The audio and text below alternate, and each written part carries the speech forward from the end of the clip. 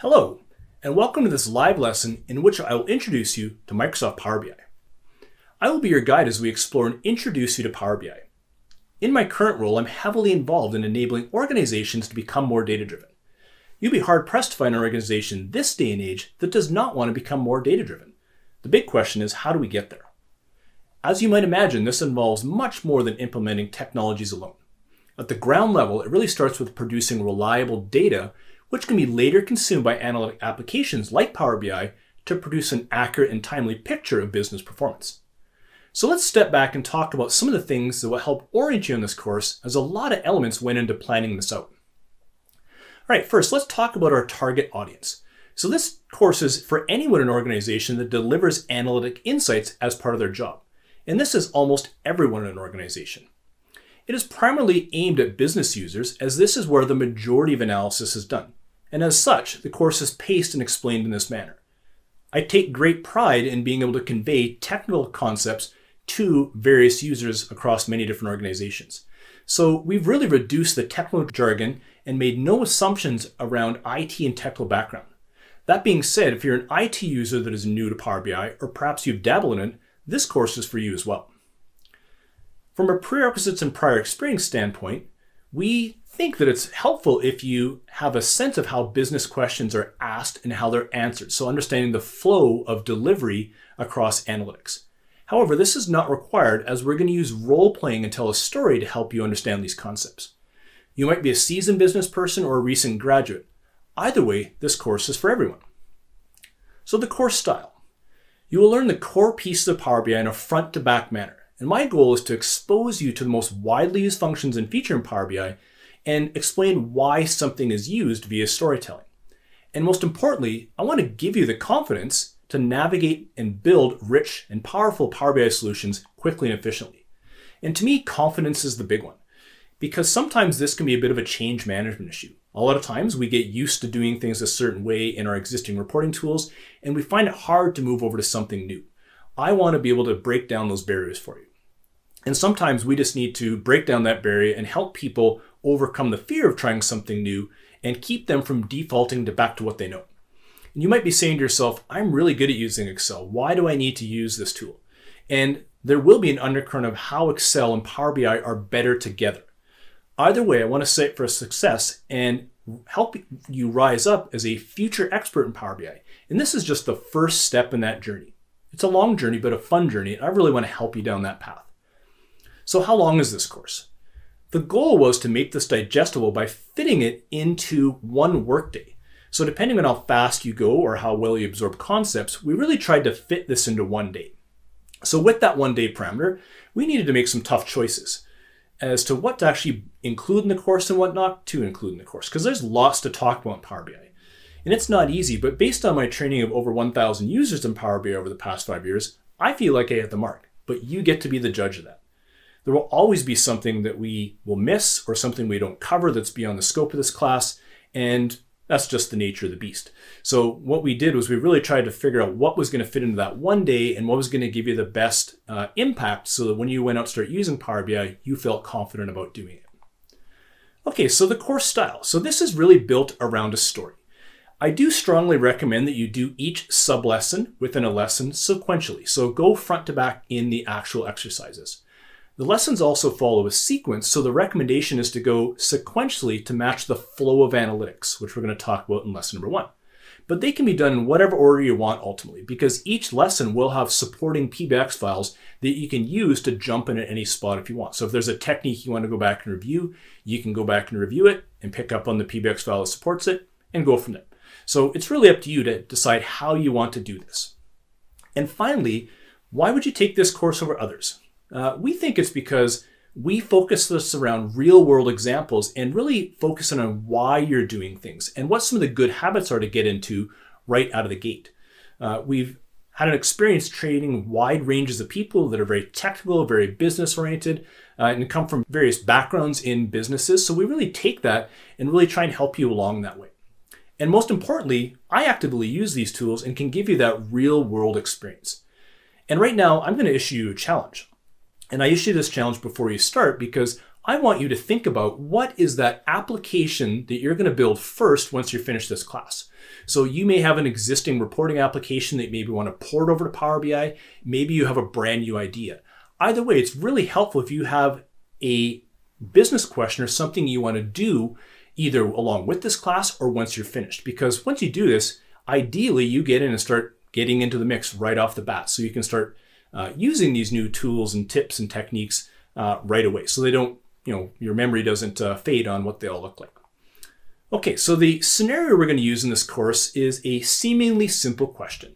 And that we are a brand new employee of AdventureWorks Cycle, and the CEO has come to you and said the following.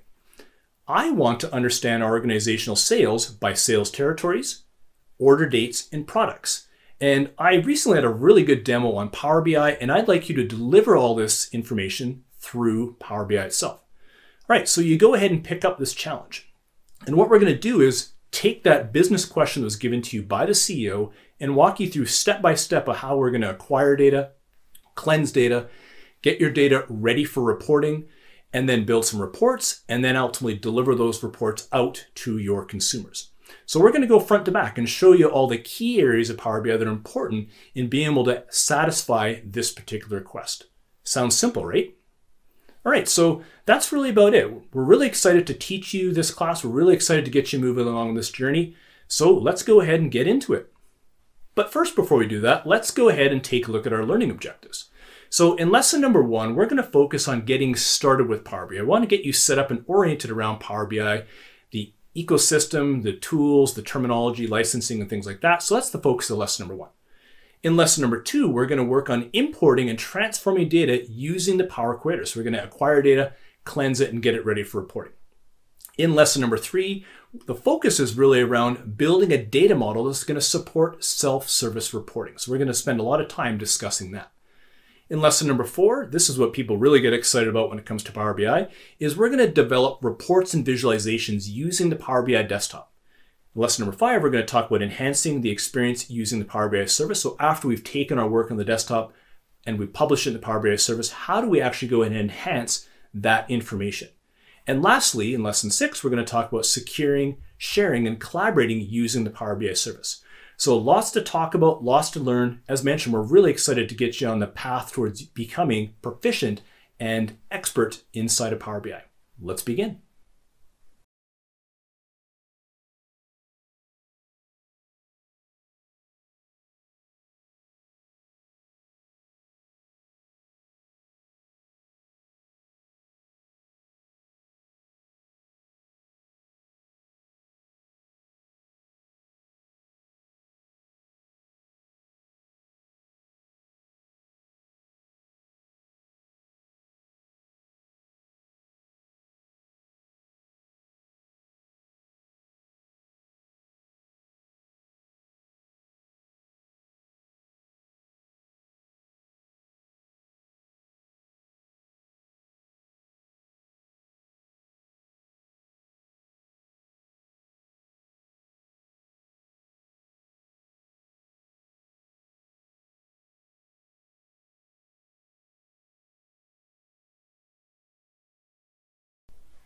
Welcome to lesson number 1. In this lesson, we're going to talk about the data lifecycle. So we're first going to introduce you to what are all the mechanics that go in place when a business question is actually asked of you as a business analyst. And then we're going to talk about how Power BI actually fits into that. Next, we're going to introduce the Power BI environment. So we're going to talk about all the pieces that actually go into Power BI to make it work so that you can get comfortable with the terminology and the high-level architecture around Power BI. Next, we're going to move into a discussion on licensing, because licensing is important when we actually start moving our work into the Power BI service. So a grounding in how licensing works at a high level is really important. Next, we'll talk about Power BI release cycles. Power BI, along with a lot of other cloud-based tools, accelerate and bring new features and functions in at a more rapid pace than we've probably ever seen in our lifetime. So this release cycle is not only unique just to Power BI, but it's something we need to get a handle on as we start doing more with Power BI so that we can keep up with the changes in technologies and just understand why a lot of this is happening and keep up with it. And lastly, we're going to talk about setting your environment up. You likely want to actually follow through and do some of the exercises in this class as we move through some of these sub-lessons. So we're going to direct you to the GitHub site where we have all the sample files and show you how to actually get set up and get you going in the right direction. Even though the setup is really your responsibility, we want to at least kind of get you moving in the right direction so you can set up and be successful, so you can follow through the lessons in this class if you want. You don't actually have to follow through the lessons in this class if you don't want. You can just observe and see how things are working, so that's an option as well. But a lot of people do like to actually follow through, so we're going to go ahead and give you some instructions on doing that. All right, let's begin.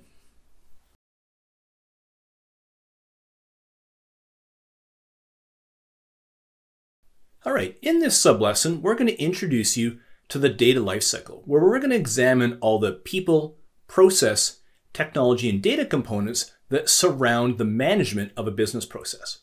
Now, some examples of business processes are things like sales, inventory management, and payroll. So payroll has processes around it like timesheet entry and then invoicing, but a lot of it really starts around the timesheets that people enter and all the different tracking you're doing and all the downstream processes that end up coming out of it. Okay, so those are some example business processes. So pick one of those or a business process that you have in your organization and frame it around this data lifecycle.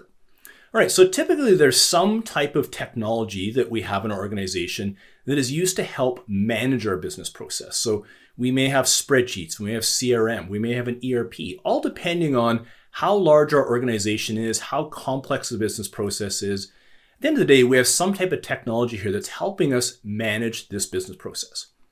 Then we have data producers on the left-hand side. So these are people that are in our organization that help manage that business process. And then those people end up having some type of process around that where they do data entry. So maybe there's data entry happening around inventory coming into your shipping doors. Maybe there's a process around entering sales into the point of sale systems as customers are buying things. So at the end of the day, we have data producers that are in our organization and they're using some type of process to enter data into our systems. And that's really what comes in next. So after that process is followed, and hopefully we have a standard and consistent and ultimately simple process, because when we have those things in place, we typically find that organizations end up with higher quality data. So if the process is understood and is followed, then the resultant data that gets stored in our technologies is usually of a higher degree of quality. And you may have heard the term garbage in, garbage out. This is the in part. So we want to make this as high a quality as we possibly can. All right, so on the other end, once this process is being managed on a daily basis, so as we're selling things, as we're bringing inventory into our organization, as inventory is moving out the door, as people are logging hours in timesheets and things like that, which will eventually move out into payroll and perhaps invoicing, depending on the type of organization you have. The next thing that happens is we have data consumers on the other side that say, hey, we'd like to actually measure this business process. How well are we doing in terms of sales? What are our inventory levels? Do we need to replenish our inventory? What are our timesheets looking like? Are we actually logging as many hours in a month as we thought we might? Are we on track to actually hit our revenue targets? So there's all kinds of business questions that come out of any one of these processes here. So the data consumers are typically the ones that are asking those questions. And sometimes the data producers and data consumers are the same people. And then the data consumers want to use some type of process around analytics and reporting to actually go ahead and measure that business process so we can see how well it's actually performing. Okay, so next we'll talk about a general analytics process flow. And what this is the general stages of answering a business question. So a lot of the business questions, which I just mentioned a moment ago, there's stages that people need to go through when actually answering that question. So it usually starts off with a question being asked to you as an analyst. And then you go through some type of process that looks like this. So step number one, when a business question is asked of you, is trying to understand where the data might be in your organization that actually supports that. So you have to go through some type of acquisition step. Maybe you understand that data, maybe you don't. The second step is to go ahead and actually try and understand what that data is telling us. Often we see organizations bringing subject matter experts into the mix here because often they understand the source systems, how the data is being recorded from a timing perspective, what some of the business rules are around that data. the end of the day, we go through some type of understand process. Then often we run into a phase of doubt. So we get the data, we start working with it, and it doesn't quite seem to be adding up to what we'd expect. So there's some doubting that happens. And ultimately, we end up going back and working with those subject matter experts to re-understand what's happening. And at some point, we overcome that doubt and actually have data that we're ready to work with. Next, what ends up happening is we go through some type of transformation process. So maybe that data is not quite in the form that we want for reporting. Or maybe there are some quality issues that are found in that data, and we want to go ahead and do some cleansing on that. So we typically find ourselves going through a transformation process. Then we go through, after our data is in a report-ready state, and we start doing some analysis on it to ultimately try and answer that business question. Once we have our findings in place, then we're ready to go off and start presenting the findings of our business questions to our business users. So we go through some type of presentation process.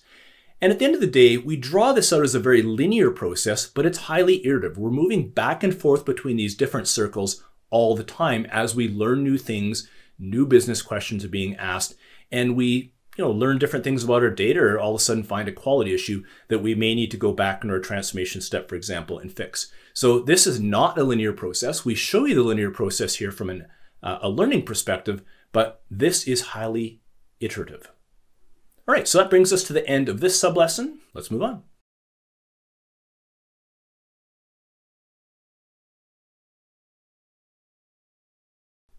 Okay, so in this lesson, we're going to introduce you to the Power BI environment. And we're first going to start off by walking you through the Power BI high-level architecture. All right, so as you'll notice on the diagram, cutting right down the middle of it is a dotted line. And that is meant to separate two key areas of our services. So below the dotted line is what we're going to consider on-premise. So those are things that are installed within your wall. So for example, installed on a desktop or a server room, maybe in your organization. Those things are considered on-premise. Above the dotted line, we're considering to be cloud. Okay, so that's our first thing. So what we're going to do here inside of the Power BI desktop in the bottom left-hand corner of the screen is we first want to work on connecting into data sources and ingesting them into the Power BI desktop. We're then going to bring that data in, go through some transformations, and get it into a report-ready state. We're going to dive into more details on that whole process, but let's just consider those first two arrows there, getting data into the desktop and getting it into a report-ready state, and finally building some reports that we can use for consumption. Once that's complete, we want to go through a publish process. So we're going to take our work that we've done on the Power BI desktop and publish it into the Power BI service that resides in the cloud. At this point in time, the work that you've published will be available through a mobile device, and almost instantaneously, it will be available to you in Power BI Mobile. And if you have access to the Power BI Mobile app on your preferred mobile device, then you can access your content through there as well. Okay, so then next what ends up happening here from a high-level architecture, and we're not actually going to do this piece in this particular class because it's beyond the scope of it, is the setting up of a gateway. So the reason that we need to set that gateway up is we somehow need a way to get our refreshed data on a daily basis, or whatever your schedule happens to be, from our sources on-premise up into the cloud. So the gateway is essentially going to be that transportation highway that allows the Power BI service to connect back down into your on-premise data sources and bring the new data into the service on your scheduled refresh basis. If you have data in the cloud, you actually don't need the data gateway. You can actually just connect directly into those cloud-based sources. So that's a really nice piece of your data residing in the cloud. And just for completeness of the diagram, we have that piece of infrastructure in the bottom right-hand corner of the screen there, the Power BI report service. So if you actually want to do Power BI work and build things out but never publish it in the cloud and take advantage of some of the features in Power BI, you can utilize the Power BI report server. We're not going to cover that in this class. It's beyond the scope of this. And yeah, so I just want to make sure that you have a complete picture of the Power BI high-level architecture, because you may run into artifacts online as you're learning more about Power BI that refer to the Power BI report server. It's important just to understand where it fits. But we're going to be doing all of our work exclusively in this class with the Power BI desktop and the Power BI service, and then touching on the Power BI mobile as well. All right, so let's just talk about the Power BI end-to-end process flow here. So back in one of the previous sub-lessons, we talked about the data analytics lifecycle and how we go from a business question to ultimately satisfying the answer to that question. So what we're going to do first is we're going to take advantage of the Power BI desktop. So we're going to get that installed on your machine so that you can go ahead and do some of the processes below here. So in the Power BI desktop, we will work with the Power Query editor. We're going to do some data modeling. We're going to end up building some reporting. And ultimately, when we're done those high-level processes, we're going to take our work and publish it into the Power BI service and put our work into a workspace in that service. So that's a very high-level process flow. Diving into a little bit more detail here, as we talked about in the previous sub-lesson, we first need to go in and find our data sources. So we're going to make a connection to a data source once we find the source that's going to answer our business question, and then we're going to go ahead and extract that data from that data source. Once we bring it into the Power Query editor from an extract perspective, we're going to go through a transformation step. So that's that little T right above the query editor.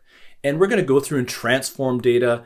We're going to go ahead and introduce you to the M language that is inside of the Power Query editor. Although largely a lot of the transformations that you will be performing, you can do through wizards and configuration screens. So there's really no need at this point to dive into the language, but we introduce it to you just so you're aware of its existence in Power BI and where it fits. Once we go through that step of transforming our data and getting it ready for reporting, we will then load that data over into the data model.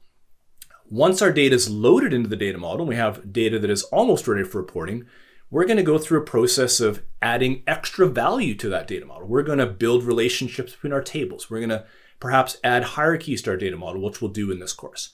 We will then go through and build some DAX expressions. So for example, we're going to take advantage of building some measures. Once we have our data model ready for reporting, then we're going to go ahead to the report canvas and start doing some visualizations. And take those visualizations and craft stories, and hopefully stories that are compelling, easy to understand, and ultimately are going to satisfy our business questions. And we actually want to make it look nice. So we're going to go through some things around making your analytics look good so that it's visually appealing for your end users. Once we're done all this hard work, and everything to this point here is the bulk of the work inside of Power BI. So in the first two steps there of acquiring data through Power Query editor and putting it in the data model, that typically is about 70 to 80% of the work in any analytics endeavor. Once you have data in a report-ready state, reporting actually isn't as difficult as one might think.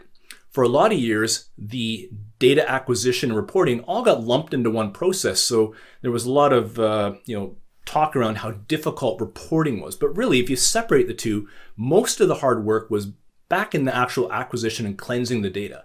Once you actually got data into report-ready state, reporting typically isn't that difficult. Now, I'm not trying to make it seem simple. It certainly is made easier if you actually have data in a much more cleansed and report-ready state. Once we have built stuff on the report canvas, we will then publish our work into the Power BI service, because that is where people are going to go ahead and consume our data. We will work on sharing our data out. We're going to show you some great security features that are embedded into Power BI so we can better secure our data than we have in other reporting tools. And we're going to just briefly touch on some governance features that are available in Power BI as well. So this at a very high level is the Power BI end-to-end process flow that we're going to use that maps back to the previous sub-lesson where we talked about the data analytics process flow, how we're going to connect to sources and ultimately deliver the visualizations and answers to business questions to our business users so they can consume it. And once again with this, you'll find this is a highly iterative process. This is illustrated as being linear, but there's a lot of back and forth in this process as we discover new things. All right, that brings us to the end of this sub-lesson.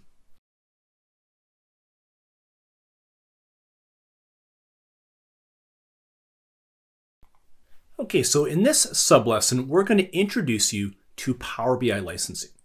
But first, we're going to focus on individual licensing needs first. Okay, so starting at the very top there, what you will first need is the Power BI desktop. That is a free download from the Microsoft Download site, and we'll show you where to get at that once we move into a subsequent sub-lesson. You will take the Power BI desktop and install that onto your machine or some type of machine somewhere within your environment so you can go ahead and do work. At this point in time, the Power BI desktop is the richest environment for doing data acquisition, cleansing, doing your modeling, and building reports out. You can do some of that in the Power BI service, but we're going to focus on the desktop as being the primary environment where we do our development, especially around this course here. So keeping in mind that is a free download. We want to make sure this is all very clear here. So you'll go ahead and get that installed on your machine. The second thing we're going to consider is the Power BI service. So when you take your work and eventually publish it into the Power BI service, licensing will start to matter here. So you will either have no licensing inside of Power BI, or as an individual, you'll be assigned a free license or a pro license, right? So just keep that in mind as we move through the next slides here. Okay, so the next thing we want to focus in is the workspace. So when you take your work from the Power BI desktop, you will then look to publish it into a workspace. So in this class here, we're going to focus on publishing into what's called My Workspace, which is your personal sandbox for doing work. And that workspace may either be in premium capacity or non-premium capacity. And this is significant because depending on where the work is actually published, it's going to influence the type of licensing that people are going to need to actually consume your work. Okay, so let's go ahead and put this onto a diagram now. All right, so I've added a couple extra annotations into the Power BI high-level architecture diagram here. On premise, you're going to have your Power BI desktop, which you download. It's a free download, and you'll likely put on your desktop or laptop or whatever machine you're going to work on. Then what we're going to do inside the Power BI desktop is we're going to acquire data from various sources. We're going to get our data into a report-ready state. We're going to build some reporting, and then we're going to take our work and publish it. So when we go through that publish process, we will make a decision as to what workspace that work goes into. And the type of workspace that will determine the type of licensing, once again, that people need to actually go ahead and consume your work. Okay, so let's go over to this matrix here, which tries to explain this. And this is from the Microsoft website, as you see below, as a source. Okay, so first scenario, we have a free Power BI license. And you publish your work into non-premium capacity. So maybe you as an individual have a free license and you publish your work into My Workspace. And this is a very common situation as you're learning Power BI. So in this case, you're using a personal sandbox where you can create content for yourself and interact with that content. A free license is a great way to try out the Power BI service. You can't consume content from anyone else or share your content with others. Okay, so that's the first one. From a pro perspective, if the content is in non-premium capacity, you can collaborate with premium per user and pro users by creating and sharing that content. Okay, so if you have a free license and the content is published into premium capacity, we can interact with content assigned to premium capacity and shared with you. Free, premium per user, and pro users can collaborate without requiring the free users to have pro accounts. Okay, so that's another one. And lastly, if you are a pro user and the work is sitting in premium capacity, we can collaborate with free, premium per user, and pro users by creating and sharing content. Okay, so that's a great table matrix that actually shows all this. Let's go ahead and take a look at on a scenario through this diagram. Once again, this is from the Microsoft website. Okay, so you are a user on the left-hand side there. And this user, being you have a pro license. So you're doing some design work. And now you have to make some choices about where you're going to go ahead and publish that work. So you take your works and publish it into Workspace A, which is in shared capacity. If you go ahead and publish that work into Workspace A, which is in shared capacity, you can share that work with users that have a pro license. Free users will not be able to access that work. If you're a user with a pro license and you publish your works into Workspace B, which is in premium dedicated capacity, you can then share that work out to users that have pro licenses or users that have the free license. Okay, so hopefully between the table matrix and this visualization here, you can get a grounding in what the licensing model looks like inside of Power BI. It's not that complex, but it does take a little bit of getting used to, and it is part of some architectural discussions that you'll have in your organization or may have already had. Okay, that brings us to the end of this sublesson.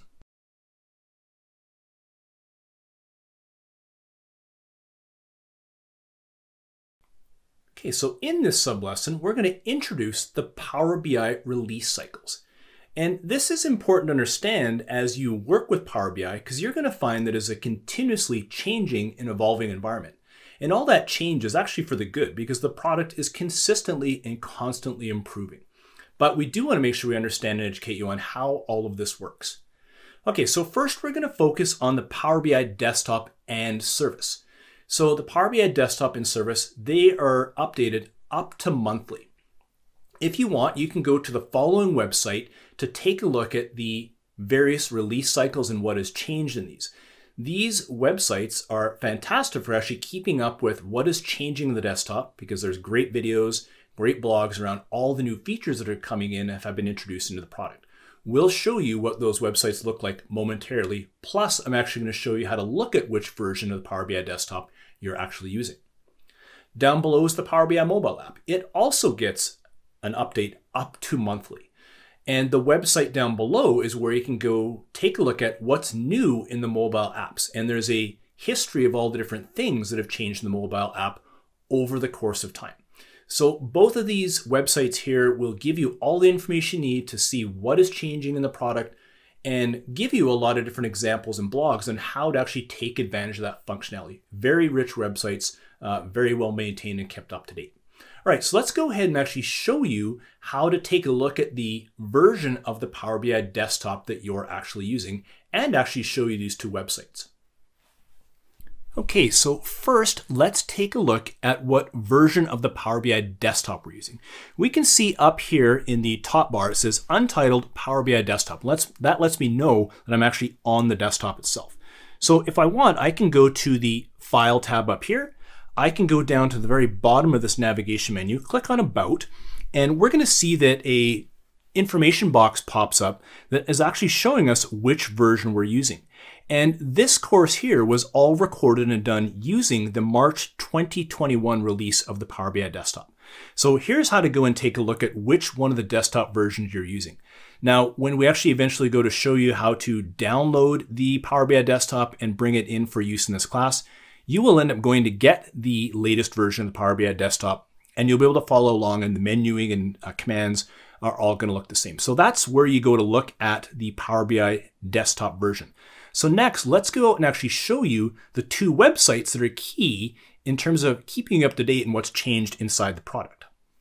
Okay, so here is the website that actually talks about what is new inside of Power BI. And this website, as it stands right now, is referring to the latest release being the March 2021 release, which is what I have on my machine here.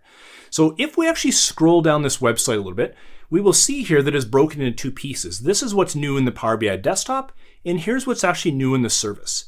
If we actually go down through all these different parts of the page here, we're going to see all kinds of different features that have been introduced, and they break it down here on the desktop by reporting, analytics, modeling, and all kinds of different things. If you click on these things, you'll notice here, for example, where it says download the PBX installed for template apps, there's actually a video that goes along with this will actually show you the features, and there's actually a blog. So this website is really rich in terms of keeping you up to date in all the things that are actually happening in the Power BI desktop or the Power BI service. The next one we want to show you here is what's new in the mobile device. So this is the website that is for mobile. So we can see that down here, the latest release for the mobile is March 2021, and it will go through once again all the different features that have been introduced in March. And if we scroll through this here and take a look down on the right-hand side, you can go back and take a look at all the previous releases of the mobile device to see what has been added into the product over the course of time. Okay, so this sub-lesson is complete. All we want to do here is just introduce you into taking a look at what version of the Power BI desktop you're using, and then where to go start keeping up with the changes in the actual product itself.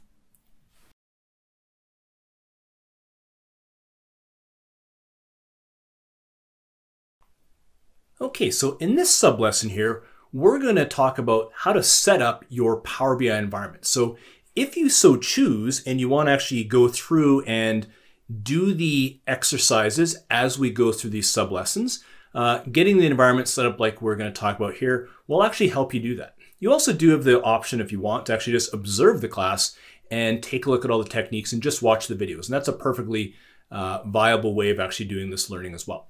But let's just briefly talk about the setup instructions here. So Just some general setup instructions here. We want to go and download the latest Power BI desktops. We talked about that in previous sub-lessons. And then you're going to want to have access to a Power BI free or pro account. The free account will be just fine for this class here, but either way, you're going to want to have access to one of those accounts. What we have is a GitHub repository where we're going to keep all the sample files and instructions. So if you take a look at the URL on the screen there, this is where all of the latest instructions for doing the downloads will be housed, and all the sample files. So sometimes this is frequently changing, so we don't want to actually put it into the slides here in the course. We'll direct you to the GitHub site, and then we can keep that up to date with the latest information to help you get installed here. Now, once again, when it comes to doing these installs, you likely, if you're using a work machine, you will have to get your IT help desk to potentially help you get a lot of this stuff installed. This is not some instructions that we provide. We'll tell you where everything is and generally how to do things and where the files are. Any specific issues to your machine, if you're trying to do this, that is something you need to talk to your IT department about. And then when it comes to getting access into a Power BI free or pro account, once again, that's between you and your IT service desk or organization you work with. Although we will give you instructions on how to go and get a demo tenant set up should you not have access to either one of those things and you actually want to do the class as well. But once again, we'll give you access to the tenant, and it's really up to you to be able to follow those instructions from Microsoft and get everything all set up. There is no support being offered. We'll get you going in the right direction, and that's really about it. Okay, so in terms of setup, now that we've talked about that, we are going to once again get you to download the Power BI desktop. It's a free download and you'll install it on your machine. And once again, if you're using a work machine, you may have to go through your IT help desk to actually get this installed on your machine. That's a very common thing. You will also then need to have access into the Power BI service. So you're going to require access into a Microsoft 365 tenant. That may be your work tenant, or that may be a demo tenant, which you go ahead and get set up on your own. Either way, that's what you're going to need in terms of the desktop and the Power BI service. From the GitHub repository, you're going to be able to download all the source files, which you see down below there. And we're going to, on the GitHub repository, show you how to download that to your C drive so that we can have consistent pathing across what I talk about and what you're actually going to go ahead and get installed. We're not actually going to do anything with the gateway in this class. We just have it on there for reference. And same thing with the Power BI mobile. It is optional. And if you want, you can install it on a supported mobile device. We're just going to do some brief introductions into that, but these are essentially all the things you're going to need. And lastly, of course, in the first lesson, we're going to go ahead and talk about connecting into sources, and one of them happens to be a public website. So you don't need credentials to that. You'll be able to go to this site that we have within Wikipedia and pull down some information there. So this is roughly what you're going to need to actually get yourself moving in this class. Once again, we will keep all the latest instructions to get you going in the right direction on the GitHub repository. And really when it comes to your environment and your ecosystem, it's going to be largely up to you to make sure that you can get all of that working. And sometimes, like I say, you may have to work with your IT help desk depending on the machine. All right, so that brings us to the end of the sub-lesson. That gives us everything we need to know to get moving in this. So we'll move now over into lesson number 2, where we're going to talk about data acquisition and get moving within the Power BI desktop.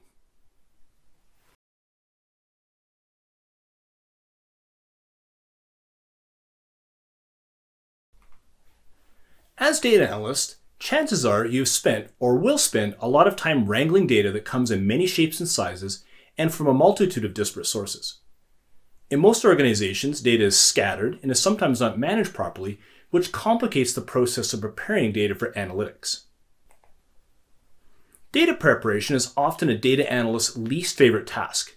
It is estimated that 70% of the work in any analytic endeavor is spent getting your data report ready. The task of consuming and transforming data has long been one of the hardest, yet most important skills for a data analyst to master as they prepare data sets for consumption and presentation. This usually involves removing rows and columns, cleaning erroneous column values, enhancing data sets with new columns, and merging and appending data sets. If you've used Excel for analytics, as many have, you've relied on the mastery of advanced Excel functions such as VLOOKUP, if, find, clean, and substitute on top of traditional data import means. In this lesson, we'll explore the capabilities of Power Query to help simplify and better automate the process of ingesting and transforming data. If we're used to traditional means using Excel, this functionality is often seen as a game changer. Some of the key features of Power Query are the following. It has many data connectors available and more are being added periodically. You'll see the data gathering and shaping capabilities are fast, easy, and intuitive to use. And one of my favorite things is that the transformations are recorded, which allows you to repeat the steps to save manual and repetitive work. Plus, there's some excellent documentation features that we'll cover. So what does all this add up to? It is often estimated that optimizing the repetitive activities around collecting, combining, and transforming data using Power Query will cut your data preparation time by up to 80%. Right, so going back to our original diagram that we talked about in the Power BI end-to-end process flow, we're going to go ahead and focus on the following inside of this particular lesson. We're going to get ourselves into the Power Query editor. We are then going to go ahead and connect into data sources. After we're done that, we're going to go ahead and extract data into the Power Query editor. We're then going to perform transformations. We're going to cleanse data and take advantage of the M language. Lastly, we're going to load that data into a data model so that we can get it report ready. Okay, so the learning objectives for this particular sublesson. First, we're going to navigate the Power Query editor. So we're going to learn how to move our way around the actual tool itself. We're going to explore data sources that are available to Power Query. We're going to load data from a website. So we're going to practice loading data to the cloud. We're going to load data from files. So we're going to work with some text files and Excel files. We're going to learn how to load data from a folder, which is a very handy technique for loading data that is very similar. We're going to explore data source settings. We're going to look at renaming columns and setting data types. We're going to reduce rows on our data sets. We're going to manage columns. Some of these techniques we just spoke of here are some of the most important things you can do to make your data set much more performant. Going ahead and reducing rows and columns will keep your data set small and compact. Choosing good naming conventions of data types is going to make your data model a lot easier to use from a self-service perspective. Plus, it's going to make it perform better and be able to take advantage of functionality downstream. Then we're going to worry about appending queries. Lastly, we'll talk about adding columns of data to our queries. We're going to merge queries together. We'll spend some time talking about transforming and cleansing data sets that don't meet our quality standards. And then we're going to look at organizing and managing our queries. So taking a look at giving our queries good names, filing things properly within the query editor itself, and documenting our work within Power Query to make it easier for us to pick up on weeks or months later, or if we decide to hand our work to somebody else, to make their life a lot easier. Let's begin.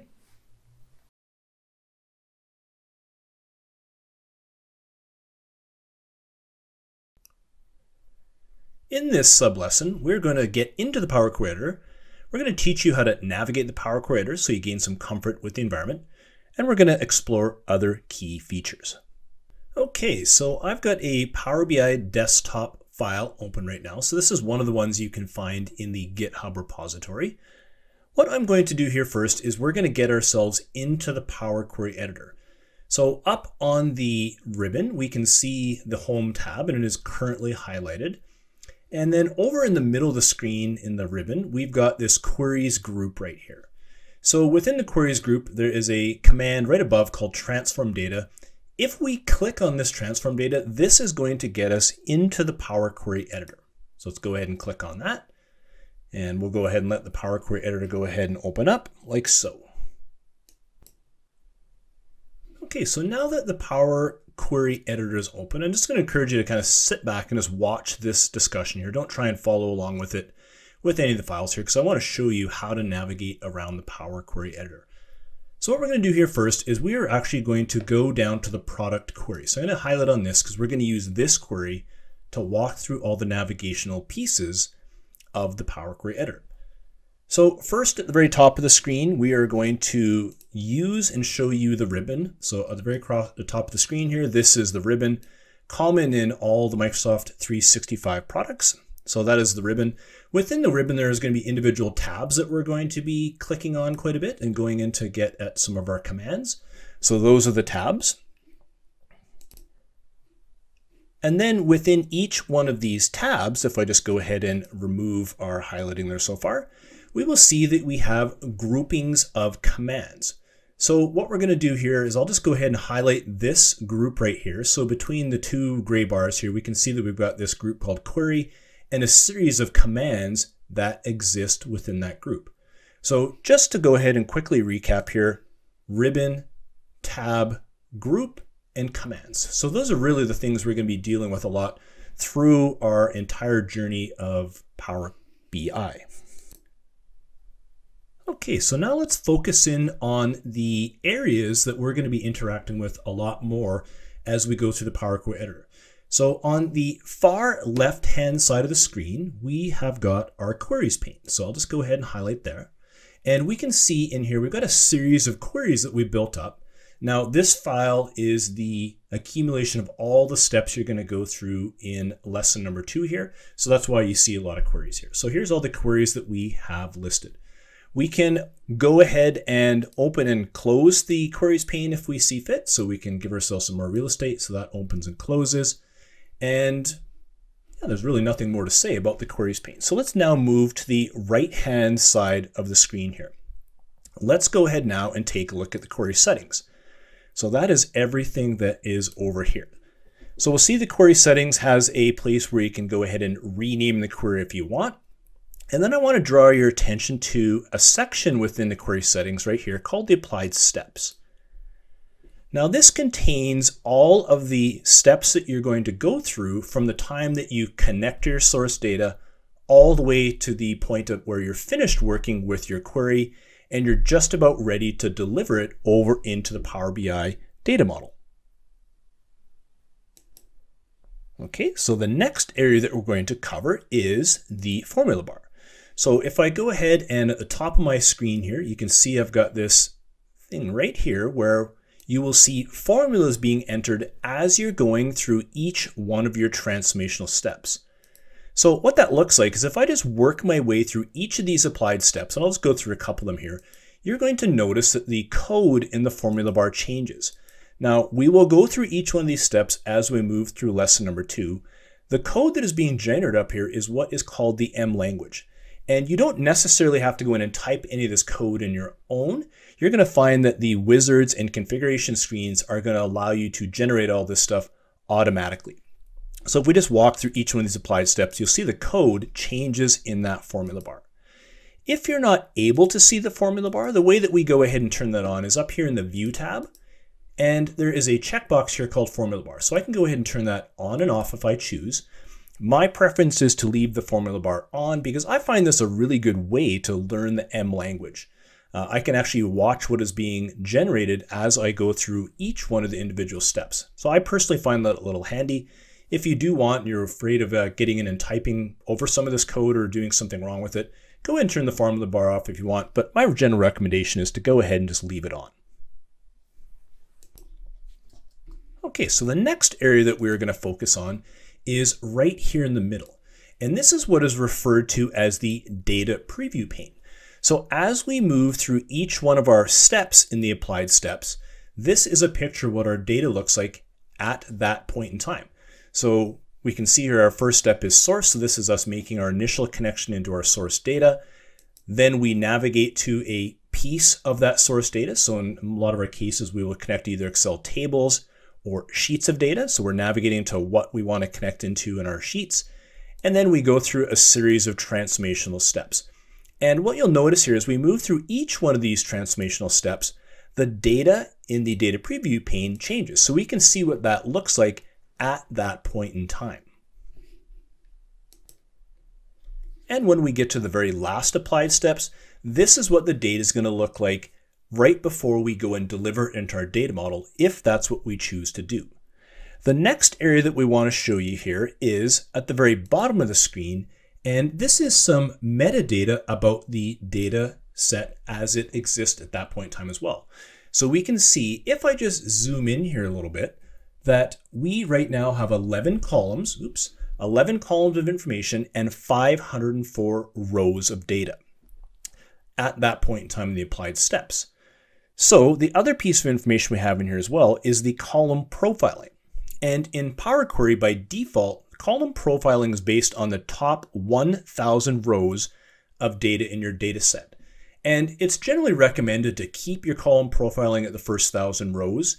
The reason we do this is that allows you to move through your transformational steps fairly quickly. And you can imagine if you had a very large data set, you wouldn't want to be profiling your data necessarily on the entire data set for every one of your transformational steps. That would take a long time to actually work your way through Power Query. You can use the sampling of the top 1,000 rows to go in and bring your data in, apply your transformation steps, and then right near the end, when you attempt to load in your data model, if there's any quality issues, they'll be pointed out to you, and then you can go ahead and go back and get those items cleaned up.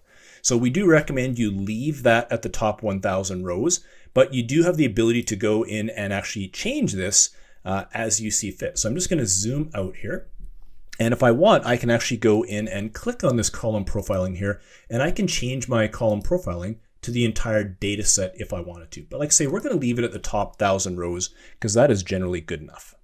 Okay, so that is really all the navigation features that we wanted to show you. Now it's just about time to go ahead and roll our sleeves up and start working with some data sets in the Power Query Editor and going and working our way through all these individual steps as we do that work. So let's go ahead and do that.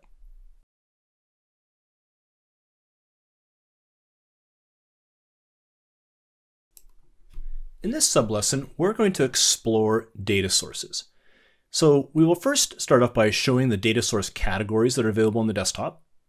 We'll explore some of the individual sources. We'll learn about beta and previous sources, and we'll discuss custom connectors.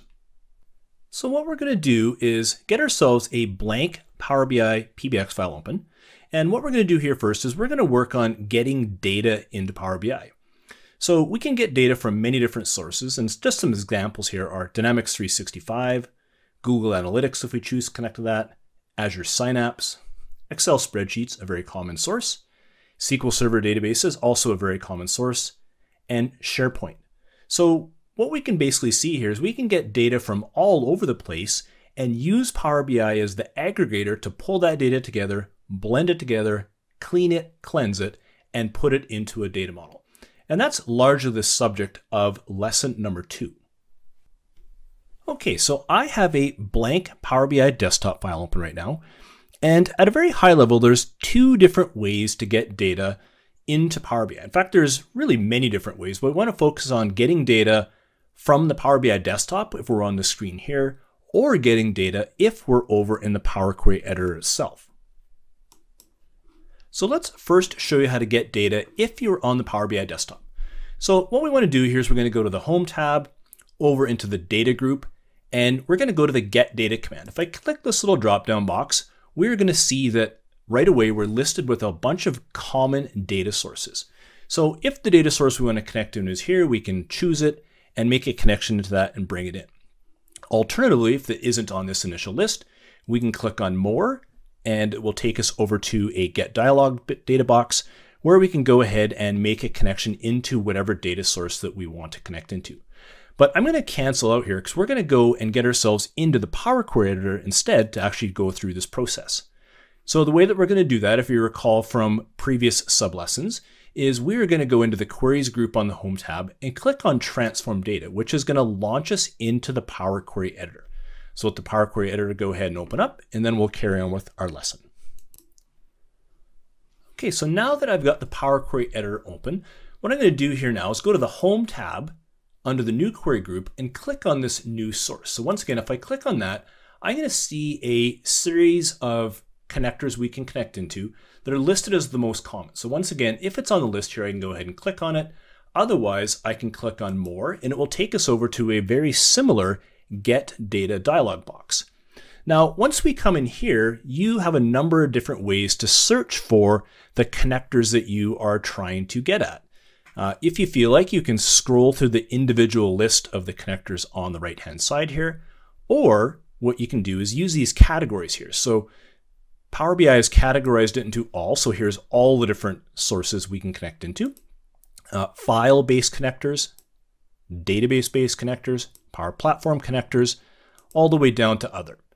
So we can get at the connectors by, once again, going through the right-hand side individually. We can use the categories, or optionally, we can go ahead and search. So if I know I want to get at Excel, I can go ahead and type Excel into the search box, and there is our connector to connect into.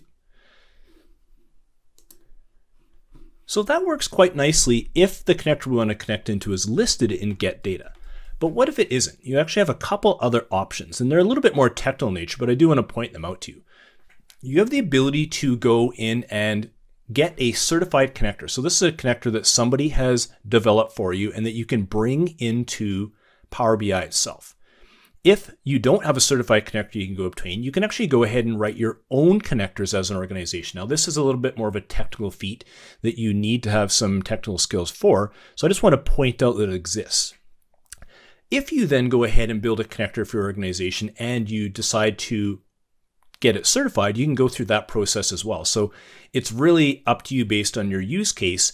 Is the connector in your list that we have right here? If it is, great, go ahead and connect into it. If it isn't here, you can optionally go out and try and find a certified connector that allows you to do that. Or you can then go off and build your own connectors and use it on your own individually, and then potentially make that a certified connector if you choose to go down that path.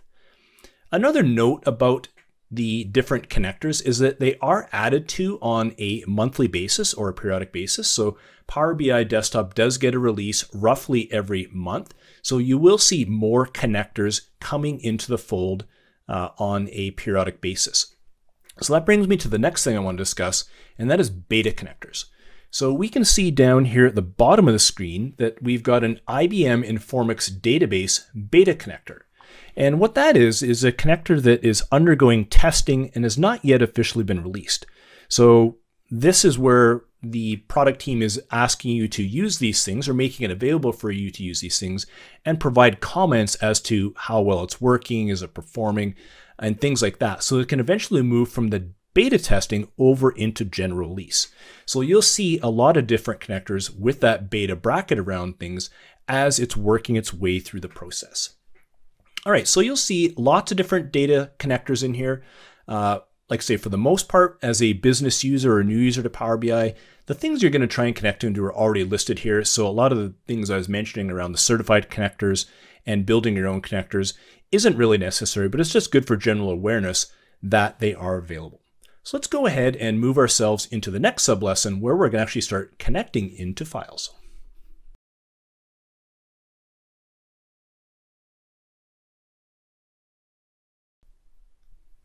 Okay, so what we're going to do is we're going to get data from a website first. So what I want to do here first is show you the actual website that we're going to go to get data from. So the URL for this is inside the GitHub repository that we provided for you. So let's just walk through the web page here to show you what we're going to connect to. So if I just scroll down a little bit here, we can see there's this table of data that has countries, continental regions, statistical regions, and then some population data for 2018 and 2019. So what we're going to do is go back into the Power BI desktop, get ourselves into Power Query, and we're going to make a connection into this website so we can pull that data down into Power BI. So I'm just going to jump back over to the Power BI desktop. Okay, so I've got a blank Power BI desktop file opened. And once again, to get into the Power Query Editor, I'm going to go to this queries group, click on the transform data command, and the Power Query Editor will open up. So what I'm going to do here now is, given that we're going to connect into a website, I'm going to go to the Home tab, New Query Group, click on New Source. And if I just go down this most common list here, we're going to see that web actually shows up in this list. So I'm going to go ahead and click on that. We'll get taken to a dialog box that is going to ask for the URL of the website we're going to connect in. So I'm just going to go ahead and paste the URL in here to avoid having to type that in. So once I have that in here, now I can go ahead and click OK. So what Power Query is going to do here now is go ahead and take a look at how we should be connecting into that website. Now, this is a public website, so we're just going to connect anonymously. But if you connect into other types of web data, there are a number of other ways that you can connect into it. So you can use Windows authentication, basic, a web API if we have that type of API to connect into, or an organizational account. But we're not going to dive into those right now because we are focused in on connecting into this anonymous source. So what I'm going to do here is now click Connect and let Power Query make a connection into the web page. And what is happening right now is it's taking a look at that website and seeing what can it connect into as structured data that we may want to pull into the Power Query Editor. Okay, so we've made the connection into the website. Now we can see in our navigator dialog box here that we have a series of different HTML tables that we can make a connection to. So I'm just going to cycle through these and just show you what Power Query has found. So table number 1 is this information here. So we can take a look on the right-hand side of the screen and it will give us a preview of what that table data looks like. Go to this next one here. That doesn't look like what we want. We need to go all the way down to table number 3 before we actually get to the information that we want to pull off that website. So once we see the information that we want off of the particular source we're connecting into, we can click the checkbox right next to table number 3, and that's what we're going to use as the query to bring into Power Query Editor. So now at this point, I'm going to click OK. Power Query Editor is going to go ahead and make that connection into the website and pull that particular table of data down into the actual Power Query Editor. We can see that on the right-hand side of the screen now, several different things have happened in the source. So I'm going to leave the name at table 3 for the moment and just explain a few things here. So the source, this is the website that we connect into and all the source data itself. Then what happened is it went through and extracted the table from the HTML code that it found. Then Power Query Editor went and said, all right, well, it looks like this first row here likely should be your headers. So it promoted that into the headers. And then it went through and made some decisions on the data types that each one of these columns should get on a column by column basis. We're going to explore in a later sublesson how we should go through and take a look at these data types and make sure that Power BI actually did assign the correct types. All right, so this contains all the data we want. The last thing we want to do here is we're going to rename this query. So I'm just going to go ahead and here and paste country population data. Because what we want to do here in our queries is actually give them meaningful names so that should we ever pick up on this file at a later date, be it a day later, a week later, a month later, or we give this file over to somebody else to go ahead and maintain, that it's clear as to what that query actually does. Okay, so the last thing we're going to do here is we're going to go ahead and save our work. So I'm going to go to the top of the screen here, hit the save icon. Now I'm prompted with a dialog box saying there's pending changes in your queries that haven't been applied, and that means applied into the data model. Do you want to apply them? What I'm going to do here is I'm just going to click apply later, which means we're going to apply all these transformational steps to the data model at a later time. So what I'm going to do here now is I'm just going to go over to my drive where I'm storing all my files. I'm just going to go into the file folder right here, and I'm just going to save this as sales data mart. So I'm just going to sales data mart.pbx, click save. I already had a file sitting there with that name. I'm just going to say go ahead and replace it because that's what I want to do. And now the file has been saved. So to give you a high-level walkthrough as to what has happened here is I'm just going to pull up a diagram from one of the previous lessons. Okay, so with our Power BI end-to-end process flow diagram back up, what we've done so far is on the far left-hand side of the diagram, we connected into a data source, which was the website. We extracted data from one of the tables off that website, and we brought it into the Power Query Editor. So far we've done an E. We really haven't done a transformation of this data yet because we've just brought it into the Power Query Editor and really done nothing with it at this point. And if you recall, when we had that dialog box, it was asking us if we wanted to apply the changes we made so far. What we did there was say, don't load that data over the data model. So that L step, which is taking data from the Power Query Editor and putting it in the data model, we actually said, we'll do that later. Apply those steps later on. So we're going to walk through these diagrams several times as we go through the rest of the sub-lessons here, just so you get a sense of how the mechanics are working on the Power Query Editor side. So with that, that brings us to the end of this sub-lesson.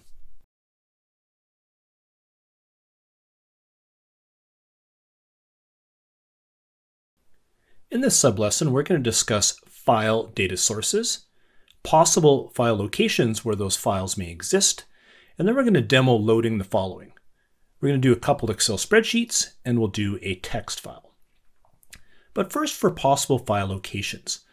Files locations may be local to your computer. They may be in some network share in your on-premise sources.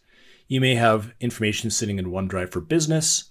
It may be in OneDrive Personal, SharePoint on-premise, or perhaps SharePoint Online. So there's a lot of different places where your files can be located, and there's advantages and disadvantages to each. So some of the individual file data sources we can connect into are the Excel spreadsheet, text/CSV, which are the two we're going to connect into here, XML files, JSON files, PDF files. In a subsequent sublesson, we'll connect into a folder, and then we can also connect into SharePoint folders. So let's go ahead and quickly take a look at the architecture of Power BI so we can see where those files may be located. So as you may recall from a previous lesson, this is the Power BI high-level architecture. And above the dotted line are things that are considered to be in the cloud, and below the dotted line in the middle of the screen are things that are considered to be on-premise. Now, your files may exist up in the cloud, so they could be in OneDrive Personal, OneDrive Business, or SharePoint Online. Or your files may exist on-premise, so they may be local to your machine, or in some network share, or on the on-premise version of SharePoint.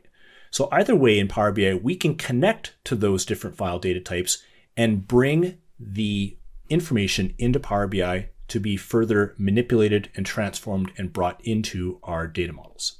So let's go ahead and get ourselves into the Power BI desktop and make a connection into our file-based sources. Okay, so we're going to go to the files that we obtained from our GitHub repository, and I'm going to open this one up called Sales Data Mart SL0204 Start. So let's go ahead and get that file opened up. Okay, so our desktop file is now opened up, and we can see that we are on a blank canvas here. Just want to point out that on the right-hand side of the screen, we've already got the country population data that we obtained from our website, plus then we preloaded an order date query and a United States sales query, which are in the form of tables here in the data model now. So what we're going to do next here is we're going to go to the Home tab under the Queries group, click on Transform Data like so, and then get ourselves into the Power Query Editor where we're going to make a connection into the next three files that we want to bring in as queries. Okay, so the first file that we're going to bring in is one called Products. So far we've got an order date file that has been preloaded. We have our United States sales file, which was preloaded for us, plus the one as mentioned that we did earlier on from our website. What we're going to do here next is click on this new source, choose Excel, and then we're going to go into our data directory here. So we'll go to our MS Press Intro to Power BI, go into the data folder, we'll go into our dimensions folder, and then find this file here called product. We will then go ahead and click open. And what's going to happen next is we're going to get brought to our Navigator dialog box. So what we can do here is Power Query Editor is proposing that there's two things that we can connect to into that Excel spreadsheet. So if I click on TBL product here, which is option number one, we can see this what the data looks like. And this is in fact the data that we're going to want. Or we can take a look at this product sheet information. We can see that it kind of looks like the data we want, but there's some extraneous information at the very top of it here. So what we're going to do here is I want to just quickly jump into Excel to show you the difference between these two connections that we can make into that Excel spreadsheet, because one is an Excel table that looks like this, and one is the sheet of data called product sheet. So let's go ahead and get that Excel spreadsheet open really quickly here. Okay, so I've opened the actual Excel spreadsheet that we had as our source. And I just want to point out a couple things. So on the bottom left-hand side of the screen, we can see that we've got a sheet called Product Sheet down at the bottom here. And this was one of the things that the Navigator picked up on. Also, if I put my cursor inside of this table of data right here, I can see at the very top of the screen, I've got a tab called Table Design. And if I just look a little over to the left-hand side here, I can see the table is called TBL Product. So this is the other thing that Power Query was asking me if I wanted to connect into. The difference between the two here is that we can see if we connected into the sheet of data, if you recall back in the Navigator, this information at the very top, which is above the table, was being included in. And we'd have to get rid of that in Power Query if we didn't want that information as part of our data set, which we don't. Alternatively, if we connect in the table, which is this information here, plus a little bit more information that's further down that I haven't highlighted, Power Query will connect into the table of data only. And this is a preferable way to connect into data in an Excel spreadsheet because this is data that somebody has gone through and put a little bit of care and attention into formatting and structuring the data in a certain way that's going to make it a little bit easier to ingest into Power Query Editor. Now, we don't always have this luxury. Oftentimes, we'll have to connect into a sheet of data and do a bunch of cleanup with Power Query Editor as we see fit. And sometimes we just have to take the data that we're provided.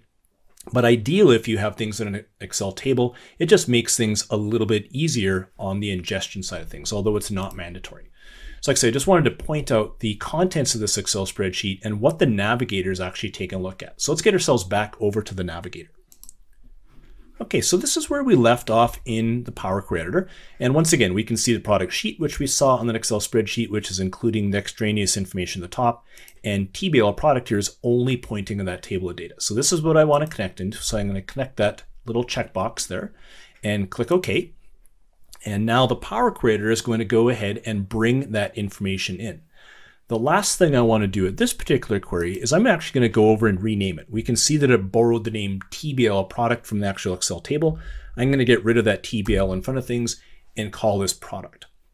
And we like to do this because we like to make our query names descriptive for ourselves if we were to come in and take a look at this, days, weeks, or months later, or if we actually pass this off to somebody else, we want our query names to be descriptive.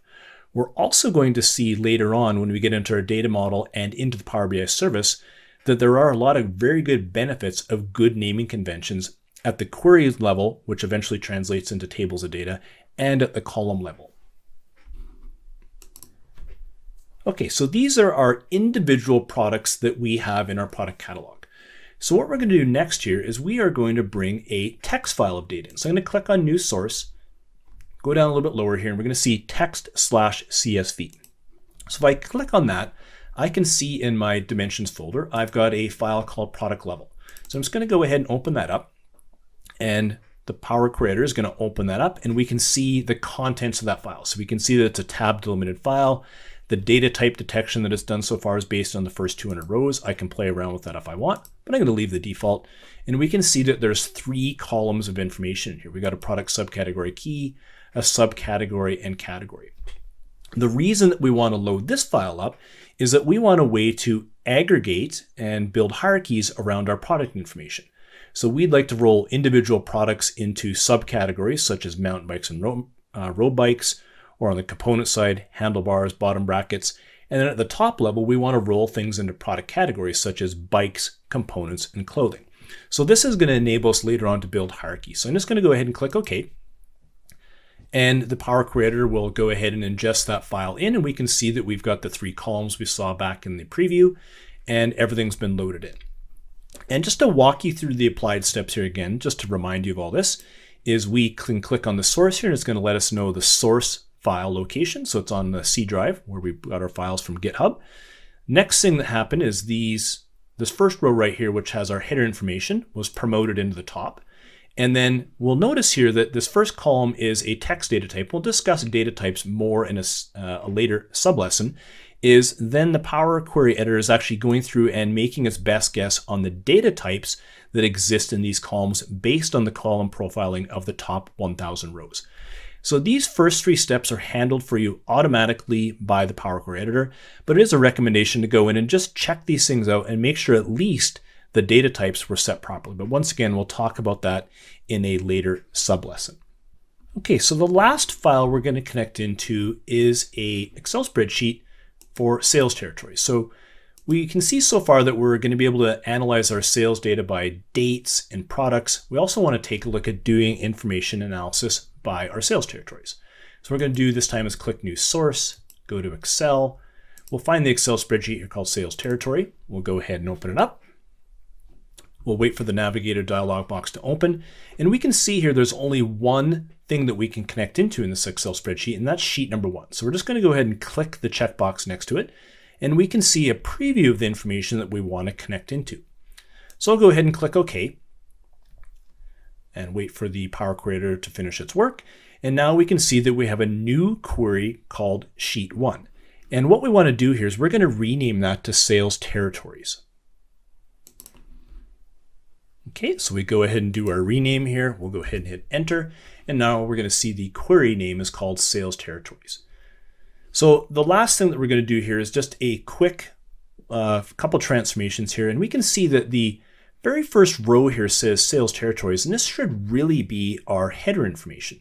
So what we're going to do here is just do a light transform, and we're going to go up to the transform tab at the very top here. And what we're going to do is go to this command under the table group and say use first row as header. And what that's going to do is push that sales territory into our header information. So the Power Creator was not able to make that determination, but we know that this is the column header for that. So we added in additional applied steps to go ahead and do that. Okay, so those are the file-based sources that we're going to connect to into load. What we're going to do next here is move into a folder of data to bring in the rest of our sales information, and that will provide us all the information we need from the extract point of view for our Power Creator. But before we go, what we want to do here is I want to show you the mechanics of what are happening in the actual Power Creator. So I'm going to go ahead and save my work. So I'm going to go ahead and click Save. And we're going to once again get provided with that dialog box I mentioned earlier. What I'm going to do here now is I'm just going to quickly click Apply Later. So instead of saying Apply, I want to say Apply Later here. So I'm just going to go ahead and do that. What I'm going to do next here is I'm actually going to close my Power Query Editor. So I'm just going to go ahead and close it. It's going to ask me if I want to apply my changes. And I'm going to say Not Now because I want to explain the mechanics of what's happening here. So if we are now back over on our Power BI desktop, we can see that we have 3 tables of information that have been loaded through to our data model. So we've got country population data, order date, and United States sales. So what has happened here is these 3 tables have gone through the extract process, the transform process, and the load process over to the data model. So let's just recap what that looks like from a diagrammatic perspective. So if you recall back to our Power BI end-to-end process flow diagram, we first made connections into our data sources. So in this sublesson, we made connections into 3 different files. We did that extract, the E above the line there. We then moved data into the Power Query Editor, and we did some very light transformations on that data. And if you recall back a moment ago, we had 3 of the queries loaded in as tables into our data model. And the ones we just worked on in this particular sublesson here, we actually haven't loaded over into our data model. So far we've only done an E and a T step to those. So what we're going to do here now is I'm just going to get us back into the Power Query Editor and actually go through and perform that load step over to the data model. So let's just go ahead and do that. So I'm back on my Power BI desktop now. I want to get myself back over into the Power Creator because I want to actually bring those other 3 queries through into my data model. So I'm going to click on Transform Data. It takes me back to my Power Creator. And at this point in time, the product level, and sales territory, which we just did here in the sublesson, I want to load those through to my data model. So this time what I'm going to do is I'm going to click on this Close and Apply button in the upper left-hand corner. And what that is doing here now is it's going to close the Power Query Editor and apply all the query changes that have been made over into the data model. So now what you can see on the right-hand side of the screen under the Fields pane is we actually now have those 3 queries loaded in as tables of information. So I've got product level, and sales territories. So just recapping again on our Power BI end-to-end process flow diagram, we have now taken a series of queries from our data sources we've extracted. We've done some transformations, although we'll start doing more in later sublessons. And now we've loaded everything through to our data model. So we've basically walked through the entire ETL process. All right, so that then brings us to the end of this particular sublesson.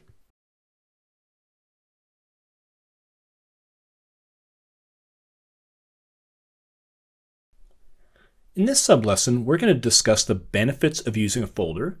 We'll discuss the requirements in behind using a folder as a connection, and we're going to demo loading a folder of data. So let's go ahead and get ourselves over onto our Power BI desktop. Okay, so let's go ahead and get our sublesson 5 file opened up here and get the Power BI desktop up and running. So what we're going to do here once again is we're going to make ourselves a connection into a folder. Okay, so my Power BI desktop is now open, and I'm going to change things up just a little bit this time. So instead of getting us into the Power Creator first to actually make this connection, we're actually going to go to the Get Data command that is in the data group here. So I'm going to click on Get Data, and I want to make a connection into a folder, but I can see that is not part of the common data sources. So I'm just going to click More and wait for our Get Data dialog box to open up. And what I'm going to do here is it's about the fifth connector down here, and it's the one called folder. So I'll connect on that, click the connect button. And what we're going to get prompted here for is a folder location. So what I'm going to do here is just click the browse button, and I'm just going to go down to this PC, find my C drive, go down into the MS Press Intro to Power BI here, click on data, so I want to go in the data folder. I'm going to click on sales, and then I want to click on this folder here called other countries. But before I click OK here, I actually want to show you the contents of the folder that we're going to make a connection into first here. So what I'm going to do here is just get my File Explorer open, and within the Microsoft Press Intro to Power BI folder here, I'm going to click on data, go into my sales folder, and then open up this folder here called other countries. And here we can see that we have 5 different files listed here. We've got a sales file for each one of the countries that we deal with as AdventureWorks. And where the file folder data type connector is very useful is if we've got files that are the same and we want to actually treat them as if they're one file. So if we are able to meet those particular criteria, we're able to load all 5 of these files and treat them as if they're one file.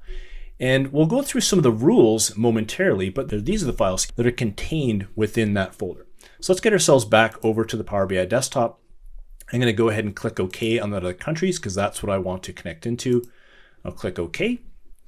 And Power BI is going to go into the folder and indeed find the 5 files that we just mentioned a moment ago. And what we're going to do here next is down at the very bottom of the screen, we're going to click on this combine, and there's a little arrow right next to things. We're going to say combine and transform data. So what that's going to allow us to do is combine all those files together as if they're one, and then get ready to perform some subsequent transformations. So the next step is that we get brought to a combine files data dialog box. And what this allows us to do is we need to make a few choices here. So what we want to do here first is we're going to choose a sample file. And by default, it's the first file in the directory. So if I go ahead and open that, it's letting us know the Australia sales file is the first one in the directory. And it is the one that is going to be treated as the template file. So what that means is Power BI will take a look at that first file and say all other files must have the exact same structure as that first file, or they will not be loaded, or our load will fail. And we'll discuss what that means here momentarily. So I already know that the 5 files in that directory are exactly the same, so I'm going to leave it as the first file. The next thing we're going to do here is go down and choose what do we actually want to bring in. So each one of the 5 files has to have an Excel table called TBL sales in it, because that's what I'm going to connect into. So in the first file, which is the Australia file, I'm going to connect into a table called TBL sales, which has these columns in it. So as long as all the other files meet this criteria, they will be loaded or our load will fail. So let's discuss what that means. So moving down towards the bottom of the screen here, we can see that there is a checkbox that says skip files with errors. So what this is doing here is saying if the files are different from that first file, so any of the files are different, I can click that box and say skip any of the files that have errors and just allow our data load process to continue on and silently skip over that file that had an error in it. Alternatively, I can uncheck that, and if one of the files in that folder does not meet the file format criteria, then our entire load will fail. So these are pretty extreme situations here. Either it fails, or sorry, I shouldn't say fails, it either succeeds silently and misses data that may need to be loaded up, or it fails the load completely. So it's up to you to decide how do you want to go about dealing with this. For now, I'm going to leave this unchecked because I already know that all my files actually meet that criteria. So I'm going to click OK and give Power Query Editor a moment here because it's going to go and take a look at the 5 files in that particular folder, and then it's going to go ahead and bring those all into the Power Query Editor itself. And I can see here the Power Query Editor is open, but it actually didn't pop up. So I'm just going to force the pop-up of the Power Query Editor screen. And we can see here now that we now have a query called Other Countries. So the name of the query was borrowed from the folder name. So the first thing we're going to do here is we're going to go into the properties dialog and we're going to change this to sales because this is other country sales. And once again, we want to be clear as to what this query is actually achieving. Okay, so I've renamed it here and I can see over in my queries pane, the name didn't take, so I forgot to hit enter. So I'll go ahead and hit enter. And now we can see the query name over here is also called other country sales. So just a couple things to note here. In the data preview pane, you're going to see a column here that is called source.name.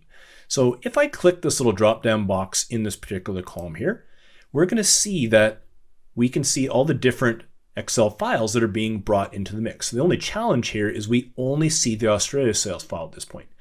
But if we look a little further down here in this dialog box, it says the list may be incomplete.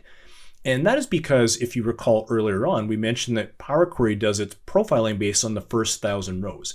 And the Australia sales Excel spreadsheet has more than 1,000 rows. So I can click on this load more to the right-hand side here, and it's actually going to load the rest of the data in. So now I can see that I've got an Australia sales Excel file, a Canada sales Excel file, France, Germany, United Kingdom. So I can see that all the different files are being brought in. Now, this column right here is useful in that it actually lets us know which one of the files did this row of data come from. So it's useful when we're doing our data transformations and data preparation. It's not really that useful a column when it comes to doing analytics. So in a subsequent sublesson, we're going to actually hide this column or get rid of it from our data set. Okay, so we've got all of the files in that particular folder loaded up. And what we're going to do next here is we'll just briefly explain the benefits of this. So if you had not been aware of the folder connector, you may have been tempted to go into the folder that contained the 5 files and make individual query connections to those. And that might have worked to start with, but what happens now when additional countries start getting added into the mix? You would then have to go back into the Power Query editor and continuously make connections into existing files. And then if a file was ever removed from that directory, you'd have to go in again and actually make some changes to Power Query editor to exclude that particular file. Because if it's suddenly gone, the Power Query editor would fail because it's looking for a file that is no longer there. So the nice thing about this folder connector is that you can move files in and out at your leisure, and as long as they follow that file format, Power Query will just ingest those files and treat them as all if they're one. And we find the most common use case for this is with finance departments. Because often what we see is somebody may come along and say, I would like access to sales information or GL information, and I'd like to make a connection into the ERP directly. And finance, a lot of times for various reasons, won't let you do that.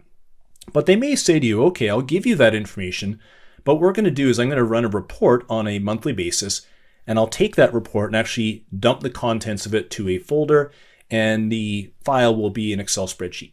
And they'll do that in, let's just say, January 2021 and February of 2021 and March of 21, etc. and so forth. So every month you can expect a brand new file with a different name to show up in that folder. So the nice thing about that is that the delivery of the files is in a common format, so everything typically comes in the same. And then you can agree on a common place to land that information, put it in a folder, and as long as it shows up on that periodic basis, Power Query can just go ahead and pull that information in at its leisure, and it's very dynamic in nature. Okay, so that brings us to the end of this sub-lesson where we talked about loading a folder of data.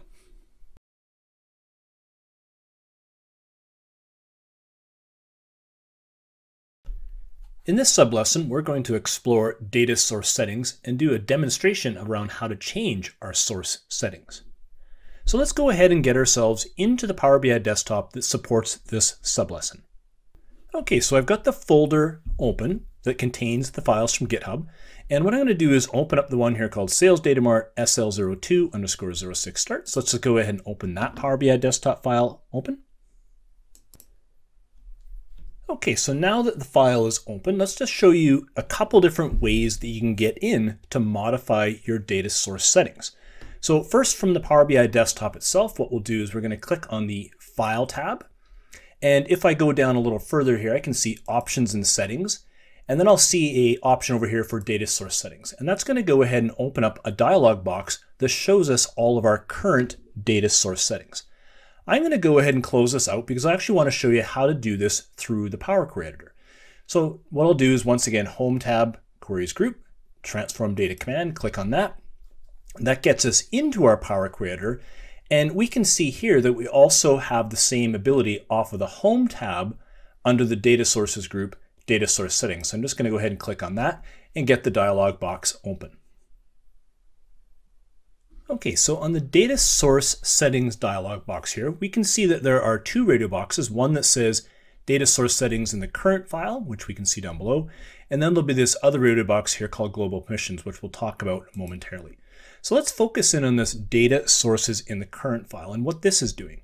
So if we look down below, we can see the 7 different data sources we've connected into. So the Excel spreadsheet for order date, product level text, product, sales territory, going all the way down to the web, and plus our folder connection here. So each of these has a location. Now, if you're able to grab all the files off of GitHub and you've been following along and you did what we asked by putting them on the C drive and into this folder here, then all of us who are doing this course would have a common mapping. But not everybody is going to be able to put their files on their C drive. They may have to move things around.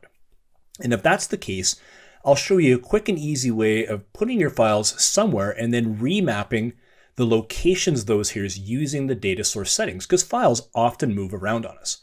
So what we're going to do here is I'm going to take the order date file and move it out of this directory and put it onto my desktop. So what I'm going to do here is I'm just going to quickly open up my file explorer like so. And I can see in my dimensions folder that we have here, I've got the order date file. So I'm just going to take that and move it over onto my desktop just for fun to go ahead and break this.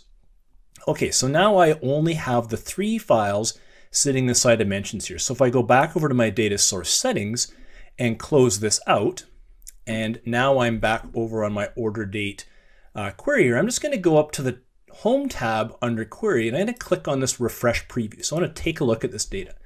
And suddenly what has happened is an error has been thrown. It says I can't find the file that it should be at C, MS Press Intro to Power BI, Data Dimensions.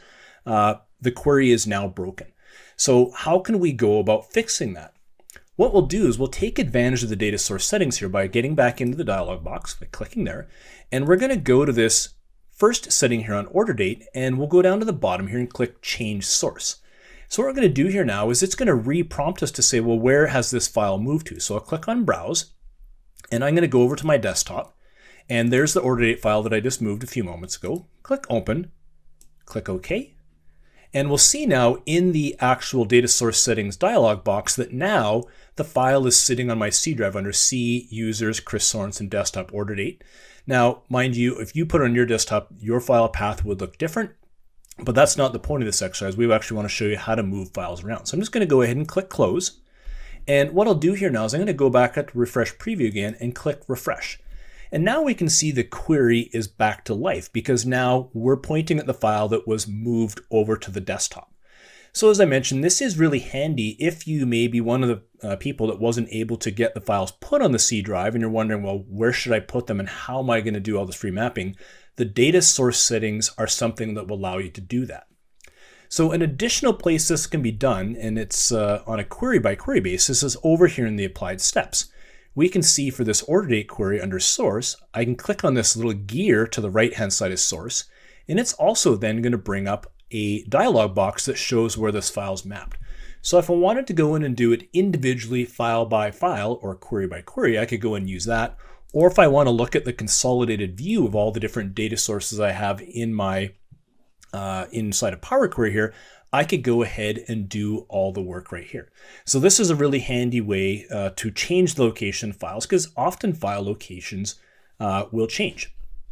Okay, so the other thing I just want to point out is the global permissions over here. So if you recall back from an earlier sub-lesson where we connected into our web source, we can see the Wikipedia data that we connected into.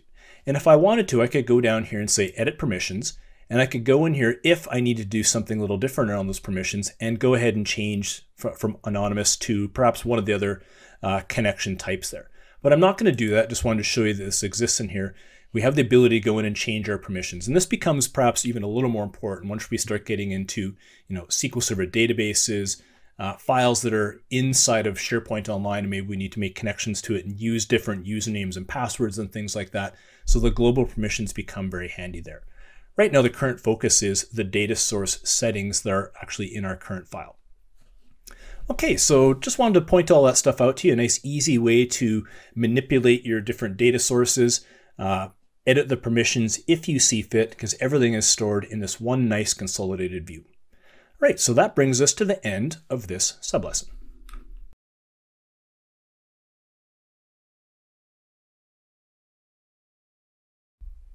In this sublesson, we're going to explore data types. We'll discuss best practices when choosing data types. We'll discuss some best practices when renaming columns. And finally, we're going to demo choosing data types and renaming columns. So you may have a query that looks something like this as you extract data from a source system. Maybe it has 5 columns and the columns have names that are kind of meaningless. So in this case here, we have column 1, column 2, 3, 4, and 5. And if we were to deliver this query to the data model, nobody would know what these columns mean. So we want to be as descriptive as we possibly can on these columns because ultimately it's going to help support self-service analytics. So we want to choose a good column name for each of these. We also want to make sure that we choose an appropriate data type for each one of these columns. So for example, maybe column number 1 represents categories. So we're going to go ahead and give that column name category. And then maybe the data type should be text. So we're going to go and make sure that the data type for that particular column is set to text. Okay, so let's quickly go through the data types that are available in Power Query. So to start with, there is a text data type, which is a Unicode character string. We have the any data type, which is the status given to a column that doesn't have an explicit data type definition. And one thing that we want to do when we're going through our queries is make sure that any columns that have the any column data type are given an explicit data type. So it's up to you as the developer to go through and make sure that all of your columns get a proper data type. There's a true false data type. There's a date data type, which represents only the date portion of a date with no time. There's a time data type, which represents only the time of day with no date portion. And there's a date time data type, which represents both. Now, as a best practice while we're on this slide here, if you have analysis that requires both date and time for analysis, it's recommended to split this into 2 separate columns. And once again, that all depends on the type of analysis you're doing. If you're doing analysis that does not care about the time portion of the date, and you have that, go ahead and just get rid of it, chop the time portion off, and use the date data type. But if time is significance to you, then go ahead and keep it. So for example, if you were doing analysis on grocery stores and you wanted to understand traffic patterns across the time of day, time would be significant because we want to know, are we getting more traffic in the morning, the afternoon, certain times of day? In that case, the time is significant. But as a best practice, we try to avoid the date time data type. So be explicit about which one of those 2 types that we want to go ahead and choose. There's the decimal number, which represents a 64-bit 8-byte floating point number. It's the most common number type and corresponds to numbers as you usually think of them. There's a fixed decimal number, also known as the currency type. This data type has a fixed location for the decimal separator. The decimal separator always has 4 digits to the right and allows for 19 digits of significance. There is a whole number data type, which represents a 64-bit 8-byte integer value. Because it's an integer, it has no digits to the right of the decimal place. Other data types, just to make note of, are the date, time, time zone data type, the duration, and percentage, and the binary data type. If you'd like more details on these data types, you can go to the website listed at the bottom here, and I'll go ahead and pull that up. And this will go into more in-depth discussion into the data types inside of Power Query. But for now, the discussion that we've gone through in the first few slides is good enough to get you moving. Okay, let's just briefly discuss some data type best practices. As a best practice, we want to give columns a proper data type as soon as possible. And that is because when we actually get columns of information from our sources into Power Query, the type of data that column contains will influence all the different transformations that you can do from that point forward. So it's a best practice to choose a data type as quickly as possible. And that's largely one of the reasons why the Power Query Editor will do a blanket determination of data types against your sources. And we'll show you what that looks like as we move into this sublesson. We select the column data types based on how the column will be used. And we also want to consider storage considerations. We won't dive into the storage considerations too much right now because that's a little bit of an intermediate to advanced level topic. But these are the things that are generally used to influence the type of data that you want to choose for a column. And the same reason that we want to give a data type as early as possible, we want to actually go through and rename columns as quickly as we possibly can as well. And three of the reasons why we rename columns are the following. They're used for better readability and self-service. So if I have a column that I'm expecting an end user to be able to immediately understand, choosing a column name that makes sense and is descriptive is a good choice. So we want to do it for readability and self-service. We'll also find that when we get into the reporting section, choosing good column names is going to encourage and help better results in the Q&A functionality. The last reason we want to do it is it just promotes consistency in the data model. So for example, let's just suppose that we have two columns that exist in two different tables and they both represent regions. We are better off in Power Query to go ahead and standardize the names of those columns across both tables and call them region. So we'll show you some examples as we move through here where we violate some of those best practices and standards, but where if we actually follow those best practices, we're going to find that our Power Query Editor experience is a whole lot quicker, seamless, and more efficient. So let's go ahead and get ourselves into the Power BI desktop so we can go through and do some demos. Okay, so in our collection of files from GitHub, we can see that we've got a file here called Sales Data Mart SL0207. Let's go ahead and open that file up, and then we'll get ready to do some work in it. Okay, so I've got my Power BI desktop file open. I'm going to go to the transform data command here, get the Power Query Editor window open. And what I'm going to do here first is go into my order date query to go ahead and make sure that the data types have been set properly. So if I go into my order date query and just go across the top and take a look at each one of these columns, I can see that they've all been given the any data type designation.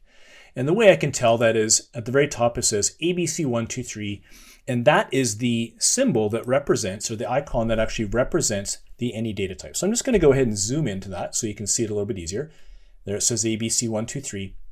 So on my order date column, what I'm going to do is I'm just going to go down and make that a data type of date, like so.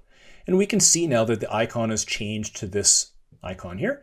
And now that is representing a date with no time component to it.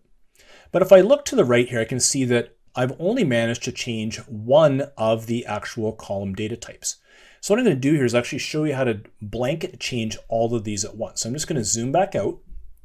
And what I'm going to do here is I'm actually just going to get rid of this change type step. So this was the step that was just added from me changing from the any data type for order date to the actual date. So I'm just going to go ahead and get rid of that. And the way that we can go ahead and change all of the columns at once is by clicking on the first column here, by clicking in the order date here and going Control A, which is going to highlight all of the columns.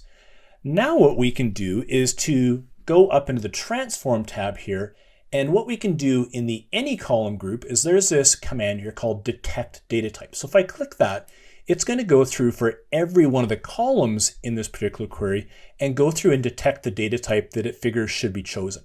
So we can see here in the order date, it chose date, so we're happy with that. Going across all these columns, just doing a quick scan, it appears as though the data types have been set properly. The only one that I actually want to change is this one here called month year. So if I was to go back into my Excel spreadsheet, which I'll go ahead and bring up here right now, I can see in the order date Excel spreadsheet, if I just scroll over to the right, I've got a column down here called month year. And my intention for that particular column was to have the first three letters being the abbreviation of the month, followed by a dash, followed by the year. So the Power Query Editor was actually being a little friendly for me and actually attempted to change that into a date data type. In fact, it didn't just attempt it, it actually did it. But I really want the data formatted like this. So I want to force this value to be a text or the data type for that particular column. So I'm going to go back into the Power BI desktop, into the Power Query Editor, and I can see that the data type here has been set to date, which is what happened for us automatically when we did this blank detect data type. But what I want to do here is change this to a text data type. So I'm going to click the icon next to month year, say text. I'm going to get a dialog box that pops up and says, do you want to replace the existing type conversion that was done in that blanket data type detect, or do you want to add a brand new step to the applied steps? And what I'm going to do here is just say replace current. So I'm basically overriding what Power BI did for me automatically and replacing with text value. And now we can see that the month year column has the proper data type on it, and the column is formatted the way that we're going to want to see it when it comes to report time. So carrying on with our data type selections, what I'm going to do here is I want to move to the United States query here. And I go through all the columns here and I see that product key is a text value, which looks okay to me. Order date is a date value. Sales territory regions a text. Order quantity is a whole number, which looks good to me. And unit price is showing up as a text. So this is something I want to fix, but I'm going to purposely leave this data type alone for now so that we can show you in a subsequent sublesson the ramifications of not doing this in this location here and some of the benefits we can get by actually getting this data set properly. So we're going to purposefully leave this unit price as a text value. So next, let's go down to our product query and go through and take a look at each one of the data types. And what we're going to do here is take a look at the product key. That looks acceptable. Subcategory key is showing up as the any data type. So I'm going to go ahead and click on that. And I'm going to change this to text like so. And I'm going to go across my product description. And once again, it's showing up as the any data type. And I'm going to also change that to a text value. Scrolling a little bit more to the right, or going to the next column here, we can take a look at standard cost. And this one is showing up as a text value, but I want to make this one a fixed decimal number. So I'm going to go in here to fixed decimal and say replace current, like so. And now the standard cost has been given the data type of fixed decimal place. And lastly, let's go into our other countries query down below here. And what I want to do is I'm going to go find my other ERP unit price column and just move over here. Let's go ahead and find it. At the very end here, we can see that the the data type was set to decimal number. We're actually going to go ahead and change this to fixed decimal. So I'll also choose replace current because Power BI did an automatic data type detection for us. And we're just going to say, go ahead and replace what was currently there. Now, keep in mind the error that I'm going to try and trip here is later on in a subsequent sublesson, we are going to append the other country sales and the United States sales together. And keeping in mind here that we actually now have two different data types on the unit price columns across both these queries. So I purposefully left them broken so we can show you some of the benefits of naming standardization and data type standardization early on in the process. Okay, so now that we've got all the data types set the way we want, now I'm going to go through and do some column renaming. So sticking with the other country sales query, which I'm on right now, what we're going to do is go over to the column here called product alternate key, and we're going to put spaces between each one of these words here. So there's a number of different ways to rename a column. You can right click on the column header and go down a little bit lower and click rename. So let's go ahead and do that in the first one. So I'm going to just go ahead and put spaces in between each one of these words here. So it says product space alternate key with a space between all those, and go ahead and hit enter like so. And next what I'm going to do is I'm going to go through, and all of these columns have the word, or the rest of the columns have other ERP in front of the column names. I want to go through and get rid of other ERP across all these columns. So what I'm going to do this time, instead of going into the dialog box, I'm just going to double click on the column header itself, get rid of other ERP, go order space date, hit enter, and then I'm going to go through and rename the rest of the columns following that technique. So what I'm going to do here is if I just scroll my data preview to the right a little bit, the rest of the columns here that have other ERP in front of them, I'm just going to go ahead and change all those and get rid of other ERP in front of each one of these things, and then put a space between all the words in these columns. So I'm just going to go ahead and do that. So you can see that I've gone through, at least the ones on the screen, you can see I've gone through and removed the other ERP prefix and put spaces in between each one of the words and gone through and done that in all of the columns themselves. If I want, in my formula bar, I can actually drop this down here and we can see that here's the M code that is showing all of the different column renames. So the original name and then the brand new name on the right-hand side of this particular function here. You'll also notice, given that I grouped all these renames together, it was able to actually put it all inside of one applied steps. So this is really nice reason for kind of doing this all at once and getting things standardized as quickly as possible, that it wraps it all into one step and doesn't scatter renamings all through your applied steps. So the one last column rename that we want to point out is under product level. So I'm going to go to the product level query, and we can see here that we have a column called product subcategory key with no spaces in between here. Now, ideally, I'd like to call this one product key with a space in between, but I'm going to leave this rename until a subsequent sublesson so I can once again show you the value of coming through and giving your columns consistent names across your data model, which really promotes ease in the data transformation steps within the Power Query editor. Okay, so with that, we are done talking about renaming columns and setting data types.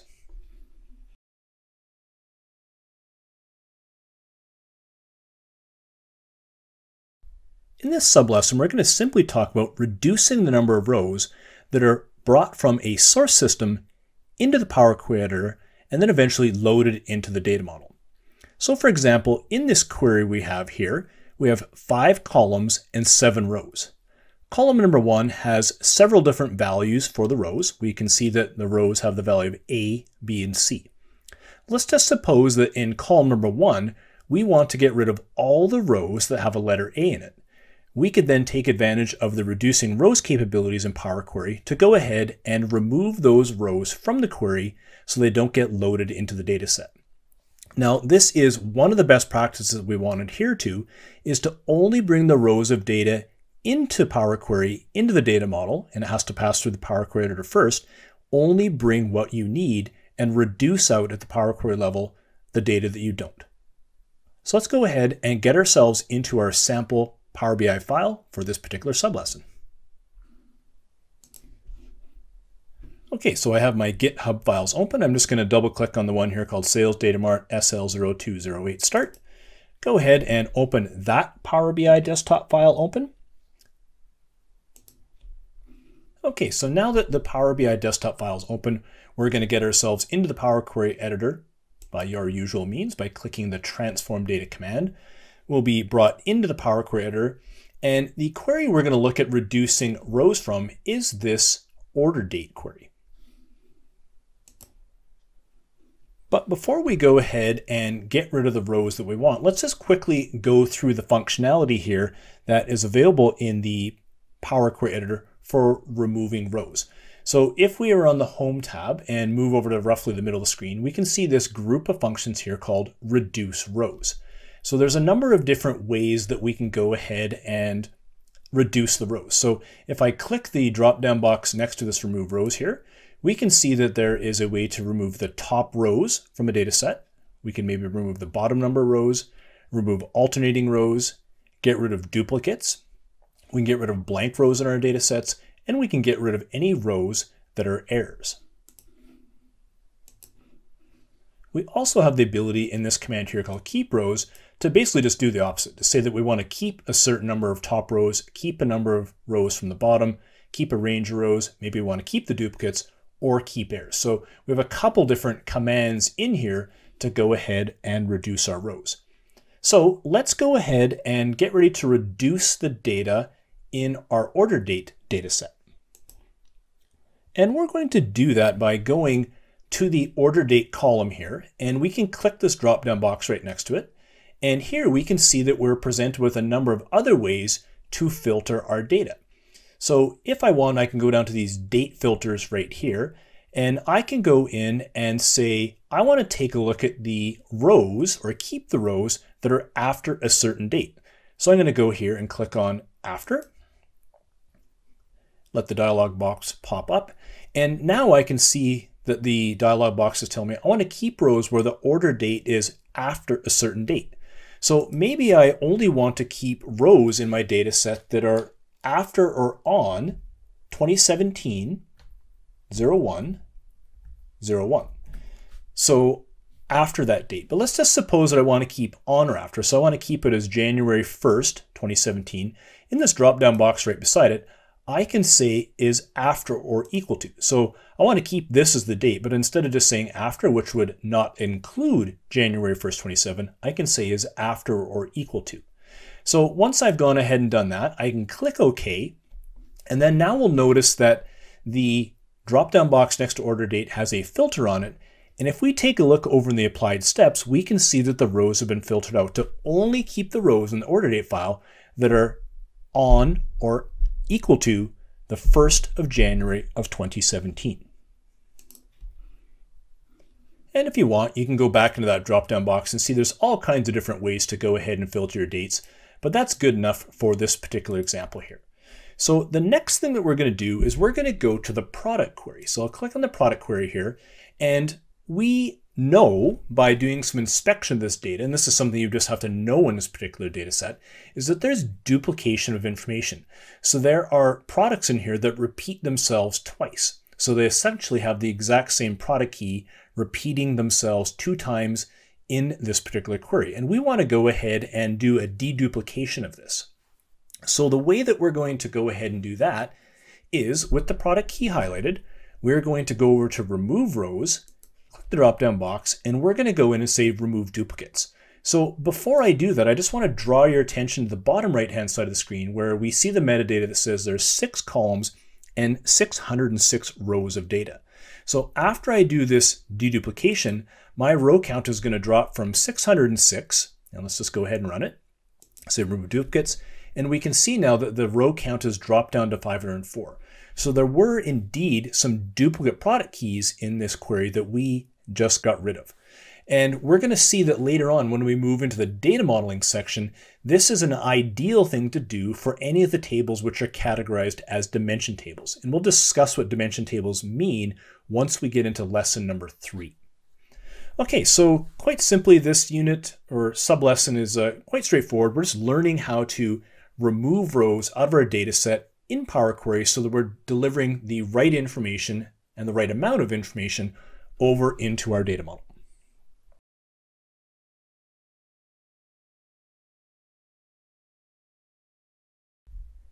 In this sub-lesson, we're going to explore how to find columns in your queries, because often the number of columns in a query may be quite large and can make it quite difficult to find columns.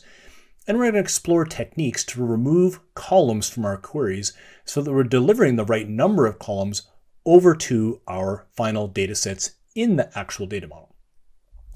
So what this looks like, once again, we have 5 columns in this query, and there are 7 rows. But we're not really concerned about the rows of data this time because we, in a previous sub-lesson, removed rows. This time we're concerned about getting rid of columns that we don't need. So let's just suppose that columns 4 and 5 contain information that has no analytical value. So what we can do is take advantage of the techniques inside of Power Query to get rid of those columns and pare the data set down so that we only bring the columns of information in that we actually need. So let's go ahead now and get our Power BI desktop file open that supports this particular sub-lesson. Okay, so now in the GitHub files, I'm going to go ahead and open up the file that corresponds to sub-lesson number 9. So let's go ahead and double click on that and wait for the Power BI desktop to open up. Okay, so now that my Power BI desktop file is open, I'm going to focus on getting myself into the Power Query editor through the transform data command. And I want to go down to the other country's sales query here to get rid of some of the columns out of it. The columns that I want to get rid of are source.name. And if I scroll over just a little bit more here, I want to get rid of due date, ship date, and English promotion name. So there's a couple different ways to go about removing these columns. What I'm going to do here is I'm just going to click on the control key in my keyboard and click on English promotion name, ship date, due date, move my scroll bar over to the right, and source.name has already been selected. So what I'm going to do here now is I'm going to go over to the manage column group of commands here off the home tab and click the drop down box here and say remove columns. So when I go ahead and do that, the columns that I just selected are actually removed out of my data set. which is ultimately a good thing. But I want to talk about a better, more durable way to actually manage this process. So what I'm going to do here is I'm actually going to remove this removed columns step right here. So I'm just going to click the little X right next to remove columns to get us back to the state we were in previously. And that is something that you can do in your applied steps. You want to get rid of something, you can go ahead and just click the X and that gets rid of a step. One other thing to note about the Power Query Editor, which I haven't mentioned yet, is that there is no undo and redo button. So you need to be careful about the things that you're getting rid of because there's no real easy way to go ahead and recover the steps you just missed. So let's go back into this example here, and we still want to get rid of those 4 columns. Let's do it a different way here. So what we can do is go up to the Manage Columns group, and under Choose Columns here, we can click this drop-down box right next to it. And when it opens up, we can click on this option here called Choose Columns. And what this allows us to do is actually explicitly choose the columns that we want to keep in our data set and remove the ones that we don't. So what I'm going to do here is I'm going to click on source.name, due date, ship date, and English promotion name. So the ones that I actually want to keep, we're actually, instead of doing it the other way where we said, here's the ones I want to delete, now I'm saying, here's the ones I want to keep. So I'm going to go ahead and click OK. And you'll notice in the applied steps, the step has a different name now. It says removed other columns. And the reason this is the preferable way of doing things is let's just suppose that our other country's file suddenly gets an additional column across all the files. So maybe there's a new column called ABC123. And that's a column we actually don't want over in our data model. If we had used the first technique where we went and explicitly got rid of columns by choice, we chose the columns we wanted to get rid of and said remove columns, that column that gets added in the data set would flow its way into our data model and we may not notice it. If we use the technique which we just used here, where we did the choose columns and selected what we actually want to keep to the data set, that would prevent that brand new column that got added to our files from being moved through the Power Query Editor into the actual data model itself. So it's actually a little safer way to actually go ahead and remove your columns. So the last thing that we want to show you here is the way to actually go ahead and find columns. So none of these queries are particularly large, but if you had a query that was pulling in data that maybe had 30, 40, 50, 60 columns or maybe more, it can often be hard to go and find the columns that you want to get to.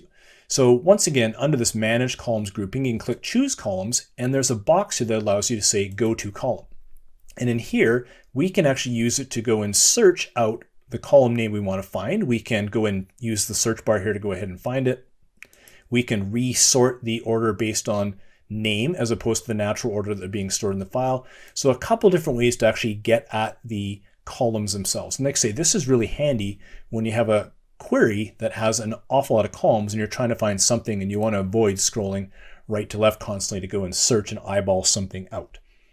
Okay, so quite simply, that's it for this particular sub-lesson. Now you've learned how to remove columns of information from our queries, which is another best practice that we want to implement, is only bringing the data in that we actually need to see. We've already seen how to do that through rows. Now we've done it through columns.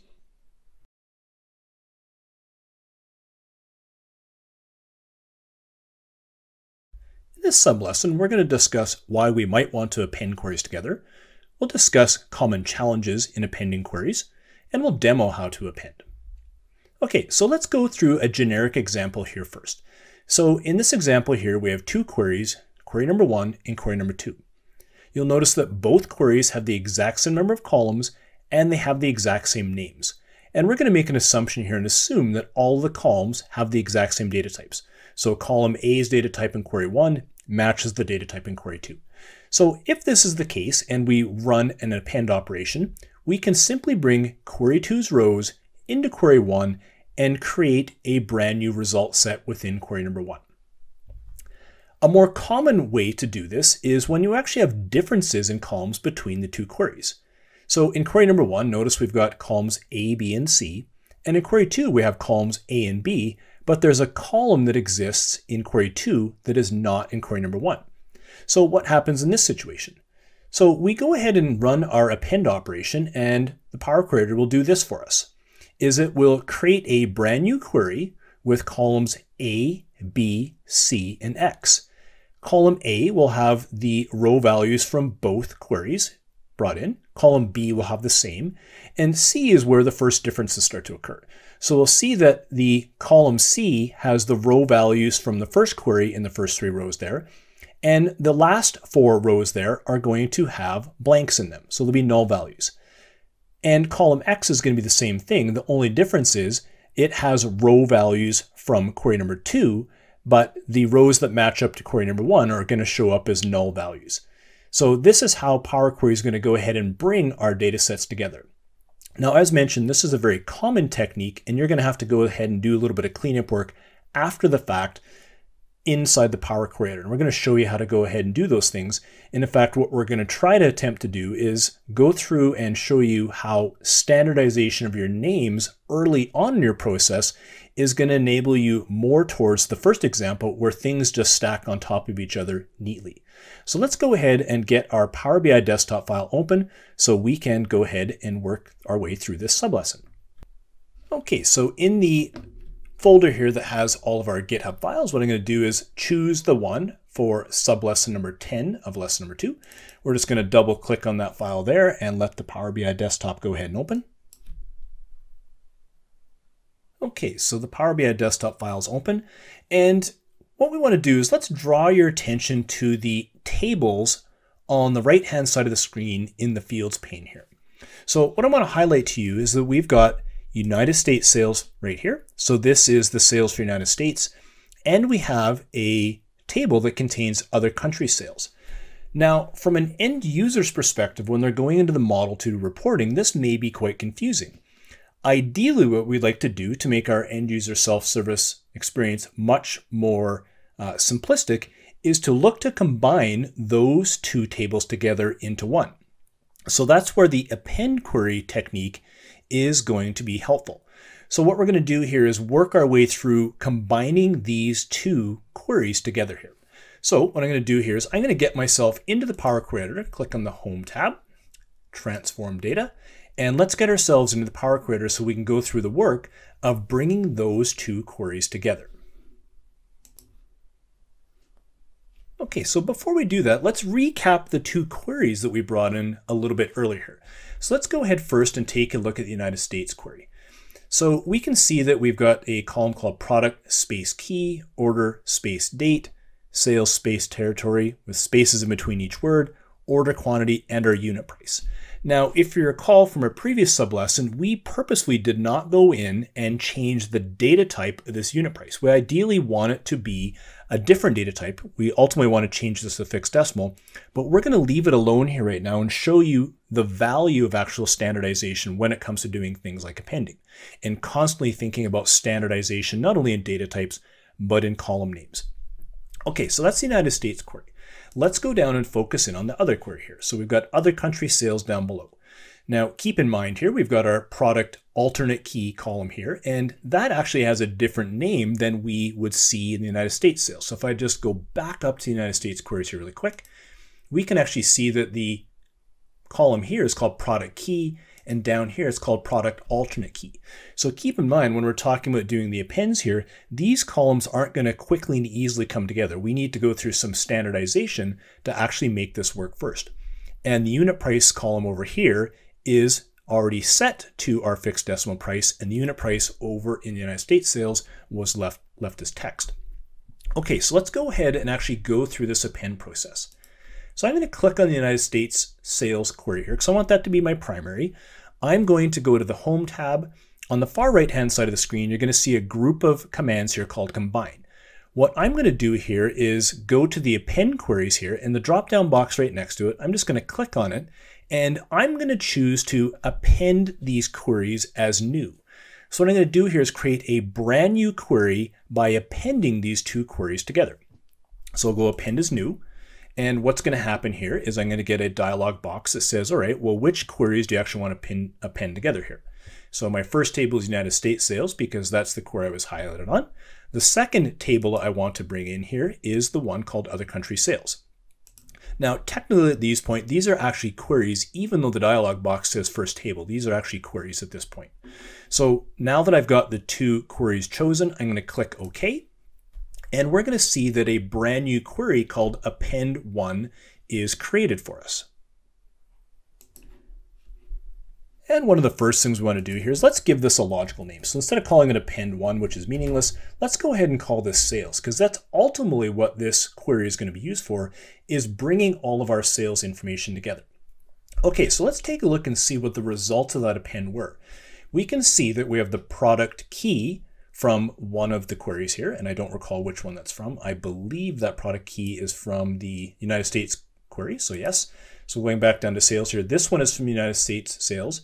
Order date would have matched up between both files because order space date was in both. Sales territory region was the same, order quantity, and then unit price. Now, the thing here about unit price is keep in mind that the data types were different between the two queries here. So what has happened here is that any data type has been assigned to this unit price here because the Power Query Editor was not really sure what to do with this. So we're going to show you how to quickly and easily fix this, and don't fix it right here. So we're going to consolidate our cleansing steps a little bit further. And we now actually have this new column here called product alternate key, which was coming from the other country's sales. Once again, I'm not going to do the rename here. I'm going to go back into the original queries and do the data type change and the rename and show how by going back to those original queries and coming back into the sales query here that we just created, everything will fix itself. Okay, so let's go back to United States sales. So what I wanted to do here is let's go to the unit price. And now I'm going to go and make that data type change that we should have made earlier on. So I'm going to go ahead and go fixed decimal number like so. It's asking me, do I want to replace current? Because that was the last step in our applied steps. I'm going to say replace current. Okay, so now we've got the proper data type on unit price there. So our query for United States is good. I'm going to go down to the other country sales query here. And let's go ahead and standardize this name from product alternate key to product key. So it matches what was in the United States file. So I go ahead and hit enter now. I've done the cleaning that I really should have done a little bit earlier on when I was checking my names and data types. Now I've gone and done it. So if I now go to my sales query here, which was the append, we'll notice now that everything is lined up. The column that was called product alternate key has now lined up under product key. Order date always lined up, as did the region, as did our quantity. And now the data type for unit price has been determined because they were both of the same data type, the fixed decimal type, in the original queries themselves. So once again, the power of good data types and coming up with standards early and often in our queries in Power Query is extremely beneficial. So let's just go ahead and recap with the slides again here, what we just did. Now we've seen how this behaved in the Power Query Editor. Let's just go through the slides one more time. Okay, so just as a recap here, right off the hop, we talked about appending queries and taking these two queries here and appending them together. And if the column names and data types matched up, we're able to get a nice smooth and easy append happening like this and creating a brand new query. If we didn't go through the standardization process like we mentioned, or maybe sometimes it's just not possible because columns don't exist, we went ahead and did something like this. So we ended up with a situation where a brand new column was added onto this data set, and each one of the rows that didn't have a match out of one of the other queries was left blank. Okay, so that brings us to the very end of the append query section.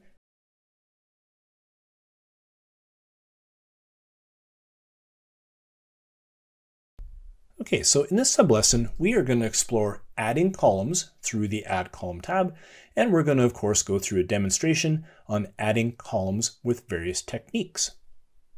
Okay, so what this ultimately looks like is quite straightforward. So we have a query that has columns 1, 2, and 3 with the rows listed below, although the rows at this point don't necessarily matter. What we want to do is, let's suppose we're going to add a couple more columns onto this, columns 4 and column 5. Maybe we want to take certain values from column 2 and column 3 and concatenate them together, maybe to take a first name and last name and build a full name. Maybe we want to multiply a unit price times an order quantity to come up with some type of line total. Either way, both of those are valid ways of creating brand new columns. So let's go ahead and get ourselves into our Power BI desktop file that's going to support this sublesson so we can go into some demos. All right, so let's go ahead and get our sublesson number 11 Power BI desktop file open. Let's go ahead and double click on it. So now the desktop file is open, we'll get ourselves into the Power Query Editor like so. And what we're going to do first is get ourselves into the order date query. So I've highlighted on that, and if we were to scroll around a little bit within the data on this particular query, we would actually go through and find that there is no year on this particular data set. So our first task is going to be to add a brand new column which contains our year. So how we're going to go about doing that is we are going to scroll back over to the left-hand side, and with our order date column being highlighted here, we're going to go up to the Add Column tab at the very top here, and we'll move a little further over to the right under this group here called From Date and Time. So with the order date column highlighted once again, we're going to click this little drop-down box next to date, and if we scroll down a little bit here, we can see that we've got a way to parse a year out of here. So we're going to choose year and say year. So if I go ahead and click here, we're going to notice at the very end of this query here, we're going to have a brand new column that is called year. So now that we have that brand new column added, let's go actually and give this a better name. So we're actually going to call this calendar year, like so, just so we don't have it called year. We'll be a little bit more descriptive about things. Okay, so the next column that we're going to add is we're going to go down to the sales query here. So what we want to do this time is if we scroll around in our data set, in fact, this time we don't have to scroll because everything is displaying right on the screen here in the data preview, is we can see that we have an order quantity and a unit price column here. But what if we want an additional column here that was called the line total sales? So we're going to go through and add an extra column in here by multiplying the order quantity and unit price. So I clicked the control key, chose order quantity, chose the unit price column, and under the add column, now I can go to the from number group here under the standard grouping of commands here, and I can say multiply. So I can choose multiply, and now it's going to actually go through and multiply those two columns together. So I want to go ahead and give this column a better name. I don't want to call it multiplication because that is not that useful. We're going to go through and call this line total sales, and I'm going to put the letters PQ at the very end to denote that this came from Power Query. So when we move into our data modeling section a little bit later on, we can differentiate between calculated columns and ones that came through Power Query. So I'm just going to go through and do that rename. Okay, so I've got my column renamed here. I'm just going to go ahead and hit enter. And now I have, whoops, that was actually in the wrong spot. So actually what I wanted to do here is go back. Let's just fix that mistake, because that is a common mistake. So why not go ahead and just get that fixed? So I'm going to change the query back to sales, which it was originally here. And what I wanted to do is go to this column here called multiplication and actually rename it. So what I needed to do is double click on multiplication here, and we're going to call this line total sales, and we're going to put PQ at the very end here just to denote that this value is coming from Power Query. Once again, to contrast with what will be a calculated column a little bit later on. So what we're going to do next here is add a conditional column in, and the condition here we're going to do is adding a value into our order date query. So I'm just going to move to our order date query that allows us to add a brand new column in here that lets us know if a row is a weekend or not. So ultimately what we're going to do is we're going to say if the day number of week is 1, then we're going to call it a weekend. And if the day number of week is 7, then we're going to call that a weekend as well. So what we're going to do here is highlight on any of these columns here. I'm just going to go conditional column, and we're going to get the add conditional column dialog box popping up like so. So here's where we're going to go and configure the logic to calculate whether something is a weekend or not. Okay, so stepping through the final configuration here, we added a new column name called isWeekend. And the way we calculated was we said if the day number of week equals 1, and we can see up above here that anytime the day number of week is 1, it is a Sunday. So we say if it equals 1, then true. Else if the day number of weeks, we're going to go and take a look at the day number of week again, equals 7. And if we just scroll down here, we can see 7 equals Saturday, then true as well. Else, we're going to say false. So once I go ahead and click OK here, we are going to end up with a brand new column on the end here that says isWeekend. Now we can see here that the data type has been set to ABC123, even though we actually wanted to make this a true-false data type. So I'm just going to click on the data type next to here, and go down to the bottom and say true, false. So now this has actually got the correct data type on top of it. The last method that we want to show you here for adding additional columns is column by example. So what we're going to do this time is go over to the product query, and we can see that in the product key column, there appears to be a pattern here. The first two characters here are AR, BA, and there's a pattern that emerges all the way down, and then followed by a dash, and then a series of numbers here. So there's a pattern based on this here. So what we're going to do here is we are going to click on product key and go columns from example. So in add column, the general group columns from example here, we're going to see that a dialog box is brought up. And what we can see is on the right hand side is this column number 1. And what I can do is go over here, and if I just type in the value that we see in the product key there and type in AR, we can see that it is starting to pick the pattern up. So now if I hit enter on AR, we can see that it chose the text before delimiter and was able to pick the first two characters out of each one of these and create a brand new column. So what I'm going to do here now is just go ahead and click OK. And now we have a brand new column here called text before delimiter, which is an ultimate we want. We're just going to call this product prefix. Product prefix like that. And there we go. So now, just like that, by using the column by example, I have an additional column added into my data model. Okay, so a couple interesting techniques here back in Power Query that allow you to add columns. That brings us to the end of this particular sublesson.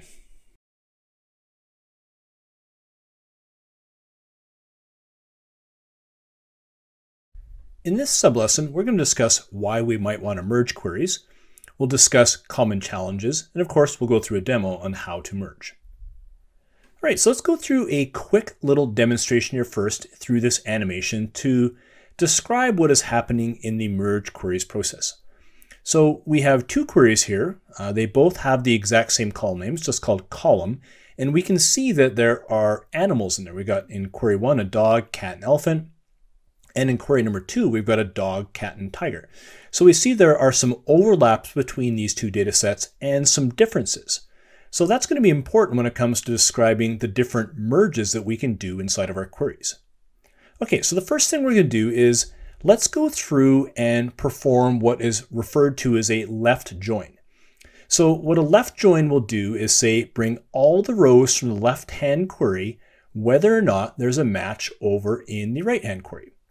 So we can see the results of what would be a left join down below.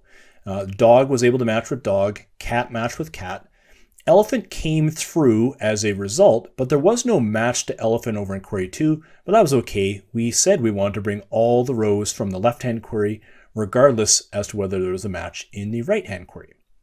And keeping in mind that query 1 is considered the left query, and query number 2 in this example is considered the right query.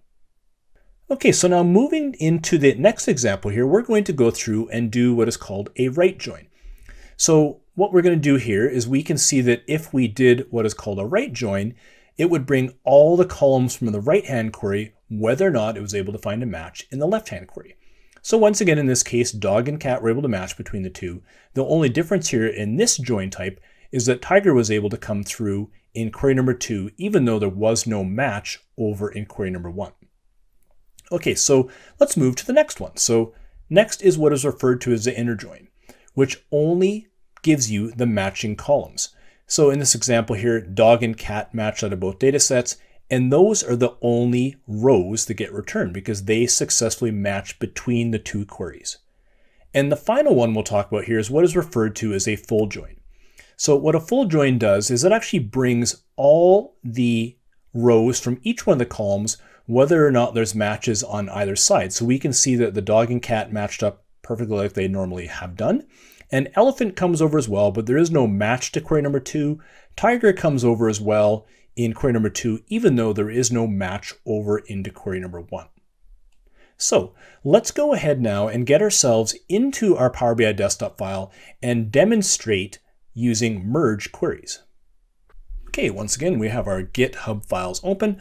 I'm going to choose the file that corresponds with sublesson number 12 in this particular lesson. Let's go ahead and open that file up and give it a moment. Okay, so we have our Power BI desktop file open. I just want to draw your attention to the fields pane on the right-hand side of the screen there. And what we ultimately want to do in this merge query exercise is we're going to merge the product table together with the product level table. What we need to do is go back into the Power Creator and actually merge the queries together so that we could deliver one unified table out to the data model that contains all the information that we need to do product analysis. And keeping in mind that that analysis happens to be analyzing individual products and then allowing ourselves to roll up from products to product subcategories and then to categories. So let's go ahead and get ourselves into the Power Query Editor by clicking the Transform Data button here. And once we are in the Power Query Editor, what we're going to do is go over to our product query first. So let's go ahead and highlight on that. And what we had done here originally is we went through in a few sub-lessons ago, we went through and did some column renames and we did some data type changes. But what we ultimately should have done back over in one of our previous sub-lessons was change the subcategory key column from a text data type over to a whole number. Now we're going to leave it alone here for now because I want to show you what happens when we go to perform our merge if the data types don't match. So this column has a text data type. It's called subcategory key.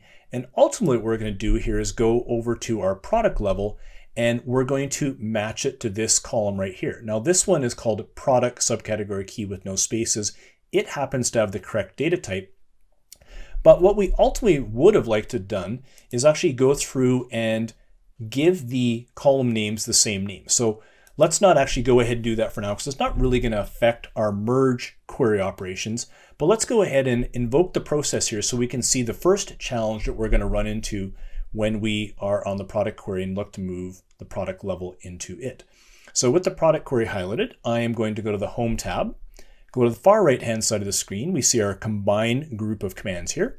I can see we've got merge query at the top here, and I'm going to click the drop-down box next to merge queries here. And I have the option to merge queries or merge queries as new. So I don't want to create a brand new query this time, similar to what I did over in the append queries. This time I'm going to take one query's values and merge it into the other. So I'm going to choose merge queries this time. So what we're going to see here is that the product table is the primary table here. And now we want to find a table to match up with it. So that table is going to be product levels. And what we can see here is in the product level table, we have got a column called product subcategory key. And ultimately we want to match it to this one here called subcategory key. So keeping in mind, it would be nice to standardize these names, although that's not overly important to go through this process because I, as the developer, am saying explicitly what I want to match together. The bigger challenge here is the fact that it says we need to select columns that are of the same data type. And the problem here is the subcategory key over in the product table is a text value. So let's go ahead and get that fixed first. So what I want to do here is I'm going to go to the product subcategory key column here. And let's go in the data type and actually change this to a whole number. Okay, so that's the first thing I want to do. The next thing I'm going to do is, you know what, I want to actually standardize these names. Let's actually go ahead and do that. Even though it maybe is not the most necessary step here, I really like to have a data model that has clean naming conventions. So I'm going to go and call that product or subcategory key as well. So now both columns have the exact same name and the exact same data type. So what we'll do now is we're going to go up and click on merge queries to re-invoke the process. Did that from the wrong spot. So I'm just going to click cancel. I actually wanted to be on the product query first and then go ahead and click merge queries. Now I got the product table on top. So from the notation we spoke of earlier, this is considered the left table. And we talked about our merge queries back in the PowerPoint presentation. And the bottom table is considered the right table. So what I want to do here is the right-hand table is going to be product level. And what I want to do here is I'm going to choose the subcategory key in the product table and click it and match up a subcategory key over here. And we can see down at the bottom of the screen, it says the selection matches 295 of 504 rows from the first table. So what that's saying is there's 504 rows in the product table, and there were 295 matches that happened from the product level table. So that's perfect. What we're going to do here now is click OK. Okay, so I can see that what has happened here is a brand new column has been added onto the back of my query here. And we can see that it's referencing a table. So ultimately what's happening here is we have the product table in here. We need to go and choose which columns from the product level table we actually want to bring into our product query. So before we do that, I actually just want to jump back into my merge query step here to show you we can do this. Is in merge queries here, which was our last step, there's a little gear on the far right hand side here. So I'm going to click on that, and that's going to take me back over to the merge dialog box. I just quickly wanted to highlight here again the join types. We're not going to actually go ahead and change it, but here are the explanations of the different join types. So the right outer join will do matches from the second table that match to the first. The full outer join will bring all rows from both tables, and the inner join will only bring matched rows. And then there's two additional ones here called left anti and right anti. We won't go through those. The first four are the ones we explained back over in the PowerPoint slide. So I'm just going to click cancel here again, because we already have that step over here in our applied steps. What I want to do next here is go to the product level column here, and there are these little table expanders on the right hand side of the actual column itself. If I go ahead and click that, I'm going to get presented with a dialog box here. And what this is asking me to do is to declare which columns do I actually want to bring from the product level table into the product query. So I clicked the select all columns. Now I'm back to blank. I'm just going to say I want the product subcategory and I want the product category. Those are only two columns I actually want to bring in. There's no point bringing the subcategory key because one already exists over in the product table. The next thing I'm going to do here is I'm going to click this checkbox that says use original column name as prefix. We don't need to use the original column name as the prefix. We just want to bring the column names in as is. So I'm going to go ahead and click OK. And what we're going to see here now is that we have got the two brand new columns merged in from the product level table, those being product subcategory and the product category column. All right, so we've successfully performed the merge that we intended on doing. So what we're going to do here in our next sublesson is we're going to go and clean these null values up that we see in these two columns, plus a number of other cleansing techniques that we want to perform on our data sets as we actually prepare them to go over into the data model for reporting. So that brings us to the end of this sublesson.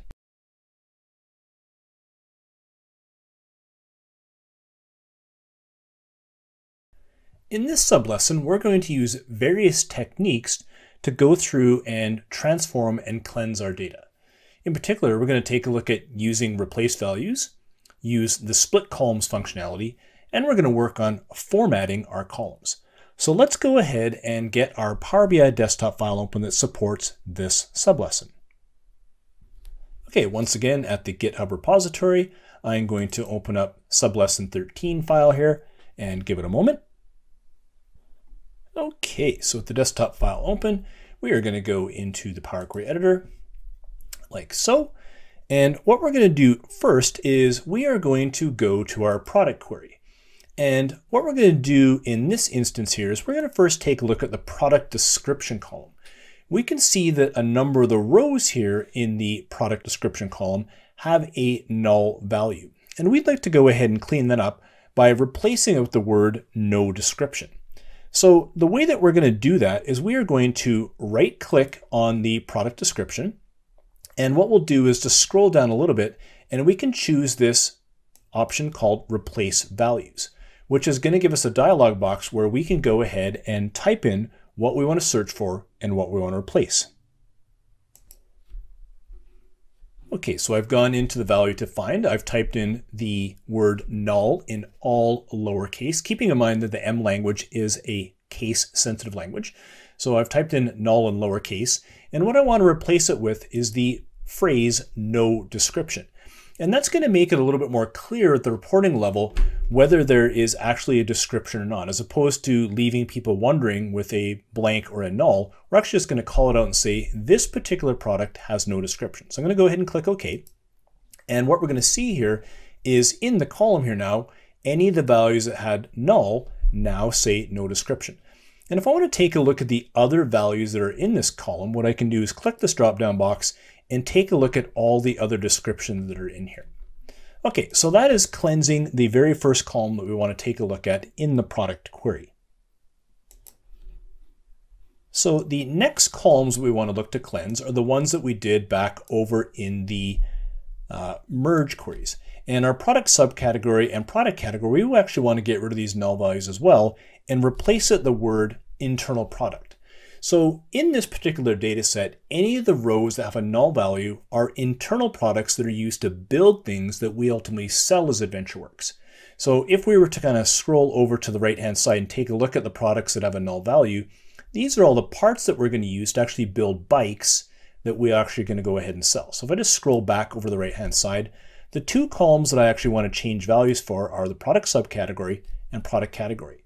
So the nice thing is I can actually go and replace these values both at the same time by clicking the control key and highlighting both columns. So now what I can do is I can actually right click and say replace values, and I can go ahead and do the exact same thing. So I'm just going to go ahead and type those into the field. And I can see that what I want to do here is search for the value defined of being null, all in lowercase once again, and I'm going to replace that with internal product. Once again, and click OK, and we'll notice across both of these here now, internal product has been replaced wherever the word null showed up. So now I can go into the product subcategories and take a look at all of them, and everything has a value. And I can do the same thing with product category. I can see that I've got bikes, clothing, components, accessories, and of course the internal product. So I've gone through here now and I've cleaned up the values in my actual product query. The next thing that I'm going to do is I am going to go over to my sales territory query and do a little bit of cleansing here as well. So we can see that I've clicked on sales territories. Keeping in mind, one thing that I did earlier on was I moved the sales territory, which is in the first rows, up into the headers. So if I just rewind on these applied steps, this is what things look like at the end of the extract process of bringing things in. Then I went and did a promote headers, and then I went through and did a change data type. Even though this change data type is doing nothing, this is extraneous. So I'm actually just going to go ahead and get rid of that because it doesn't really add any value, because this actually did have the correct data type on top of things. Okay, so what I really came to this particular column in this query to do was to split these values apart. So I can see a pattern inside of this column right here. I can see I've got what appears to be continents on the far right, countries going down the middle, and then regions over here. So what I'm going to do is go to the Home tab, and under the Transform group of columns, I can see there's a transformation command here called split column. So I'm going to click on that, and I'm going to say by delimiter, and Power Query is pretty smart. It's going to go through and say it's a custom delimiter. It figures out the pipe symbol, which is above the enter key on most keyboards, and it's going to do the split at each one of the occurrences of the delimiter. So I'm going to click OK. And now my columns have all been split apart. Okay, so that's the first thing that we want to do here.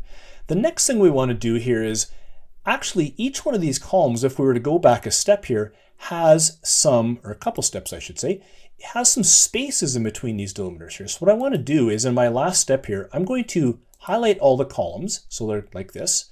What I'm going to do here is go into my transform group this time, and under the text columns, there's a format command here, and I'm going to say trim. And what that's going to do is get rid of any white space on the left and right hand side of the character strings to chop that out, which is a very common thing in Excel files and text files. The difference here is it was actually part of the delimiter piece, so we wanted to go ahead and get rid of it. The next thing we're going to do here is actually go through each one of these columns and give them a proper name, because sales territory .1, 2, and 3 are meaningless. So I'm going to go through and rename these to sales territory region, country, and continent. So I'm going to go ahead and do that right now. Okay, so I can see now in my query that all of my columns have been successfully renamed to sales territory region, country, and continent. So now they're a little bit more meaningful. Okay, so what I'm going to do here next now is we're going to go back to our product query to do some cleansing. And we can see here in our product name, we got a bunch of stuff that looks a little odd. So we've got some spaces at the front of some of these product names. We can see that there's a mixture of uppercase and lowercase. And it looks like we've even got some of these are being split onto another additional lines here. So we've got some special characters that are embedded into this particular column here. So what we're going to do here is just to show you what is happening with these transformations, I'm going to do two things here first.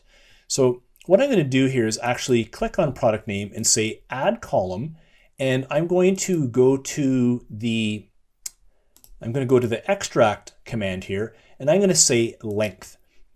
And what that's going to do is actually give me the length of that column at that point in time. And what I'm going to do here now is I'm just going to move it over to the left-hand side and get it close to product name, just so I can show you the differences after all of these things have been completed. So I'm going to call this length before. So it's called length, and I'm just going to say length before, something like this. And that says, here's the length before we actually did all of our transformations. Okay, so that's the first thing we want to do. Now I'm going to actually go through and perform the transformations I want to do. So I'm going to click on the product name. Let's go over to our transform tab and go into format. And what I want to do here first is I'm going to go and run a clean function, which is going to get rid of any special characters that are embedded in my particular rows here. So I go clean, and we're going to notice that some of these had the carriage returns and line feeds that were in the actual columns removed away out of those particular rows.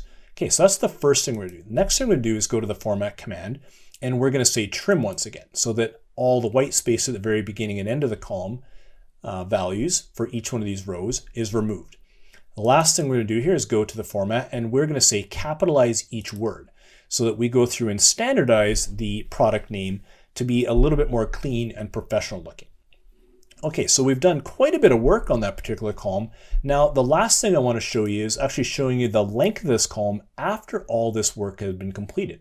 So what I'm going to do here now is I'm going to go to the Add Column tab again, and once again, I'm going to click Extract. I'm going to say Length, just to show you what this looks like after all this work has been done. Now I'm going to move that length column over towards the length before, and I'm going to go here, and I'm going to actually call this length after, just so we can see. Now this is something I would never normally do in a production environment, but I really want to show you the differences of what happened to this column before the transformations and after the transformations. So we can see that these columns, for example, the adjustable race column originally was a length of 25 because there's a bunch of white space in here. After I went through and did all the cleansing, it's now of length 15. And we can go through and take a look at a bunch of these row values to see that there are in fact some differences between what the data looked like before from a length perspective and what the data look like afterwards. So once we're done with that, we don't need these columns anymore. So what I'm going to do is just click on length before and length after. I'm just going to go ahead and remove these columns. We don't need them anymore. There's much better ways of doing that. In fact, I wouldn't have put them in there in the first place other than to demonstrate what was happening with that particular technique. Okay, so we've actually gone through and we've managed to clean up several of our queries. We went through and cleaned up the product query. We did some cleansing of the sales territory query, and then we went back in the product query and did a little additional cleansing as well. So our data sets are now just about complete, and that brings us to the end of this particular sub-lesson on cleansing data.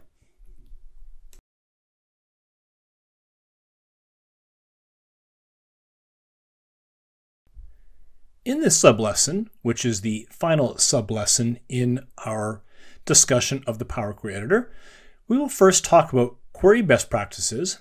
We'll discuss disabling query loads from making it into the actual data model itself.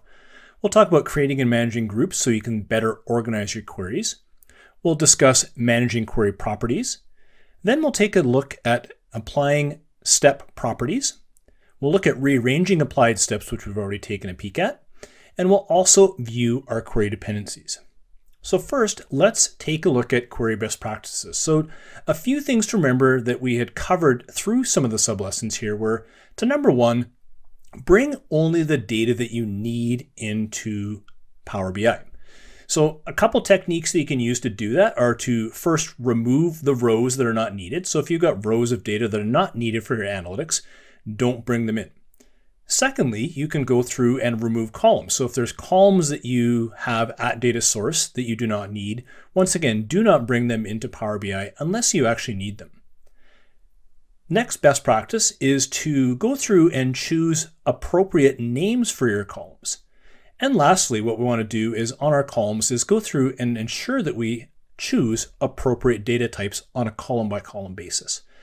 These four principles will take you a long ways in creating the most efficient and effective queries that you possibly can inside the Power Query Editor. Okay, so now let's go ahead and open up our Power BI desktop file that will support this particular sublesson. So we can see our GitHub files here, and I'm going to open up the file here that is sublesson 14. So let's just go ahead and open that desktop file up, and we will wait a moment. Okay, so we've got our Power BI desktop open. Once again, we're going to launch the Power Query Editor by using the transform data command, and we are brought into the Power Query Editor. So the first thing that we're going to do in this particular sublessons demonstration is go and organize our queries here. So right now we can just see there's a group here called other queries, and everything right now is just folded in underneath. What we're going to do here is create several different groups for us to put our queries in. So the way that we're going to do this is we're going to right click in the empty space down here and say new group. So I'm going to go ahead and add a couple different groups in this. I'm going to create one called facts. I will then go and create another group here called dimensions. Like so. And then I'll go and create one last group called staging, like so. Okay, so now I have 3 different groups that I can use to organize my queries. So we have not yet really discussed the term facts or dimensions, what they mean. We're going to talk about them in lesson number 3. But back here on the Power Query side, we're going to look to start arranging our things using the terminology that we'll be using in dimensional modeling on a go-forward basis here in Power BI. So what we're going to do here is any of the queries that are used to average, sum, min, max, or count, those are queries that we do aggregations on, and those are called facts. So the only real fact query that we have here is this one called sales. So I'm going to click on sales, and I'm just going to drag it up and drop it into that fact group right there. The next group I have here is what are called dimensions. So these are the ways that we're going to filter and aggregate and label reports that we go ahead and build in Power BI Desktop based on the fact tables. So the dimensions that we have in our model are order date, so I'm going to put that up here, product, that goes in here as well, sales territories, that goes there as well, and that should do it for our dimensions. The other queries we have here are what are referred to as staging queries. So they only come as far as the Power Query Editor, and they're used to help the transformation process out, but that's it. So they're not going to work their way into the actual data model itself. So we're just going to take country population data and put it in staging as well, because it was just a sample to show us how to pull web data down. The United States sales, we're going to move that into staging as well, as we will with product level, and other country sales. So now I have all of my queries organized into different groups.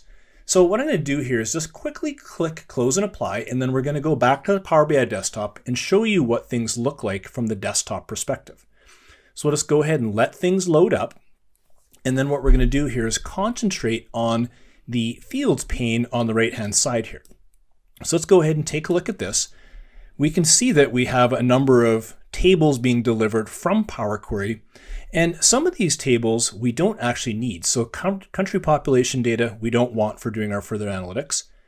Other country sales, we don't want it because that data is actually inside of sales. Product we want to keep. Product levels we can get rid of because the 2 columns we cared about inside product level are inside the product table. The sales query we want to keep, or the sales table I should say, we want to keep. Sales territories we want to keep, and United States sales, once again, we can get rid of this table because its data is inside of this table here called sales. So let's show you how to go ahead and keep these tables from being delivered into the actual data model itself. So I'm going to click on the Transform Data tab here, and we're going to get back into the Power Query Editor. Now, these 4 queries here that I put in the staging area, we actually don't want these being delivered back or over into the actual data model itself. So what I'm going to do is right click on each one of these things and go down to this Enable Load checkbox. It's going to give me a warning that disabling this load from the data model may break reports or visualizations. Good news is we haven't actually created any visualizations yet. We're not worried about breaking anything. So I'm going to go ahead and click Continue.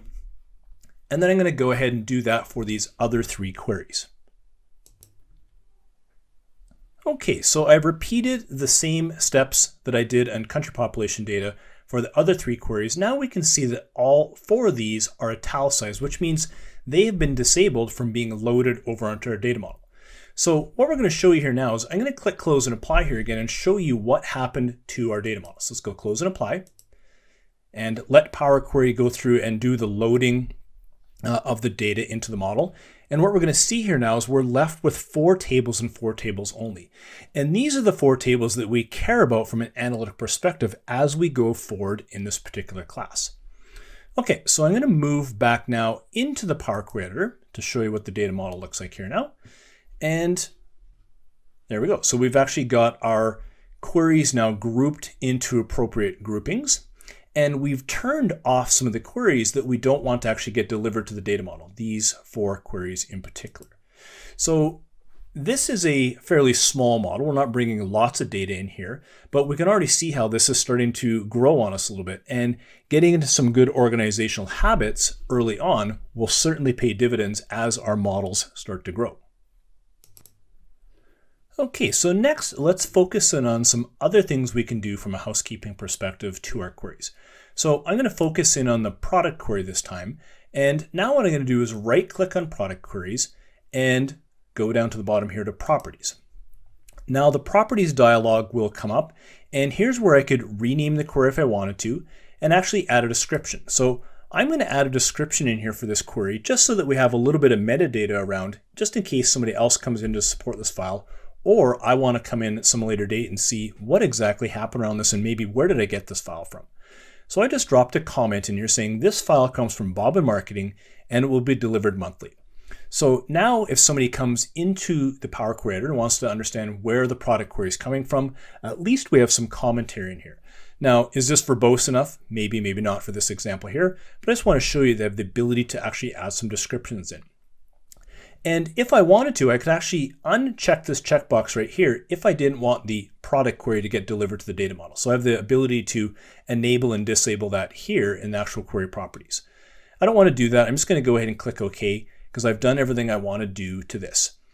So you could go through each one of the queries here and put a description around it and build that documentation up directly inside of the Power Query editor. In my mind, that's where the documentation really belongs. There's certainly nothing wrong with outside or external documentation. Maybe you have some Visio diagrams, some Word documents that support how the solution was all pulled together. But the nuts and bolts of how this work really belongs inside of Power Query because this is where people are going to go first to start dissecting things, and if all the information is there for where things come from, then you're in a much better spot from a supportability standpoint. All right, so next we're going to draw our attention over here to the applied steps, which are part of the query settings. And what we're going to do here is we can do something similar in that we can actually rename these applied steps and give them a description. So what I'm going to do here is I'm just going to focus in on this applied step that was called cleaned text. And if you recall, this was enabled us to get rid of some of the special characters and carriage return line feeds that were sitting in our data. So what I'm going to do here is I'm just going to right click on clean text and go down to properties. And it will go ahead and bring up the properties dialog box. And here's where I'm going to rename the steps so it makes a little bit more sense and actually add a description into things as well. Okay, so what I had done is I renamed that step from clean text to removed non-printable characters and added a description here as well that says data source was found to have non-printable characters that we needed to remove. So I've added a little bit more description around this particular step here. So I'm going to go ahead and click OK and give it a moment, and then it's going to make my applied steps pane a little bit bigger here, the query settings pane. And I can see now that the step has been renamed to remove non-printable characters. And if I hover my mouse over top of it, I'm going to see the commentary that I put in there as well. So each one of these steps can be documented individually. And in order to build an application that is truly maintainable over the course of time, in my mind, it's a really good practice to go through and rename these steps as they're created and put some documentation in where appropriate to help support your application. Okay, and lastly, what we can do here is if we wanted to, we could move some of our applied steps around. So this is something you have to tread cautiously around because you could break the dependencies that are set up in this applied step. So if I wanted to, I could move this removed columns from here up to the previous step. That looks like it went and broke things. So that's not necessarily a good move. So now I'm going to go ahead and take that and move it back down here. So I have the ability to move things around. I just need to be careful about how I move things around because you have to keep in mind you're setting up a dependency chain here. So what we can also do is we can actually go through and remove certain steps. So we've done this in the past here. I'm just going to click on this removed columns because the two columns we got rid of were the length before and length after. So I'm just going to go ahead and click that. And I'll go through and actually repeat the step, but I wanted to show you that they have the ability to actually go ahead and remove steps from the applied steps process. So here I'm going to go ahead and just say remove those columns.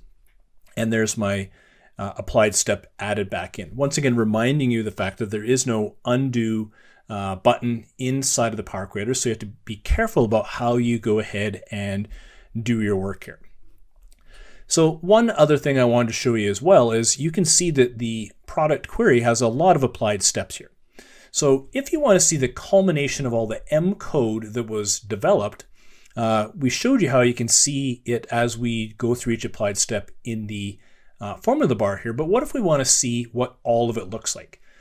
What I can do is go to the Home tab, and under the query group here, there's a command called Advanced Editor. If I click on that, that will bring me to all the M code that was generated as we went through and built this product query up and did the transformations. So you can go in here and play around with this M code if you see fit. Not something we really advise on too early in the process. If you're just getting used to the Power Query Editor, we tend to recommend you stay away a little bit from the M query language until you get comfortable with Power Query itself. But as you progress in your Power BI journey, you will eventually come to a point where understanding the M language is certainly handy as you do more work with the Power Query Editor itself. Okay, and lastly, what we want to show here is in the View tab, there's this group over here called Dependencies and the command called Query Dependencies. If I click on this, I can see all of the data sources that I have in my file and how they were all brought together. So let's just suppose, I just go in a little deeper here to zoom in here. If I want to take a look at this sales query right here, I can see how it was all built up. I can see that some of the sales query came from United States sales, which has had its loads disabled, and its source was this file right here called United States XLS. So I can see the dependencies here. I can go over here and see that the other country's sales query came from a folder of data. So I can see how everything came together to build out sales, which is quite nice.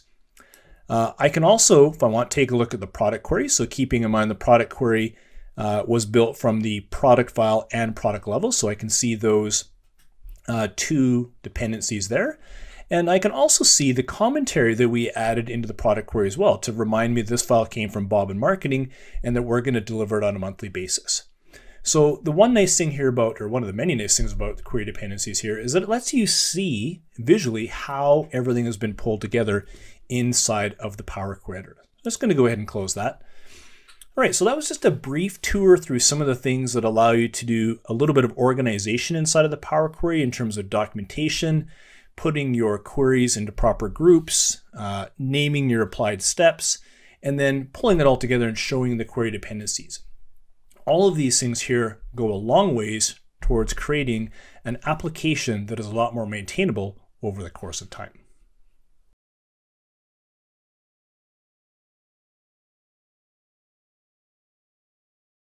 In this lesson, we're going to learn about how to build a data model to support self-service reporting. I often like to say the data model is the center of the Power BI universe. We've seen back in the previous lesson how we use Power Query to gather data from many different sources, cleanse it, prepare it, and actually load it into our data model. One thing we're going to do in this section is we're going to go ahead and build our data model out further. So we're going to build relationships between our tables. We're going to further enhance our data model by building some default properties into the model to make it easier for self-service consumption. And then we're going to round out this lesson by talking about building DAX to further enhance our model with centralized business rules. Now, what we're going to do here is in this lesson, we're going to go through this a little slower because this is different than what a lot of people are used to in terms of a target data set. Doing data modeling has often been considered the domain of IT people for many years. But I like to think that there's a bit of a data modeling renaissance happening through tools like Power BI, which are pushing the data modeling tasks back into the business users. Now, don't worry, the tasks actually aren't that bad. In fact, I would argue they're actually easier than a lot of things you've done inside of Excel. Going through and building the data model will seem like a lot of hard work and be very tedious, but that hard work will pay off because you're going to get to the point where you're developing single data models that are going to be servicing many different reports. Unlike what typically happened in Excel, where we would build a data set and a report, a data set and a report, and a data set and a report, we end up with a lot of data sets and a lot of reports. One of our big goals here in Power BI is to reduce the number of data sets out there. And I truly believe that we're closer than ever as an industry towards the central version of the truth because of things like this. So what we're going to do here is we're going to go through a couple learning progressions. We are going to introduce what is called dimensional modeling and why it's important to Power BI in terms of modeling. But sometimes in our first progression Power BI, we really just want you to get using the tool and have users engage with the tool and interact with your data in new and inventive ways. In progression number 2, as we'll talk about here, we then like to take you a little further back to the model and teach you how to model your data dimensionally. But keeping in mind that the data model sometimes isn't what is perceived as the most important value, it's the front end work itself. So like I mentioned, sometimes we recommend you go through a first progression where you use existing sources that you know and trust and have cleansed, build Power BI reporting on top of that. And then in a second progression, look to remove those sources out of your mix and actually go back to sources and dimensionally model your data within Power BI. We're going to show you how to do all that within this chapter here. Okay, so what we're going to do is also consider how we balance between what I call the tripod, making sure your data model is set up for end user simplicity. So it's got good table names, it's got good column names. It's set up for performance so that the users can do a variety of different analytics as they see fit. And we also want to make a model that's set up for maintainability over the course of time, because we always anticipate more data is going to be added into models. We want to make sure it continuously performs. We'll talk a little bit about that. Okay, so some of the learning objectives in this particular lesson are, number 1, we're going to teach you how to navigate the Power BI desktop first. So we want to get you comfortable with navigating the desktop. Secondly, we're going to introduce you into dimensional modeling, because once again, this is a new concept to a lot of people, and we really feel it's important to get you into the terminology, into some of the constructs, and show you how things work so you can start stepping your way towards dimensional modeling proficiency. We're going to create relationships and manage settings between those relationships. We'll talk about modifying column properties. We'll look at modifying column formatting. The last 2 here are items where we're actually building defaults back in the data model so that self-service users can actually simply go to their model and do drag and drop reporting without having to do a lot of configurations. They don't necessarily have to use a lot of the defaults we're setting, but they're there just in case. We're also going to talk about building hierarchies, which are going to allow you to roll your data up and down. So a classic example is your dates. So taking days and rolling them to months and then quarters and then years. Or something like a product hierarchy in the example we're going to build here. We'll also then go ahead and introduce DAX. We'll build some basic DAX expressions. We're going to talk about the concept of context within DAX. We're then going to introduce time intelligence, which are some of the coolest functions inside of the Power BI desktop. Then we're going to introduce calculate, which may be one of the more widely used functions inside of DAX. Finally, we'll introduce quick measures, and then we're going to discuss data model cleanup and preparation as you roll it out for users to start building reporting on top of. Let's begin.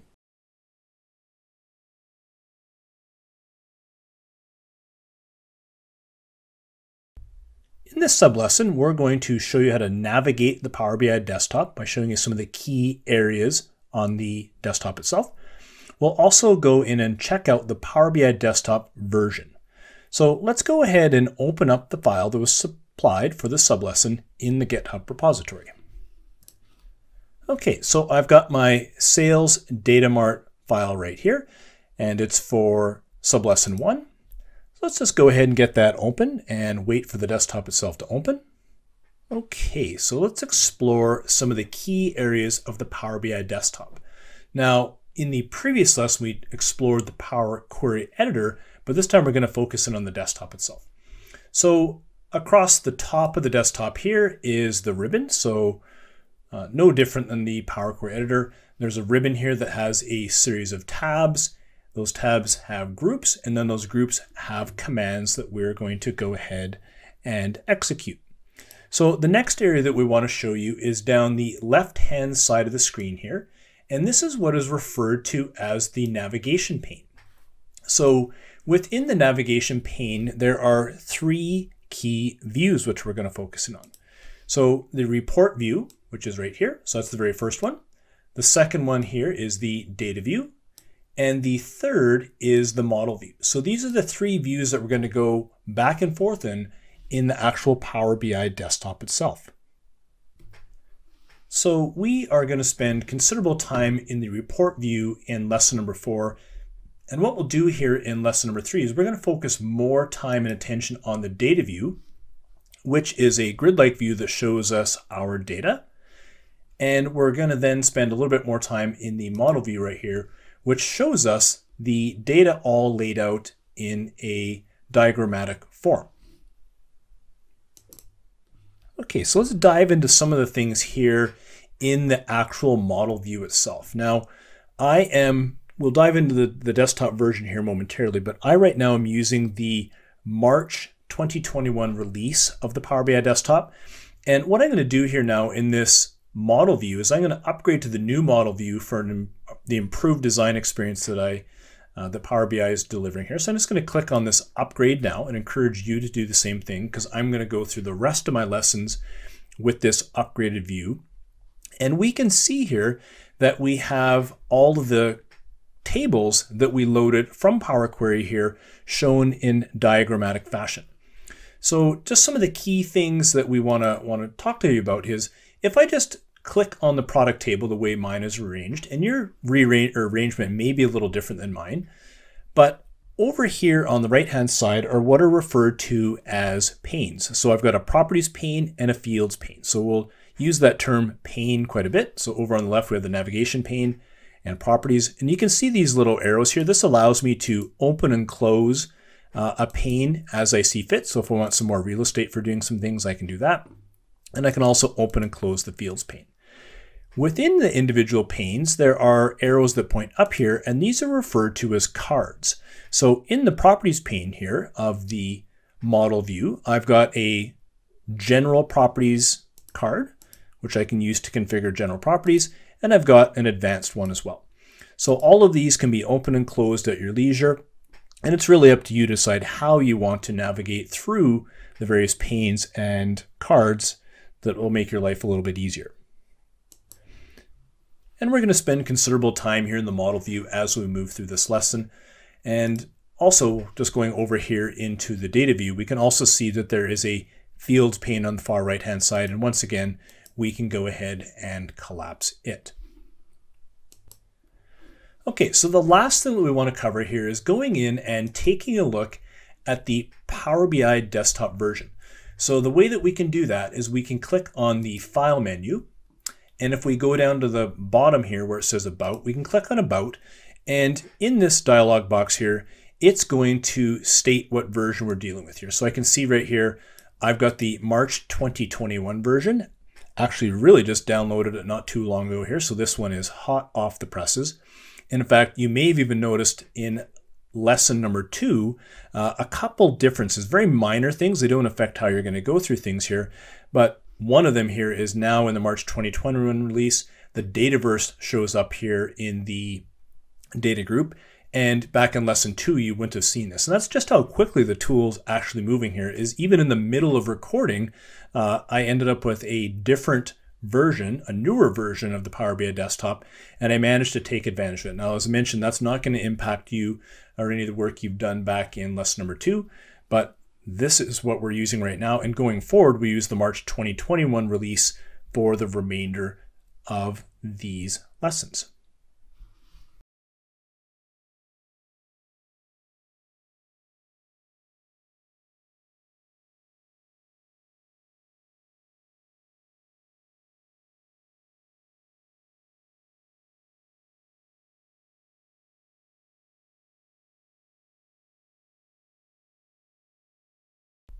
In this sublesson, we're going to introduce dimensional modeling. We're going to define key terms and structures around dimensional modeling. We're going to discuss the benefits of a dimensional model, and we're going to walk through a dimensional model. All right, so what exactly is dimensional modeling? Dimensional modeling is a methodology that centers around measuring business processes. And that's really what makes it, in my mind, so business friendly, is its core center is really around a business process. So in our example here, the business process is sales. Other examples of business processes may be inventory, payroll, timesheets, and things like that. So these are business processes that we see across many of our businesses. So the business processes are known as facts.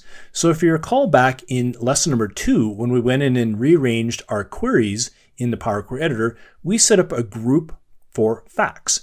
And that is where we're going to store the tables that contain the measurements of our business processes. So the things that we're trying to sum, average, min, max, or count, or basically do aggregations on. And when we measure business processes, we need ways to describe those measurements. And the ways that we describe those measurements are by using dimension tables, which serve as report labels or filters for our analysis. And the combination of facts and dimensions is what is known as a star schema or a dimensional model. So in our example, the business process is sales. And the dimension tables we have are products, sales territories, and order dates. So inside of the sales fact, we are going to be measuring things like total sales, order quantity, and maybe doing some analysis around unit prices. And the ways that we're going to go ahead and describe those measurements and aggregate them are by products, sales territories, and order dates. So we're going to take a look at our sales by product, our sales by sales territories, and our sales by order date. Now, you'll notice in the last couple seconds, I said the by word an awful lot. So whenever you're doing analysis and somebody says, I want to understand something by, what usually comes after the by keyword is a dimension, and that is used to describe the business process that you're trying to measure. So what does this look like? So we've referred to fact tables, dimension tables, and this in aggregate is referred to as a dimensional model. And a dimensional model comes in two forms. One is what is referred to as the star schema, where the fact table sits in the middle, and one dimension table sits around the edges. So we've got a fact table, and then the 3-dimension tables that are important to our model, the territories, date, and product. So this is what a star schema looks like. Alternatively, we can define things in the dimensional model as a snowflake schema. And that happens whenever we extend beyond one table from the fact table and we get into more parent-child relationships. So on the far right-hand side, we'll see we have our dim product table, and then we have a separate table which contains our product category information. Now, if you would recall, back in lesson number 2, in the Power Query Editor, we actually went through an exercise where we collapsed the product levels, which contained our subcategories and categories, into the product table itself. So we could have left that alone and actually built relationships, or what we'll do here momentarily in this lesson is build the relationships up. But back in Power Query, we actually decided to go ahead and collapse our tables down into a star schema form.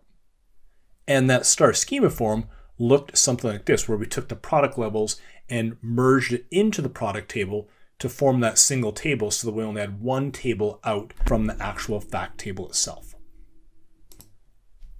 Okay, so we're going to go ahead and open up our Power BI desktop file that supports this particular sublesson and show you an example of a star schema inside of Power BI and a snowflake schema. So let's go ahead and do that. So I'm going to go over to the files from my GitHub repository. And the first one I'm going to open up here is this one called L0302, which is our star schema. So let's go ahead and open that Power BI desktop file up first. Okay, so the desktop file is now open. So I'm going to go down to my model view here. And here is the star schema. So in the middle, we have our sales table. We have our order date dimension, our sales territory dimension, and our product dimension. Now, I have purposely arranged these tables in a star schema form by putting the fact table in the middle and making the dimension table sit on the outside. Now, at the end of the day, the way these tables are arranged doesn't really matter, But what I like to do when I'm training these concepts is to actually start mimicking the tables the way they would look in the actual star schema diagram. So that's the purpose of keeping things in this particular form here. So now let's go ahead and open up the Snowflake schema Power BI desktop. So I'm just going to go ahead and close this file out. And once again, I'm going to click on the one right above, the L0302 Snowflake schema. So I'll just go ahead and open that up, and we'll wait for the desktop to open. Okay, so the desktop file's open. Once again, let's go down to the model view here so we can take a look at the tables. Now, this one is arranged in a similar fashion. I've just got some things in different spots here. Once again, in the middle, I have the fact table, so I've got our sales table. And around the edges, I've got my order date and the sales territory. And then the product table is the one that was snowflaked. So I left the product table alone here so we can see that we've got the key, name, prefix, standard cost, subcategory key, all within here. And then the way that we would roll those individual products up is using the product level. So if you recall back in lesson number 2, we had actually gone through an exercise where we collapsed product level into product to formulate a star schema. But in this example here, we've left it in Snowflake schema format. Now there's some advantages to doing this. So some of the advantages are once you get into larger models, there are some performance benefits to snowflaking your tables out like this, but that's beyond the scope of this first class. One of the main reasons that we collapse things down to a star schema to start with is typically it makes it a lot easier for your end users to consume a model. So the theory here is the fewer the number of tables that you have for somebody to consume when they're building reports, that is just generally a better thing. So from an end user self-service perspective, we'd like to make our models contain the fewest number of tables possible. So we go ahead and collapse this down here. One of the other reasons that we will collapse things down into a single table as well is one of the rules in behind creating hierarchies, which we will eventually do with product, is that all of the fields that participate in the hierarchy have to exist in the same table. So if we did want to build a product hierarchy the way this was set up, we would then have to go through some DAX expressions to bring the product category and subcategory fields into the actual product table later on so we could go ahead and build that hierarchy out. Okay, so one last thing that I wanted to show you was that maybe you have never heard the terms fact tables, dimension tables, star schemas, snowflake schemas, dimensional modeling, and all the terms we've mentioned so far. But if you've used tools like Excel for a long time, you've already been doing analysis in a form that is in a lot of ways like a star schema, or at least the analysis you produce through pivot tables mimics a star schema. So what I'm going to do is I'm actually going to show you an example of that by opening up a spreadsheet that we have provided for you in the GitHub repository that is called Sales Flattened for Pivot Tables. So let's go ahead and show you where that is. Okay, so I've got my directory open here with all the GitHub files. And if I just go up a couple directories here and go into the data folder and click on additional data, you're going to see that there is an Excel spreadsheet in here called Sales Flattened for Pivot Table.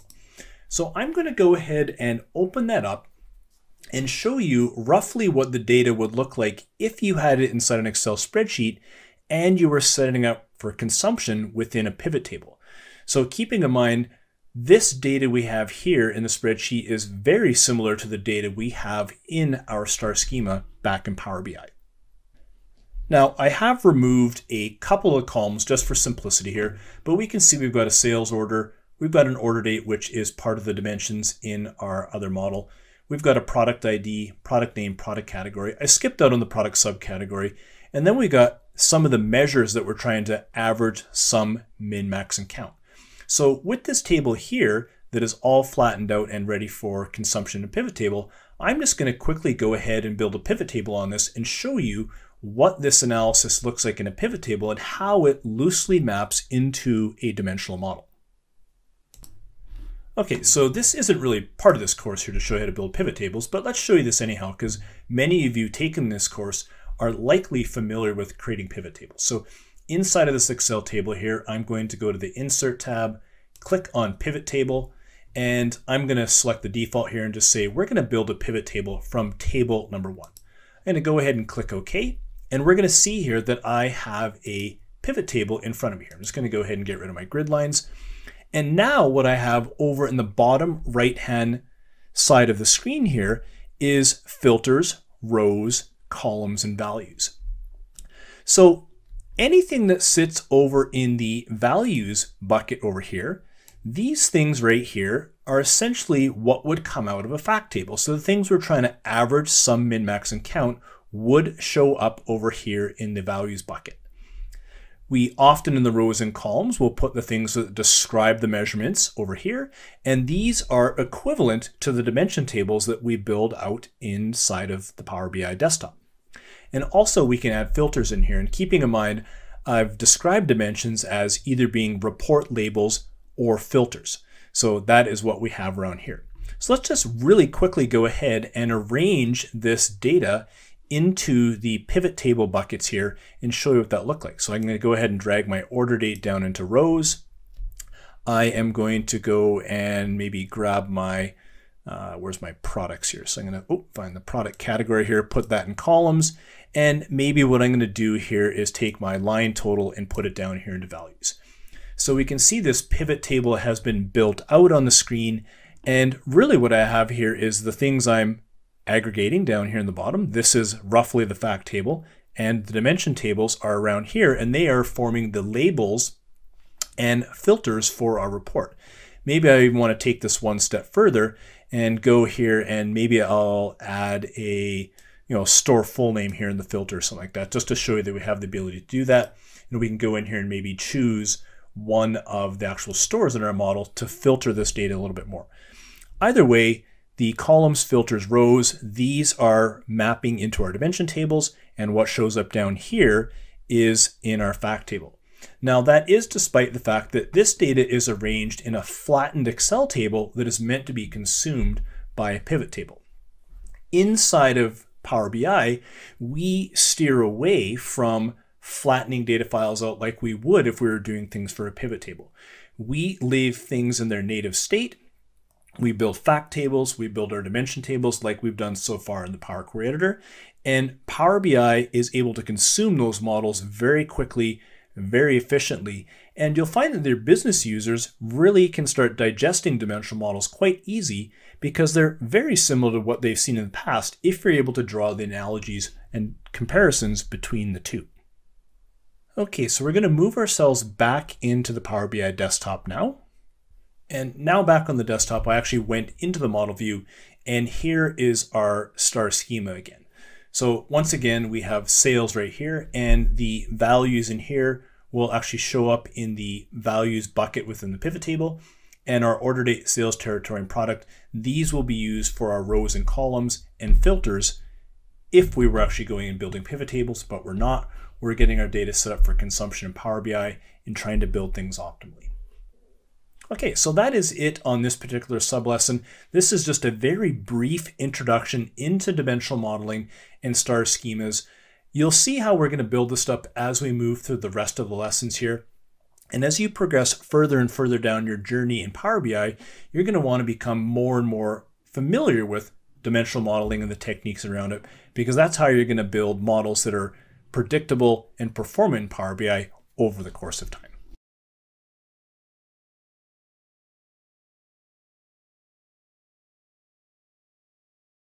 In this sub-lesson, we're going to explore the model view.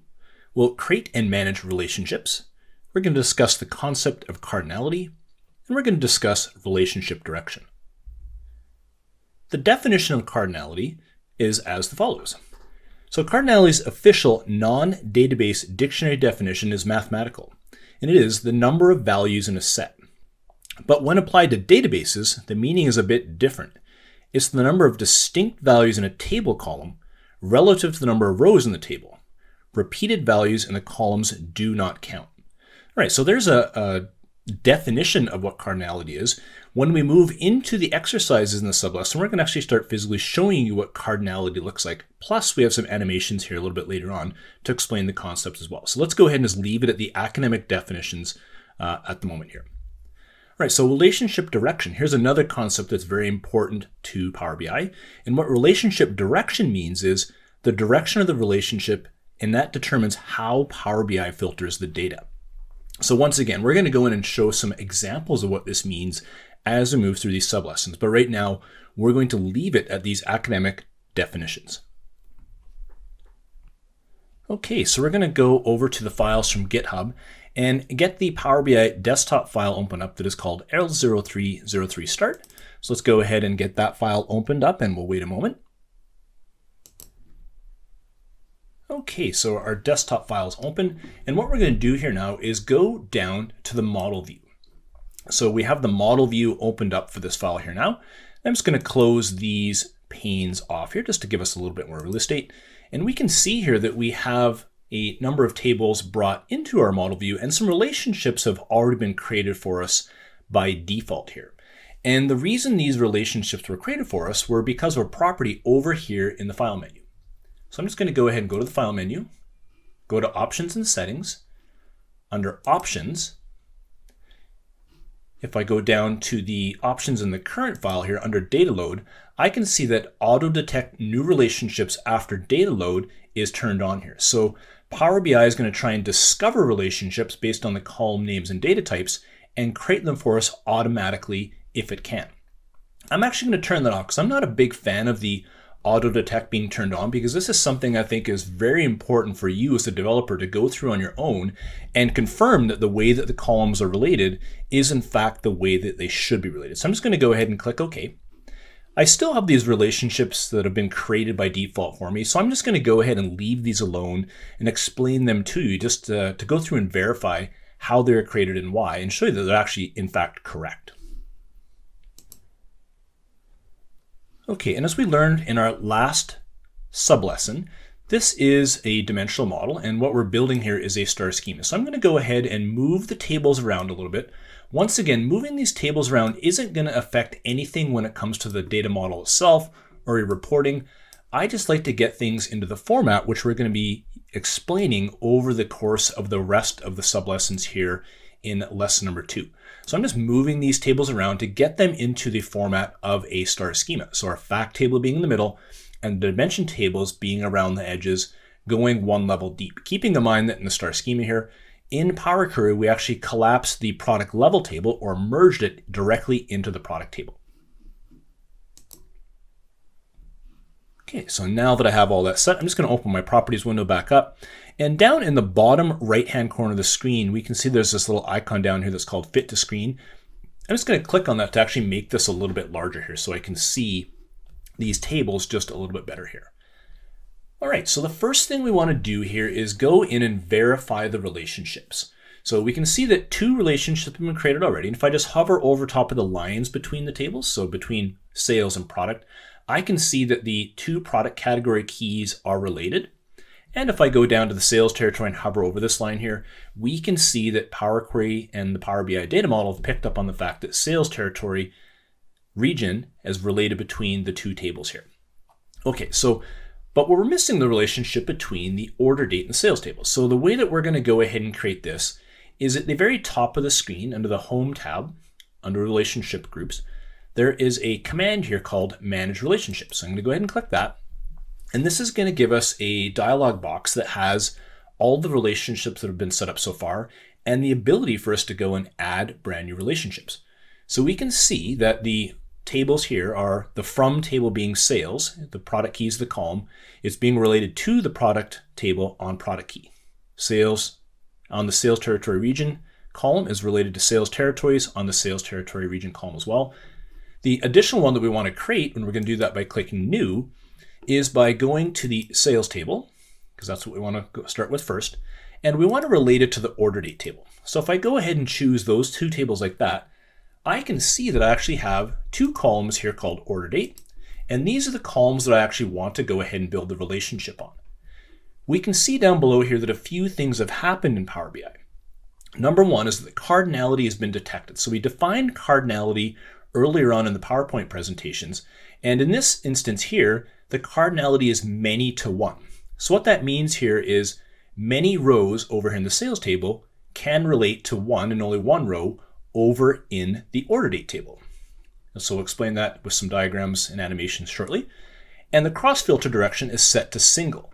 So what that means is filters will flow from the order date table down to the sales table, but not the other direction. So if somebody filters on sales, a value in this one, it will not move up to order date. And once again, we've got some examples that are going to show you those two concepts in action. So I'm going to go ahead and click OK, and we can see the third relationship has been created in here. I can now click close, and we'll give it a moment here. And now we've got all three relationships built up in the actual data model view. Okay, so all of our relationships have been created here, and let's focus in on one of these relationships line here and break down what came out of those configuration boxes that we did just a few moments ago. So what I'm going to do here is I'm just going to put my mouse over top of the line between sales and product right here, and I'm just going to zoom in a little bit so that we can see that the relationship between products and sales is on the product key. So that's what's relating the two tables together. The cardinality is being indicated by this 1 and this star right here, which stands for many. So what this is saying is one row in the product table will relate to many rows over in the sales table, and many rows over in the sales table will relate to one row over in the product table. The arrow down here on the middle of the line is showing the relationship direction. So which way filters are actually going to flow. So anytime we use a filter out of the product table, it will flow from here down to the sales table. But if I ever chose a filter in the sales table, it will not go the other direction. So it'll be blocked by this arrow right here because filters can only flow one direction in this data model. And as you're building out some of your initial models in Power BI, it's a best practice when you're new to Power BI to stick to the one-to-many relationships and filters flowing a single direction. In fact, I would even argue as you get into much larger, more complex models, this is the ideal setup for any relationships, one-to-many and filters flowing in a single direction. Anytime you need to veer beyond these things, you really need to understand what you're doing with the data model and understand some DAX techniques. So it does become a little bit more intermediate to advanced. So I'll just zoom back out. And if you would have recalled back in Power Query, this product query here, what we did was we had to deduplicate those rows first. So had we have not gone through that step back in the Power Query editor, we would have actually ended up in a many-to-many relationship scenario in the data model view here. So we don't want that, and that's why we went and deduplicated the dimension table, being the product table, back in the actual Power Query editor. Okay, so once again, I'm just going to go into the relationship here. I'm going to actually double click on the line this time to get our edit relationship dialog back up. And just to show you the other types of cardinality that are available, we can have a many-to-one, which is the current cardinality. We can have a one-to-one relationship, a one-to-many, and a many-to-many. So there's 4 different cardinality types that are available here in Power BI. From the cross-filter direction perspective, either it can be single, so filters flow in one direction, or we can allow filters to flow in both directions. So with those two concepts in mind, we're going to go out to an animation example to further solidify what these concepts actually mean. So I'm just going to go ahead and click OK, and we're going to flip ourselves back over into our PowerPoint presentation. Okay, so let's first start off with the many-to-many cardinality. It's often the most difficult one to understand, so let's just start here. So on the left-hand side, if we have a table that represents our product dimension, we can see that we've got road bike, mountain bike, jersey, road bike, jersey, mountain bike. So we've got multiple instances of road bike, multiple instances of mountain bike, and multiple instances of jersey. So on that side, we have many of each one of these rows. On the sales transactions side, we have the exact same thing as well. We have many instances of road bike being sold, many instances of mountain bike being sold, and many instances of jersey. So what does this look like in action? If this was a many-to-many relationship the way that we have things all set up here, we would end up with something like this, where we have road bikes on the product side relating to the sales transactions like so. So we have many-to-many. The mountain bikes are doing the exact same thing. And if we take a look at the one-to-many relationship, we can actually see in this case here that the road bikes, if I just back up one step here, have been deduplicated. So we only have one instance of road bike, one instance of mountain bike, and one instance of jersey. And what that allows us to do here, if I just go forward again, is that road bikes will be 1 on the product side and many on the sales transaction side.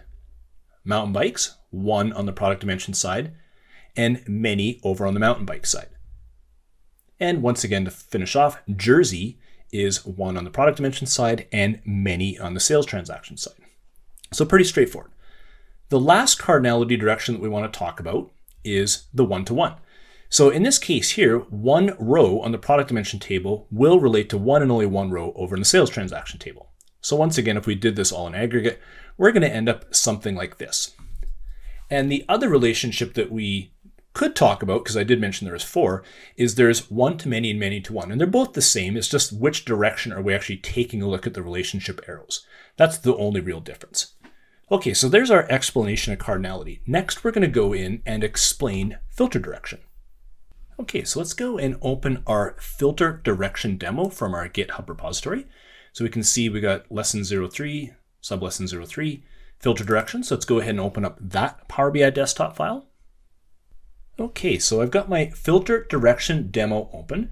Before we get in the demo, I actually want to show you the tables that we're going to use here in this demo to demonstrate filter direction.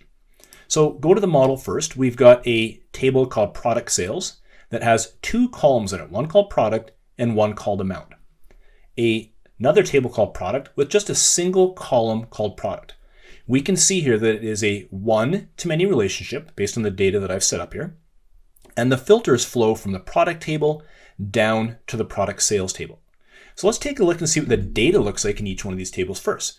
So I'm going to go over to the product table. And let's go ahead and just zoom in here on this data to show you what we've got. So we have got 2 columns, product and amount, which is 1 row for bike, which is 200, helmet, which is 100, and bike, which is 200. So we've got 3 rows of data in this table here. Let's go over and show you what's in the product table now. So in the product table, once again, if I go ahead and zoom myself in, I can see here that I've got 3 rows. I've got bike, helmet, and water bottle. Now, if you recall water bottles, there are no water bottles sold over in the product sales yet. So let's just zoom back out. So keep in mind, that is our data here. So I'm going to go out to the visual here and demonstrate what filter direction looks like. So to further explain this demonstration here, and you guys can take the files and pick it apart on your own if you want, this drop-down box right here, or slicer, is from the product table. So I use the product from the product table. This slicer over here is using the product from the product sales table. So keep in mind, if I use this filter here, the way that the filter direction is set up, it should not go up and filter the product table. This one will, because the filters will flow from product to product sales. Here are the 2 tables that we have information from. So we've got our product dimension right here, and we've got the product amount. So right now it is being summarized. So we've got the 2 bike sales, which is adding up to $400, the 1 helmet sale, which is 100, and our total, which is 5. So let's first go and demonstrate doing the filtering from the product side. And if I go in here and choose bike, I would expect that both these visuals are going to accept that filter like so. And we can see that the product table is filtered down to bike, as was the product amount. Okay, so that's all well and good. So let's go ahead and erase the filters there and come over to the filter as if we were doing it from the product side. So I'm going to go over here and do the exact same and choose bike. So I'm going to choose bike, and notice here that the product amount table is filtered down to bike, but that filter did not work its way back up to the product so that the products could be filtered as well. Okay, so let's go out here and actually set the filter direction of both. So I've got a filter over here on bike still. I'm going to leave it on the product table so we can see that it had the filter, but this one was blocked. What we're going to do here now is go over to the data model on this relationship line here, just double click it, and down in cross filter direction, we're going to set this to both. So we go ahead and do that, click OK. The model is going to do some recalculations here. And when I go back out to my report visualization, we're going to see now that the filter from the product sales actually did work its way over the product table. Now it has been filtered down to bike. So that's just a really simple demonstration of filter direction in practice. What you're ultimately going to do in your data models is you're going to keep this one at a cross filter direction of single, like so. And the way that you will avoid people ever filtering out of the product sales table by accident is by hiding this particular column called product in the report view. So there is a mode here called hide in report view, which will keep the field in the actual data model itself. But when it comes out to the report writing side, it won't actually be available. So you never run the risk of somebody trying to filter on a field that will not actually allow the filters to go the other direction. So that's just a general modeling best practice. Okay, so that brings us to the end of this sublesson on cardinality, filter direction, and building relationships.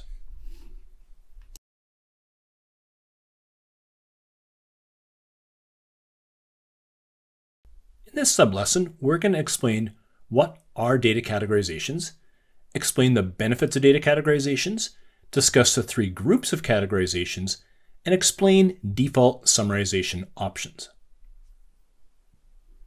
Okay, so once again, let's get our file open from GitHub. So we're going to go to lesson 03, so lesson 04 on start. Go ahead and double click that and wait a moment. Okay, so we've got our desktop file open now. I'm going to move myself over to the data view here. So I'm just going to go on the left-hand side and click on data view. And now I am taking a look at the different tables we have here. What I want to do first is move myself down into the sales territory table. So I'm just going to go ahead and open it up and take a look at the three different columns in sales territories. So I've got continent, country, and sales territory region. So what I want to do here first is I'm going to go into the column properties for the country and continent and set data categories. Okay, so what we're going to do here is we are going to focus in on the grouping of commands right here called properties. So that's the subject of this particular sublesson, is taking a look at data category and the summarization. Okay, so let's start off by clicking on the country column here. So with the country column highlighted, we can actually look at this with our eyes and see that those actually represent countries. But to the storage engine, this is just a column that happens to store text data. And it doesn't really know what type of data this is. So what we can do with this data category property is go in and actually categorize that column with an extra piece of metadata called a data category. So what we're going to do in this one here is, given I have country highlighted, is I'm going to scroll down the list and make sure I go to the one below postal code here and choose country. If we give it a minute here now, the data model is going to put this little globe right next to the country column right here. And that's signifying to the engine that this is not just a column that contains text information, but it contains geographical information in the form of country. And I can go ahead and do the exact same thing with continent here. So I'm going to click on continent, go up to data category, go down below country, choose continent, and now that one has been given a categorization as well. So what happens here now is whenever these columns are used in the reporting engine, the fact that they are a default category of geographical information, by default, a map will be drawn out for you. Okay, so let's just quickly review the other types of data categories. So we've got everything here from this first gray bar down to the second that has to do with geographical information. The next two here have to do with URLs. So if you have a text string in your model that represents a URL, you can choose that to be a web URL or an image URL so that when you click on it, it goes to the appropriate location. Because once again, the engine just sees that and sees a bunch of text, but you're actually giving it some extra significance. And the third one down here is called barcode. So three different data categories that we can give to our data in the actual data model. Okay, so next let's focus in on default summarization. So I'm going to close my sales territory table up and go over to my sales table. And we can see here that if we go ahead and zoom in on our sales table here, so I'm just going to go ahead and click the order quantity column and zoom in, that we've got a number of columns here in this particular table that have the sigma symbol next to them. And what that means is these ones have a summarization applied to them by default. So if we just zoom back out here, we can actually go through each one of these columns. Maybe we'll start at the top here. We can click on line total sales PQ, keeping in mind this is the line total sales we brought in from Power Query. And if we take a look up in the column properties, the summarization is set to sum. And that would seem to make sense. When we're going to take a look at analyzing total sales, we likely would want to by default sum that up. Go down to order quantity, same thing. This one's default summarization is sum.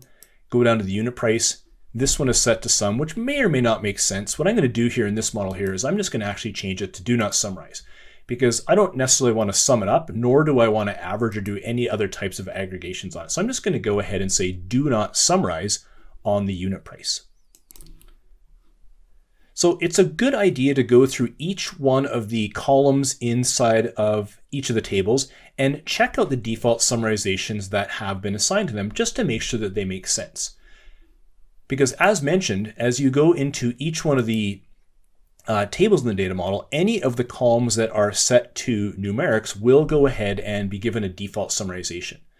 And just to go through and cover the rest of the default summarizations, if I go ahead and open this up, there is sum, average, min, max, and count.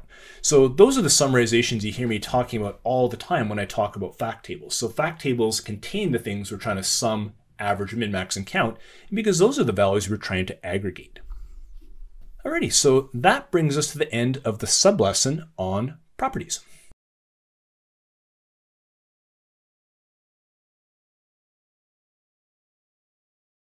In this sublesson, we're going to talk about what data formats are, why you would want to use data formats, and then of course, we'll go through a demo of using data formats.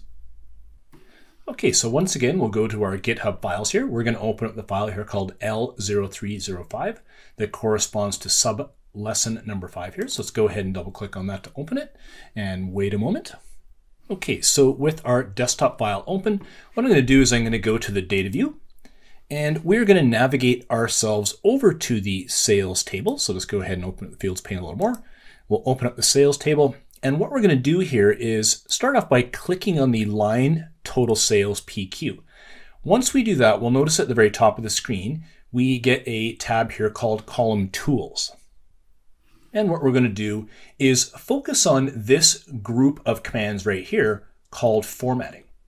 Okay, so what we're going to do here is on the total sales PQ, we're going to go through and make sure we get a format set up properly. So we are going to go ahead and choose currency. So we're just going to go like this and say currency, which was already selected. And then what we want to do next here is we want to go in and go over here to the currency symbols and say English United States. So we're going to go ahead and do that.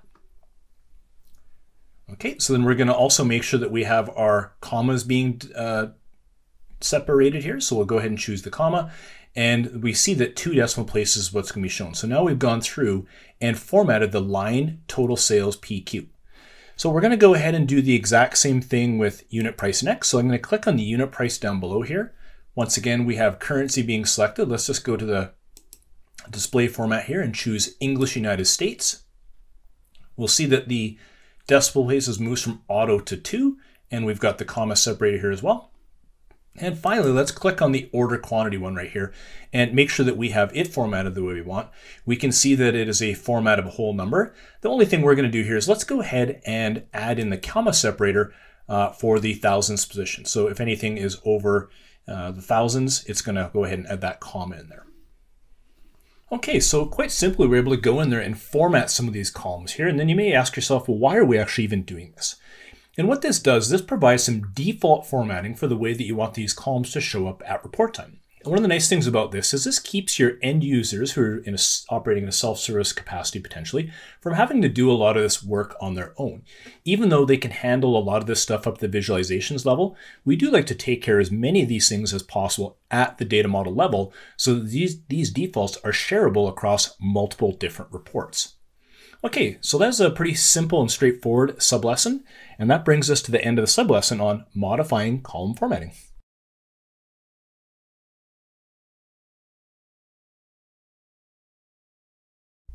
In this sublesson, we're going to talk about what hierarchies are, demonstrate common hierarchies, and then we're going to create 2 hierarchies.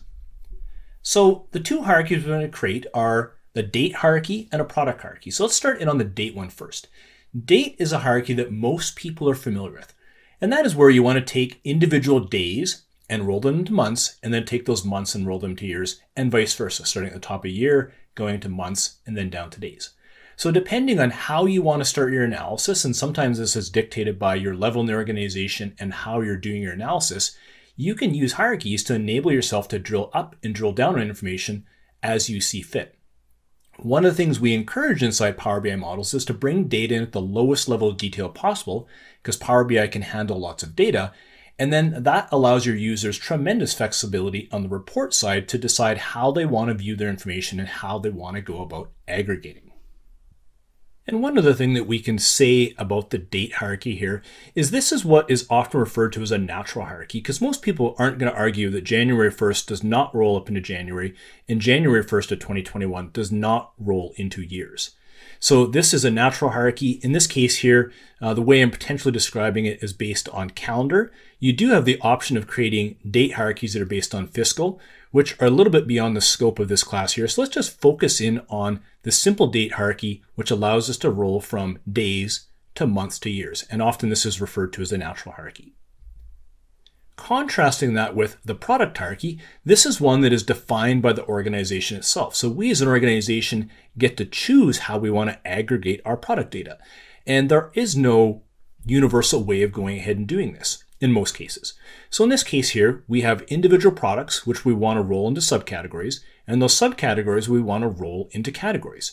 So once again, this is completely arbitrary, and we get to choose as an organization how we want to do this. And hopefully we can build hierarchies like this and promote consistency across our organization, which makes for ease of comparisons in analytics. So let's go ahead and open up our Power BI desktop file that's going to support this sublesson and get into the demo on creating hierarchies. Okay, so I'm going to go to my Power BI desktop file for lesson 3, sublesson 6. We're just going to go ahead and double click on that to open it and wait a moment. Okay, so we now have our desktop file open. What we're going to do here is go into the model view. Let's go ahead and do that. We're going to get ourselves to our star schema here. And here's where we're going to go ahead and start creating our hierarchies. So the first hierarchy that we're going to create is the one on order date. So what I'm going to do here first is I'm going to click on calendar year, like so. And we're going to rename this column to order date year. So I've gone ahead and done that in the name property here on the general card. And the next column that we want to look to rename is the one here called month year. So I'm going to click on month year, and we are going to go ahead and call this one order date month. So let's put my cursor inside the properties pane here under the general card and choose name. And let's go ahead and call that order date month. Do that like so. And now we've got the name taken hold here. So we've gone ahead and done the 2 column renames that we want to do. And I just want to point out to you though, even though we did this renaming here at the data model level, if I go into my transform data command, up at the top of the screen here, I'll go back into Power Query here, and we're going to see that the order date name changes have actually been pushed back into the order date query. So if I click on order date query here and go to the very last step that says rename columns 1 and open this up, I can actually see here are the columns that have been renamed. So the naming was pushed from the data model level back into Power Query. So I just wanted to go ahead and show you that here. I'm just going to close the Power Query editor out and get us back over to our data model. Okay, so what we're going to do here is we're going to start building our hierarchy now. So what I'm going to do here is go to the top level of the hierarchy, which is going to be our order date year. And I'm going to right click on order date year and say create hierarchy. So it's going to take a moment here and go ahead and build this hierarchy out. And what I want to call this is just order date hierarchy. So I'm just going to go ahead and get rid of the year out of there. And that's the name I want to go ahead and choose for this hierarchy. I'm just going to call it order date hierarchy like so. Hit enter, and we can see now that we have a hierarchy here with 1 level, and it's just the year. So what I can do is continue to have the order date hierarchy highlighted. We can see here in the general card, it's what has focus. And if I go down a little bit lower in the general card, I can see this property setting here called hierarchy. And what I'm going to do here is click on this, select a column to add a level. And what I'm going to do here is go to order date month. And then I'm going to add one more level called order date. So if I scroll down a little bit here, I'm going to see I've got my hierarchy going from year to month to date. The last thing I want to do now is click this apply level changes. I'm going to go ahead and do that. And if we give it a moment here now, we can see on the right hand side of the screen, we've got our hierarchy built that starts with year, month, and date. So what we did off the bat is we renamed these columns here so that it's descriptive as to what type of year, month, and date we're actually using when people go to do reporting. In this data model here, we only have order date, but we may have ship dates and due dates. And this really helps clarify at report time which column values people are using. Okay, so the last thing I'm going to do here is I'm just going to go over to my order date table here on the diagram and just open this up a little bit so I can see my entire hierarchy. The last thing I want to do here is I'm actually going to go out and hide the columns here from report view that are outside the hierarchy. So I have an order date right here. I have order date inside the hierarchy. I'm going to click this little eyeball next to order date. and that's going to keep it from being visible in the report view. You can do the same thing on order date month and the same thing on order date year. So now when anybody wants to use the order date year, month, or date, they have to do it through the hierarchy that is built into the data model itself. Okay, so that brings us to the end of the order date hierarchy. Next, what we're going to do is create the hierarchy on top of product. Okay, we're going to go ahead and use the exact same technique that we used for the order date. I'm just going to move my sales territory table down a little bit and open up the product query a little bit more here, so eventually we can see the hierarchy that's going to get created. What I'm going to do now is go to my product category and click on it. And from here, I'm just going to right click on product category in the table here and say create hierarchy. So once again, I'm going to get the exact same thing going here. And now I have the name product category hierarchy over in the name property of the general card. And I'm just going to go ahead and call this product hierarchy like so, hit enter. And now we have a new hierarchy called product hierarchy with one level in it, and that's the product hierarchy. Once again, we're going to go down below in the general card. We're going to choose columns to add to our levels. We're going to go one level down to product subcategory, go down here and say product name so that we have all the necessary levels of our hierarchy. I'm going to click on apply change. We'll see in my table here that I've got the hierarchy all built out. And then I want to do the exact same thing I did in the order date table and go in here and hide the columns from the table that we don't want people to see at report time, because we'd like them to use the columns through the hierarchy. So this product category, I'm going to turn off like that, or excuse me, that was product subcategory. I'm going to turn product name off from the report view, and I'm going to go to product category and do the exact same thing. So just go ahead and do this, click on that eyeball there. And now we can see that we have two hierarchies created, one for order date, one for product, and the fields that are inside the hierarchy we've turned off at the report view so that nobody can see them. They still exist in the data model, but you can't use them for reporting.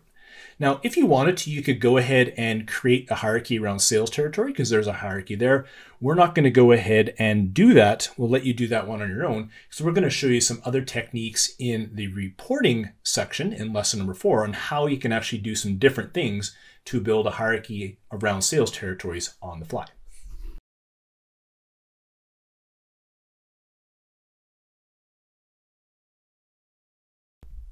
In this sublesson, we're going to define what DAX is, we're going to explain why and when you need DAX, and then we'll introduce some basic constructs and rules.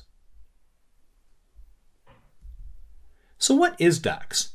DAX stands for Data Analysis Expressions, and it was originally modeled after the Excel formula language. And one of the large reasons it was modeled after the Excel formula language was due to its simplicity. Business users were already comfortable with the Excel formula language, so it was felt that if something was developed that was similar to it, it would be a lot easier to adapt and the change management issues around it would be a little lower. It's a functional language, much like Excel is, where you pass parameters into functions and you embed functions inside of other functions. So if you're comfortable with the nesting that you do inside of Excel, you'll be comfortable with the nesting that you do inside of DAX. We use DAX to encapsulate business logic in your data model. Some examples of that business logic are things like calculating a full name from a first name and a last name, perhaps calculating a gross margin percentage, or maybe calculating year-over-year percentage changes. Okay, so let's first go through syntax. At the very top of the screen there, we have a basic DAX expression, and this is technically referred to as a calculated column. The first part of the formula is the name of the column or measure that is being created. So once again, in this case, we're creating a column. The name can contain spaces, so we have a space between full and name, and that's meant for end user self-service friendliness. It is followed by an equal sign. In this case, it's the assignment operator, and it returns the value to the right of the equal sign. So what we're going to do here is get the first name and the last name from the customer table, concatenate them together to create a brand new column called full name. Next, in this example, as we mentioned, we are creating a calculated column. Once again, it concatenates the first name and last name from the customer table. And this is what's referred to as the fully qualified name. So by putting the customer table in front of the name, that is explicitly signaling to the engine where that first name column should come from. Keeping in mind that column names don't have to be unique across the database, but they do need to be unique within a table. So what I mean by that is in the customer table, we can only have one column called first name, but first name can be used as a column name in another table. And once again, in this expression, table names are required whenever the column is from a different table than the current table. And table names must be unique within the database. So what that means is we can't have two tables named customer. Table names must be enclosed in single quotation marks if they contain spaces, other special characters, or any non-English alphanumeric characters. Okay, so that's our very brief introduction into DAX, talking about what it is, a little bit of history, and some basic syntax. What we're going to do next here in the following sublesson is go in and start creating some basic DAX expressions.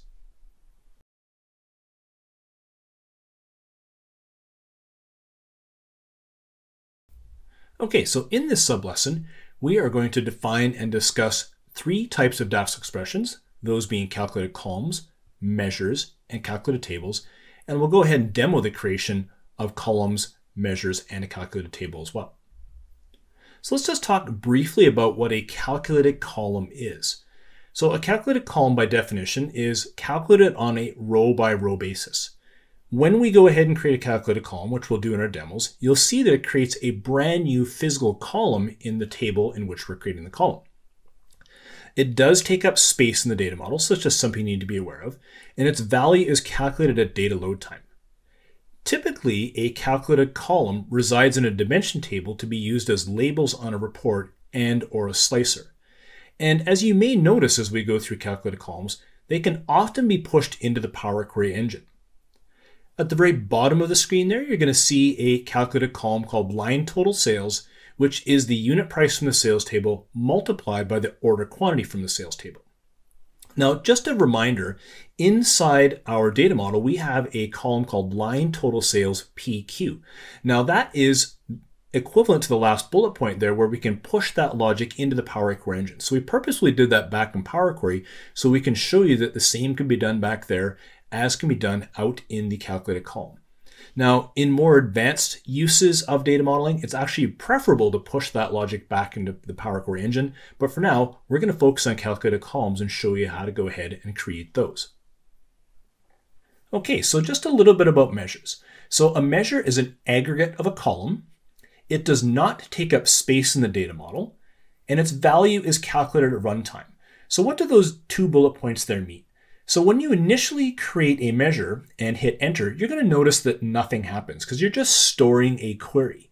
That query will have a value when you go to use it at runtime on a report, and it's able to take advantage of context, which we're going to talk about in a subsequent sublesson, to go ahead and calculate its value.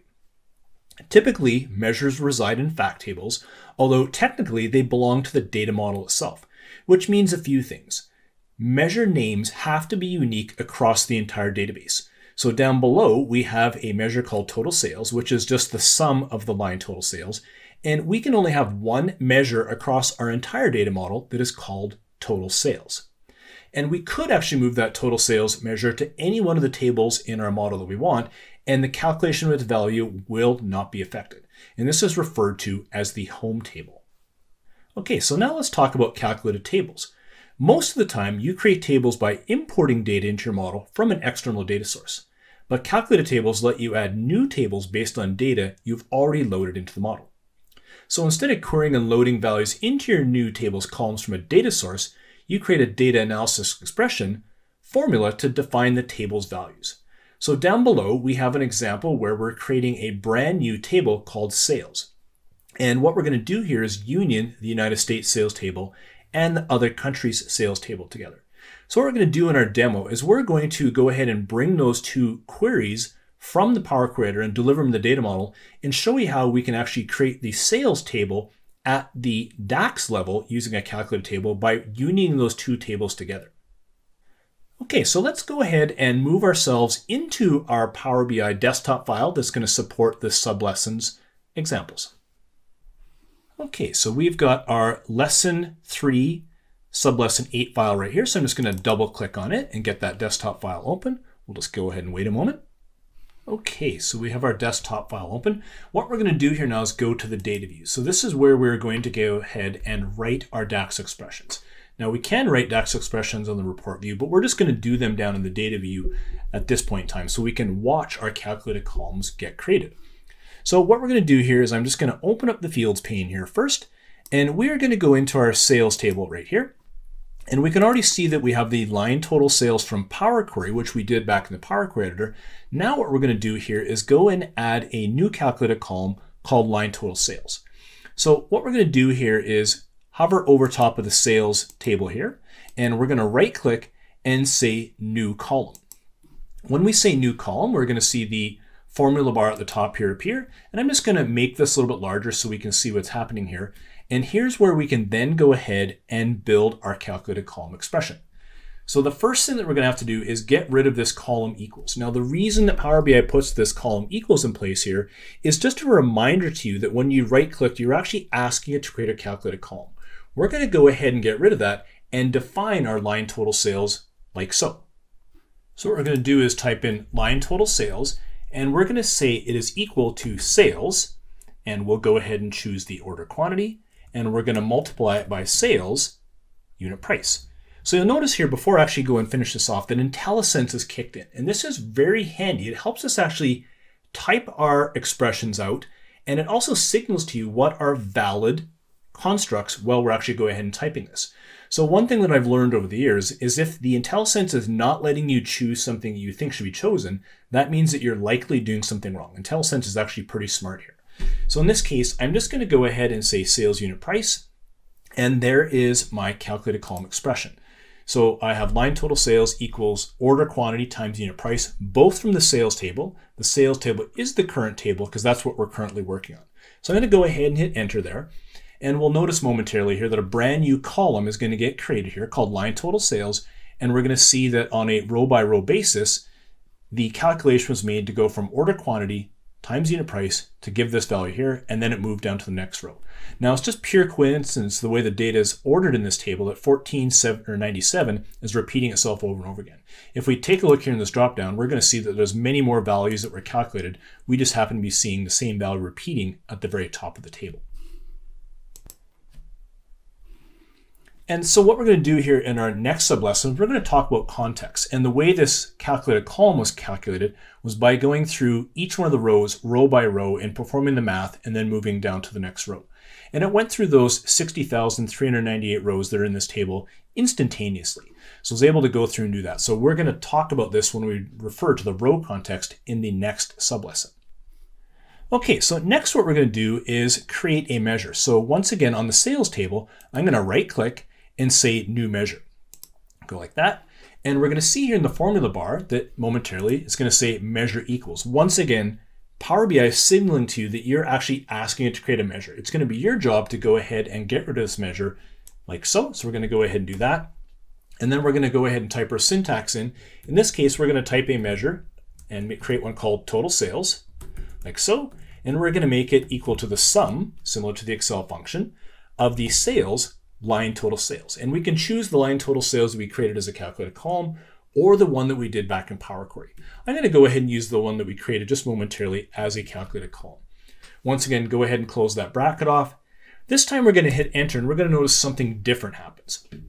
When we actually went and created that, we can see down below here in our fields pane that a new measure was created in the actual table itself. So I just zoom in here. We can see that it has a little calculator next to it. It's called total sales.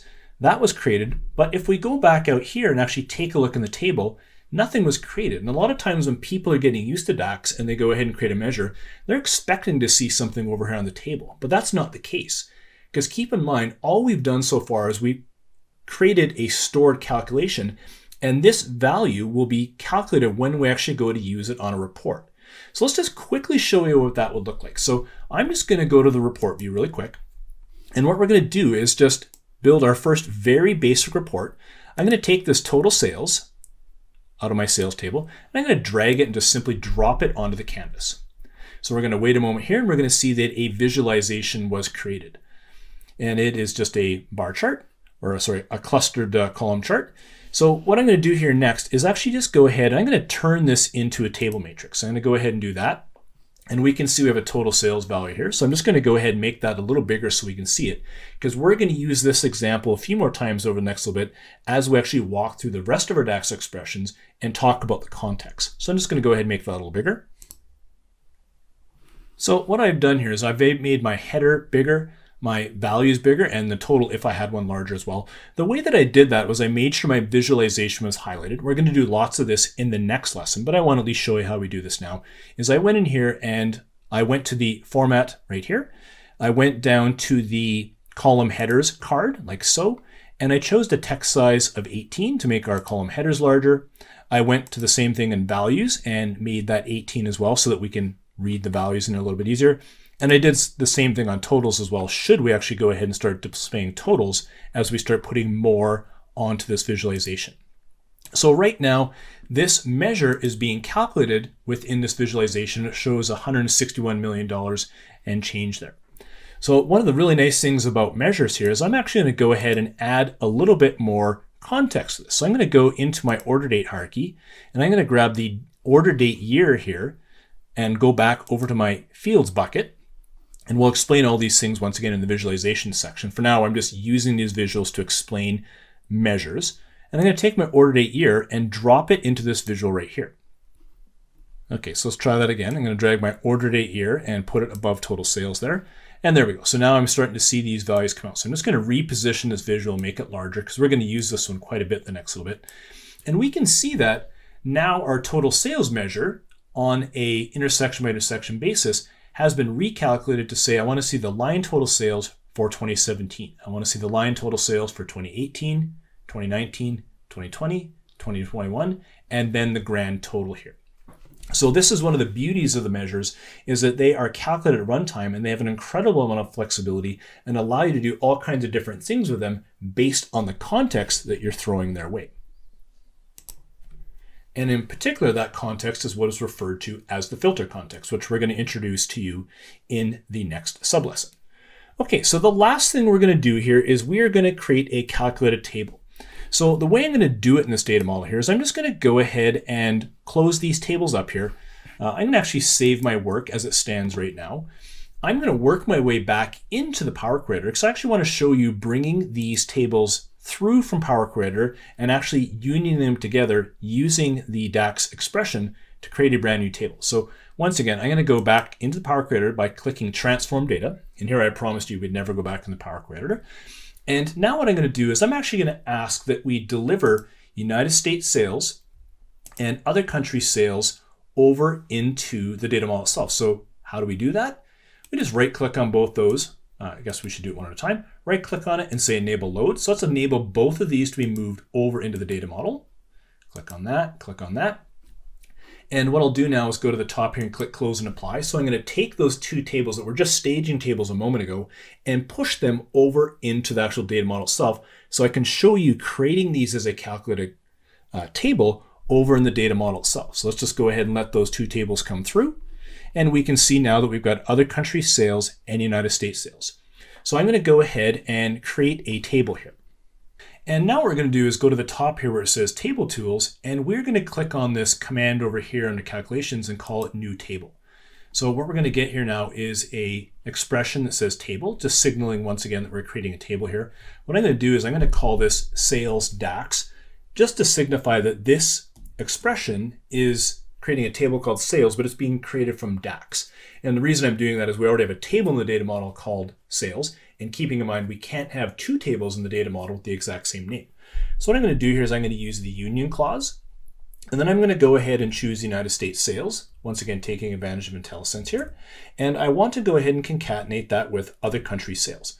So as soon as I start typing commands in there, we'll see that the tables start coming up. I can go ahead and hit enter, like so, and we'll see momentarily we're going to get a brand new calculated table here called Sales DAX that is equivalent to the sales table, except we did it using a DAX expression.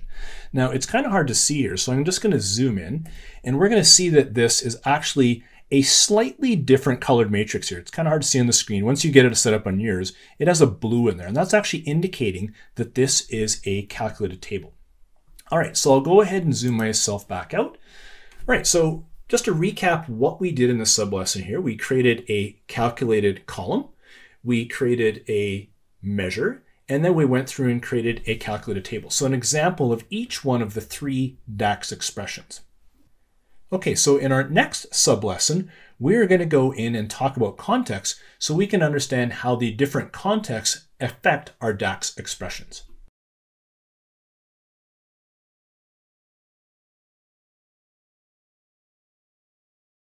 Okay, so in this sub-lesson, we're going to define the row and filter context and then go through and do demonstrations on both. First, let's define the row context. The row context is applied as a virtual pointer which moves down a table of data row by row and is used in a calculation. So what that means is on a row by row basis, when you go and apply a calculation, it's going to take the values off of that individual row for the columns you're looking at and make the calculation.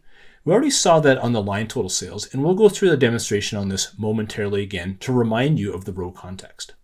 The next context we're going to define is the filter context. And the filter context is the context that is applied by taking all filters that surround a DAX expression and then applying the filters to the expression to affect its results. Some areas where context can be applied or affected are within a visual, at the visual level, the page level, what is referred to as the report level, or as you will see in the interface is called the all pages, inside a DAX expression, and within our visual interactions. So the one thing that is really fun about context is that you can influence them all over the place. Now that is part of the power and part of the challenge of context is you can do a lot with them, but sometimes if you begin using them too much, they can become a little bit confusing. So it's really good to start with a base level of knowledge around what the contexts are and start working your way progressively through more complexity. So what we're going to do here now is let's get ourselves into the Power BI desktop file that's going to support the sub-lesson and go ahead and demonstrate context. Okay, so let's get the Power BI desktop file open that supports the sub-lesson. We'll go ahead and double click there. Give it a moment to go ahead and open. Okay, so our desktop file is open. So let's go over to the data view here once again, and we will go back over to our sales table, like so. Click on that, and let's go over to our line total sales. So right here, this is the calculated column that we created a little bit earlier. So if I go ahead and highlight on it, you're going to see the column gets highlighted over here in the data preview. And just want to point something out here that I did not do in the last sub-lesson, is if I just zoom in here, we're going to see that the line total sales calculated column has a special symbol next to it. So this is the symbol that indicates that we have created a calculated column. So this is a calculated column. The one here with Sigma has a default summarization, and down below here, the one with the calculator is the measure. So just to recap what some of these icons actually mean. So I'm going to zoom myself back out. So let's focus in on the row context here now. So what I'm going to do is just take the DAX expression here, make it a little larger so we can see it. And what is happening here is if you think of my mouse pointer as being the pointer which moves down the table row by row, right now the first row is being calculated as the order quantity times unit price, and it does the calculation, comes up the value 1497. The pointer will then move down to the next row, do the exact same calculation, come up with the value, move down to the next row, and this pointer moves down the table really quickly, once again, like I said, across the 60,388 rows almost instantaneously. And what is happening here is this calculation is being applied to every row within this column using the row context. So the row context is a fairly straightforward context to get your head wrapped around. You can visually see what's going on, and it tends to make a lot of sense. The filter context does take a little bit more getting used to. So let's go ahead and take a look at the filter context. So what we're going to do now is move ourselves over to the report view. And for this demonstration here, I'm going to go ahead and open up our filters pane. So I want to show a number of different places where we can influence the filter context. So what I'm going to do here is I'm actually just going to make this visualization a little bit smaller just by resizing it here. And I'm going to take a couple copies of this visual. So I'm just going to make sure it's highlighted, go Control C, Control V like so, create a second copy of that visual, just move it over here like so. So now on this report page, I have two of the same visual. I'm also going to go ahead and create a second page and paste the visualization here as well. So now I've got three copies of the exact same visual. Page number 2 has one visual. Page number 1 has two of the visuals here. Okay, so let's start at the very top here. So we mentioned before that we can influence the filters on all pages, which I mentioned earlier on is referred to as the report. So what I'm going to do here is go over to my order date field and go ahead and find the order date year. So I'm just going to make this a little bit bigger so I can actually see these columns a little bit easier. I'm going to open the hierarchy up and choose order date year. So I'm going to highlight on it here, and I'm going to go ahead and drag it in this filters on all pages. We'll go ahead and drop it there. I'm going to choose the drop-down box next to filter type and say basic filtering. And here I'm going to choose the year 2019. All right, so I go ahead and choose 2019. You're going to notice that both the visuals on this page accepted that filter of 2019, as does the visual over on this page. And that's because we applied the filter at the all pages level, which means all pages and all visuals on the pages will accept that filter unless we explicitly keep it from happening. For now, we're just going to allow that to cascade down and all of those to be accepted. So I'm just going to go ahead and get rid of the filters on all pages.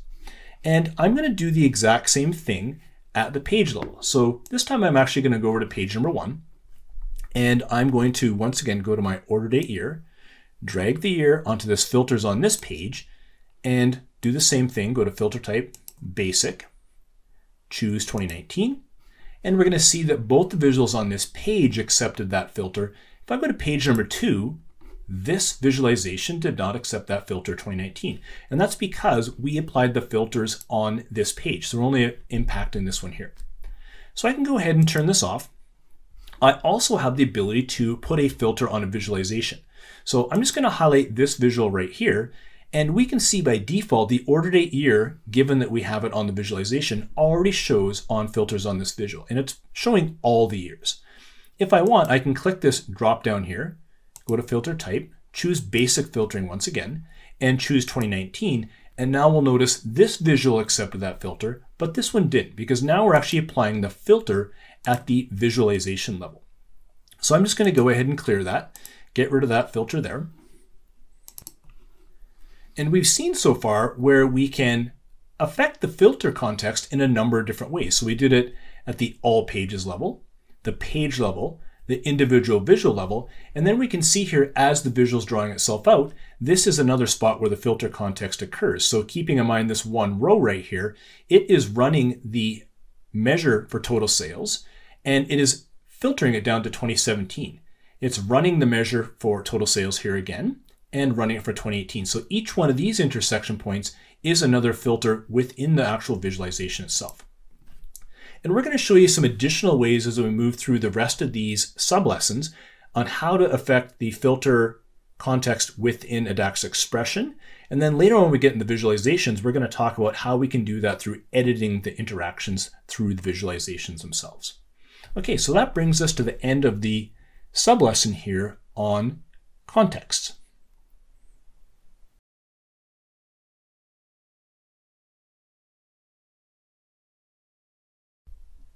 In this sub-lesson, we're going to introduce time intelligence functions. We'll discuss the types of calculations that can be performed. We'll introduce the notion of a date table, and we're going to demo basic time intelligence functions. So let's go ahead and get the desktop file open that's going to support this sub-lesson.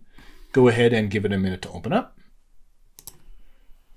Okay, so our desktop file is now open. So at this point, it's worth mentioning that this is really where you start to really need DAX. And the reason I mention that is when I teach people DAX, I will occasionally get somebody saying to me, I've used Power BI for a long time. I've written plenty of reports, delivered them out to our users, and they really like them. And I've never had to write any DAX at all. And I say to them, that's true if you're building visualizations and models that only require basic aggregations, so things like sum, average, min, max, and count, you can use the default summarizations and never have to write a stitch of DAX. But that's not the way all analytics goes. A lot of times we need more sophisticated analytics to do time-based calculations such as running totals, which we're going to do here, calculating end-of-period balances, and maybe calculating year-over-year percentage changing in some numeric. So anytime we venture beyond basic aggregations like the sum, average, min, max, and count, that is going to be one we're actually going to have to start writing DAX. So there's a dividing line there. There's plenty of good reports out there that people write to do basic aggregations and they never need to learn DAX at all. But that's not the majority of analytics. A lot of times we do need to start learning DAX. So in this particular sublesson, this is where the rubber starts hitting the road on DAX expressions. Okay, so the first thing that we need to do in this data model to get ready for time intelligence functions is we're going to go over to the data view here. And with the order date table highlighted here, what I'm going to do is actually go in and we need to mark a table in our data model as a date table. So I have the order date table highlighted. I go over to Table Tools tab here, and under Calendars, I can click this Mark as Date Table. An option comes up and it says Mark as Date Table. I'm going to go ahead and click OK. And now what's going to happen is there's going to be some inspection of the column or the table itself to find any columns that are of the date data type.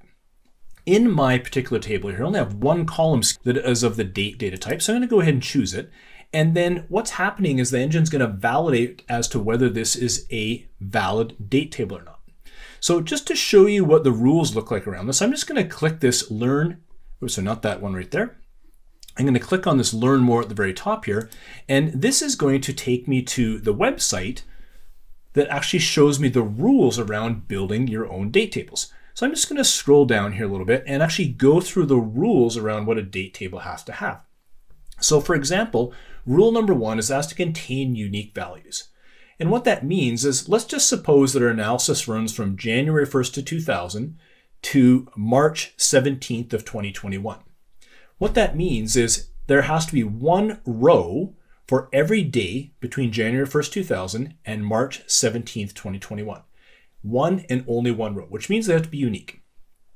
There can be no null values in those rows. And thirdly, it must contain contiguous date values from beginning to end of that date range. So I need to have one and only one row for each one of those days between January 1st, 2000 and March 17th, 2021. There is a fourth rule here, which we don't tend to run into very often because we try to steer away from the date time data type. But if you were using a date time data type, it is imperative that it has the same timestamp across each one of the values. So if you recall back to our lesson on data types, we would have warned you against using the date time data type and actually recommended that you split that off into 2 separate columns. Okay, so let's get back over into our Power BI desktop model. Okay, so what we're going to do here, since this validate is successful, we're just going to click OK and wait a moment here. And it doesn't really look like anything's happened, but all we've done in the background is set this table up to be our date table. And this is going to be what is used to go ahead and build our date time expressions out. Okay, so let's go ahead and start building some of those time intelligence functions that we mentioned. So we're just going to do 2 here. So I'm just going to go into my sales table. So I'm just going to close up the order table. I'm going to open up sales. And what we're going to do in here is we're going to right click on the sales table and say new measure. So keeping in mind here once again that its formula bar is going to pop up and it's going to say measure equals. Once again, we want to go ahead and get rid of this here because this is just reminding us that we actually asked the engine to create a measure. So we're just going to go ahead and get rid of that like so. And then we're going to go ahead and type our DAX expression in to build a total year-to-date running total. Okay, so what I'm going to do here is I'm just going to go here and type in YTD sales, signifying year-to-date sales. What I'm going to do here is use the DAX function called total year-to-date. So if I go like that, I can see the IntelliSense picks it up. Then what I want to do is I'm going to go ahead and take advantage of the measure that I created earlier for total sales by going ahead and putting that in the first position there, which is the expression. So down below, you can see the expression definition. So the first thing is the expression. The next thing we want to do here is actually go ahead and put the dates in.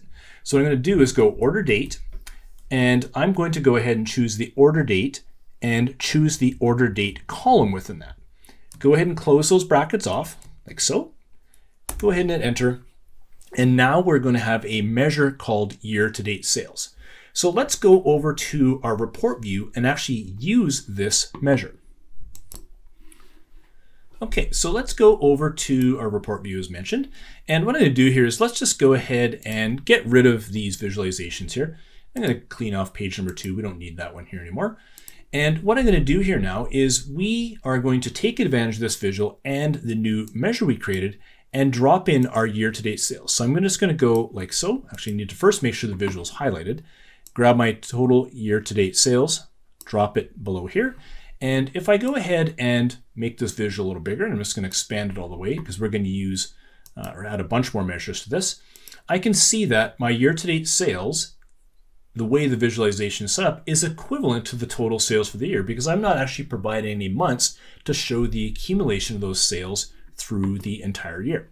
So the way that I'm going to go ahead and fix that is to go into my order date table, go into my order date hierarchy, and what I'm going to do here is I'm going to grab my English month name. So actually I'm not going to go inside the hierarchy. I'm going to grab the English month name.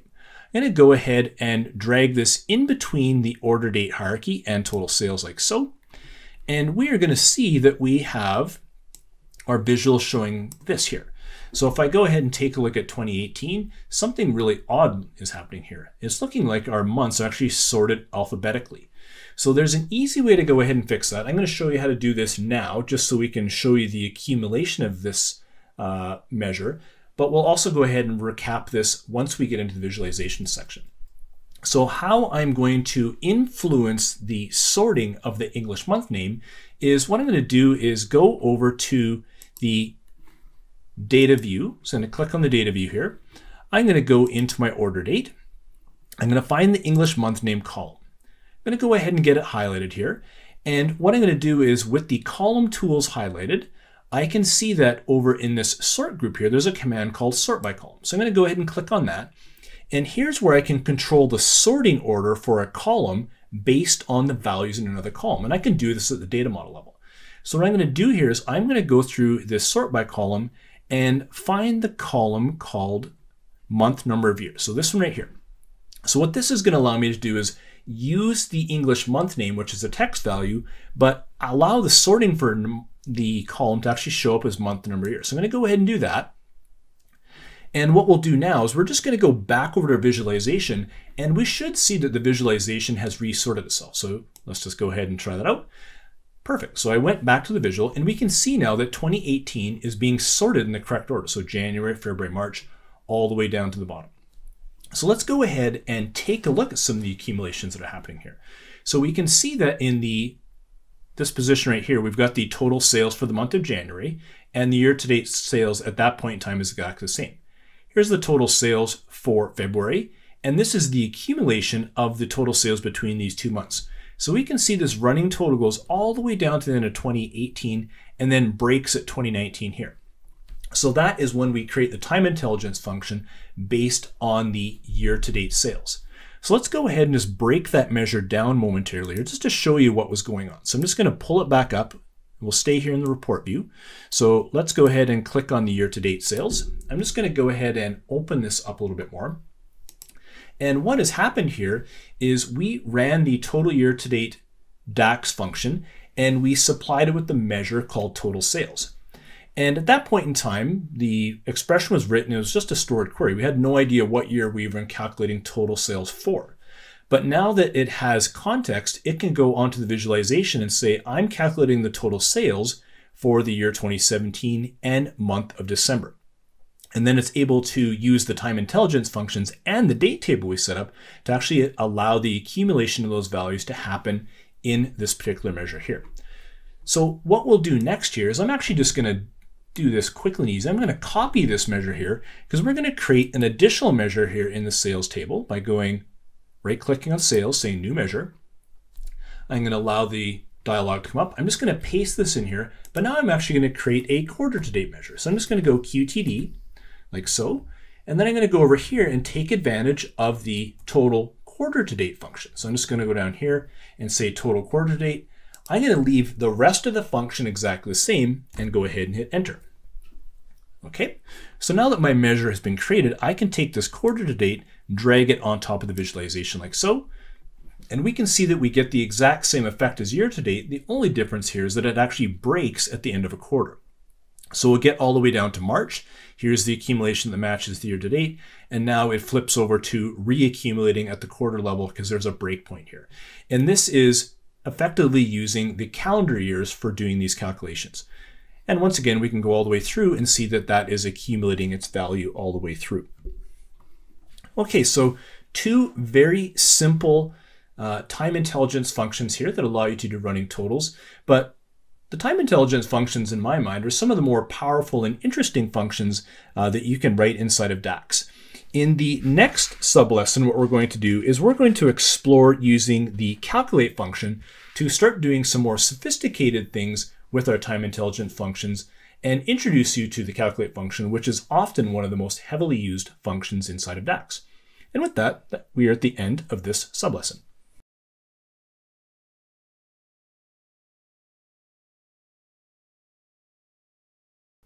In this sub-lesson, we're going to introduce you to probably one of the more widely used DAX functions, and that is the calculate function.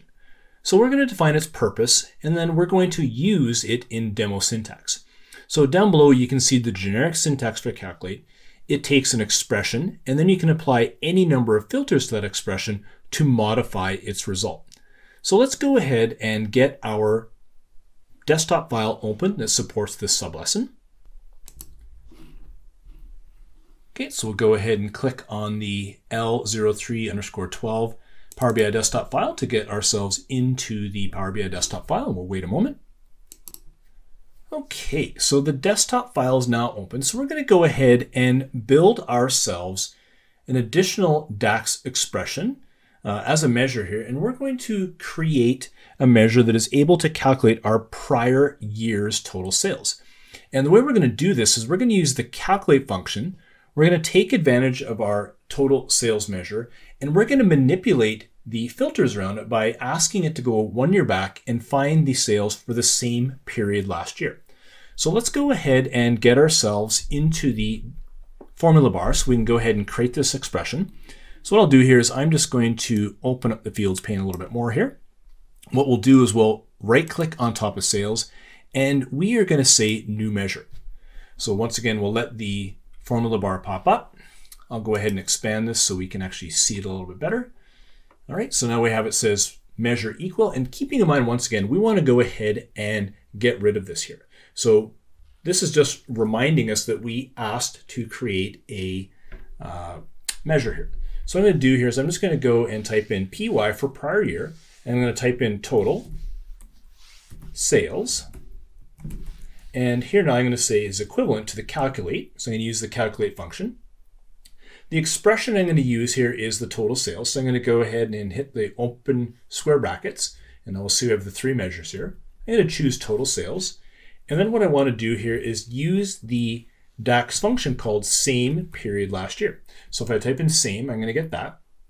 And what I'm going to do here now is it's going to ask me for what is my date field in my date table. So I'm going to go ahead and type order date like so, and then just scroll down a little bit lower to that one right there, hit the tab key, close that bracket off. Let's close the second bracket off so the calculate function closes.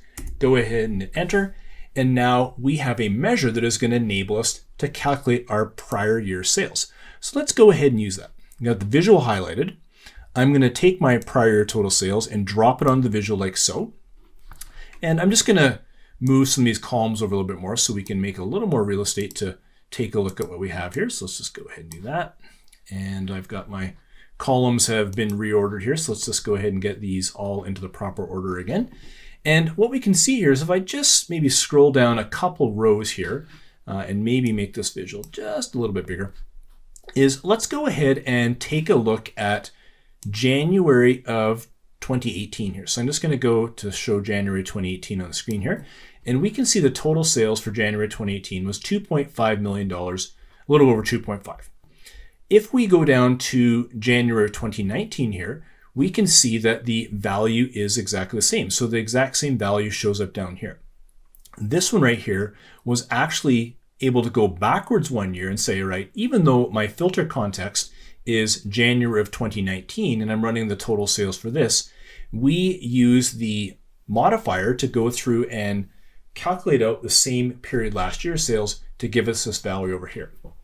The nice thing about this is going to allow us to start building some ratio calculations so that if we wanted to go ahead and see what our percentage change in a year-over-year basis was, we could go ahead and do that. Okay, so a really simple introduction into the calculate function. As I mentioned, this is one of the more widely used DAX functions. And this brings us to the end of this sublesson.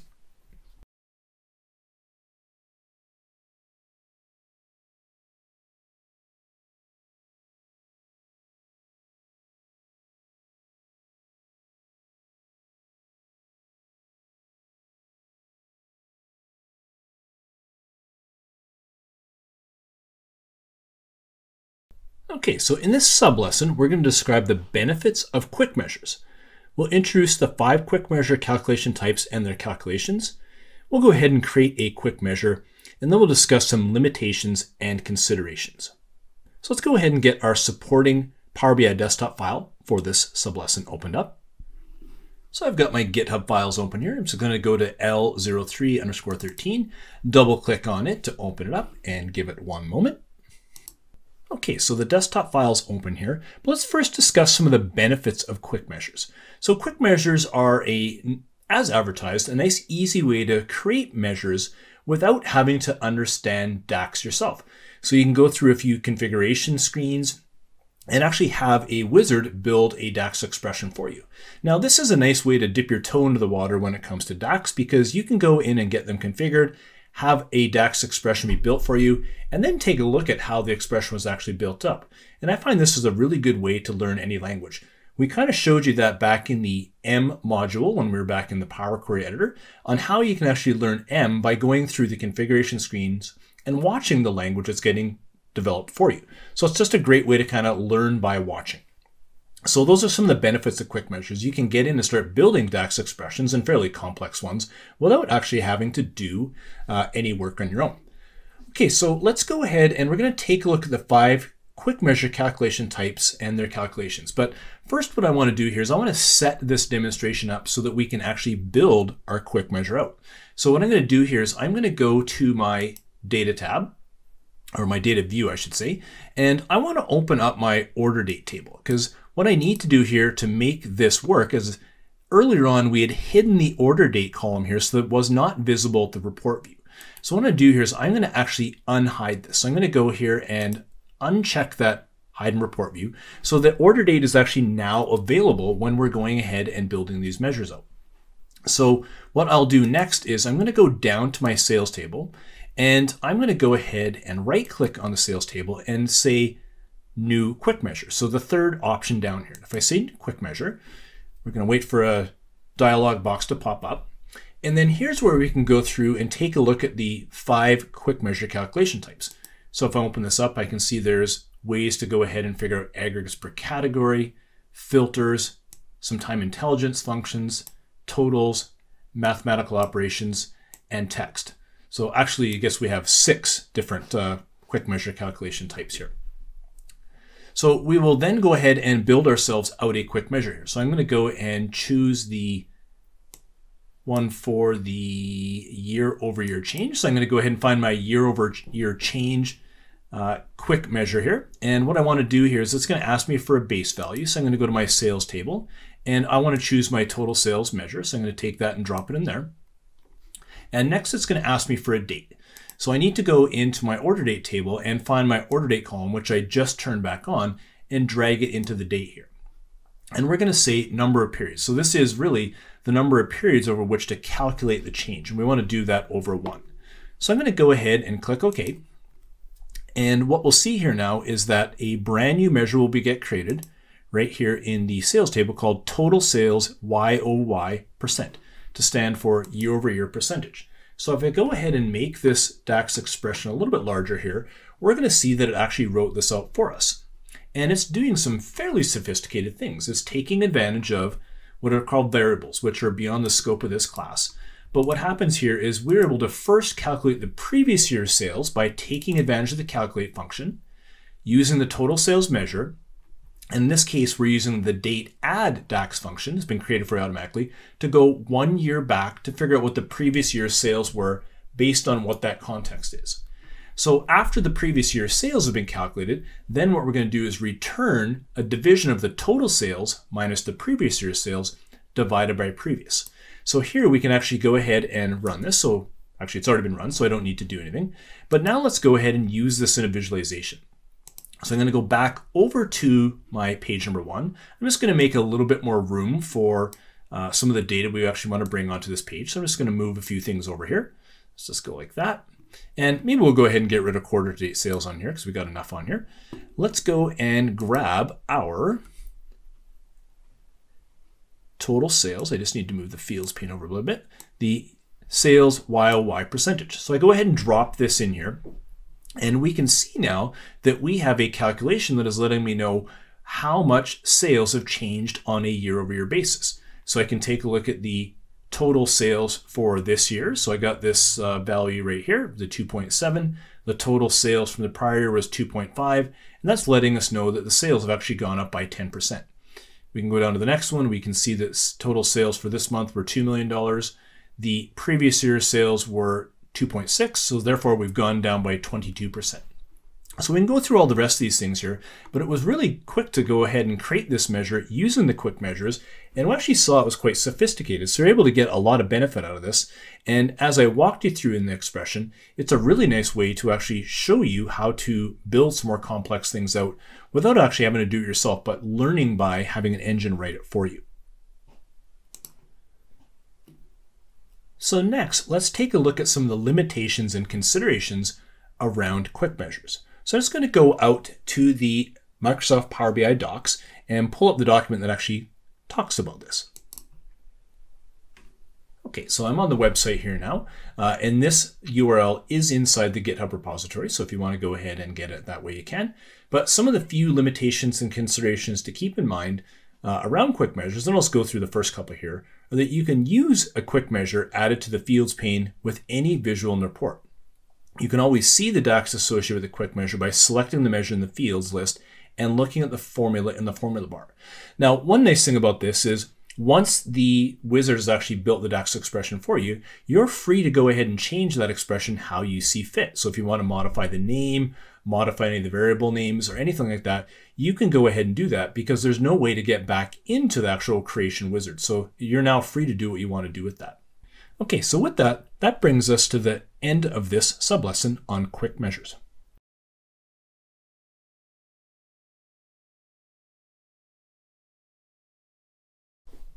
All right, so in this last sublesson on building a data model to support self-service reporting, we're going to go through and just do some basic data model cleanup. We're going to go through and make sure our model has good naming conventions on our columns.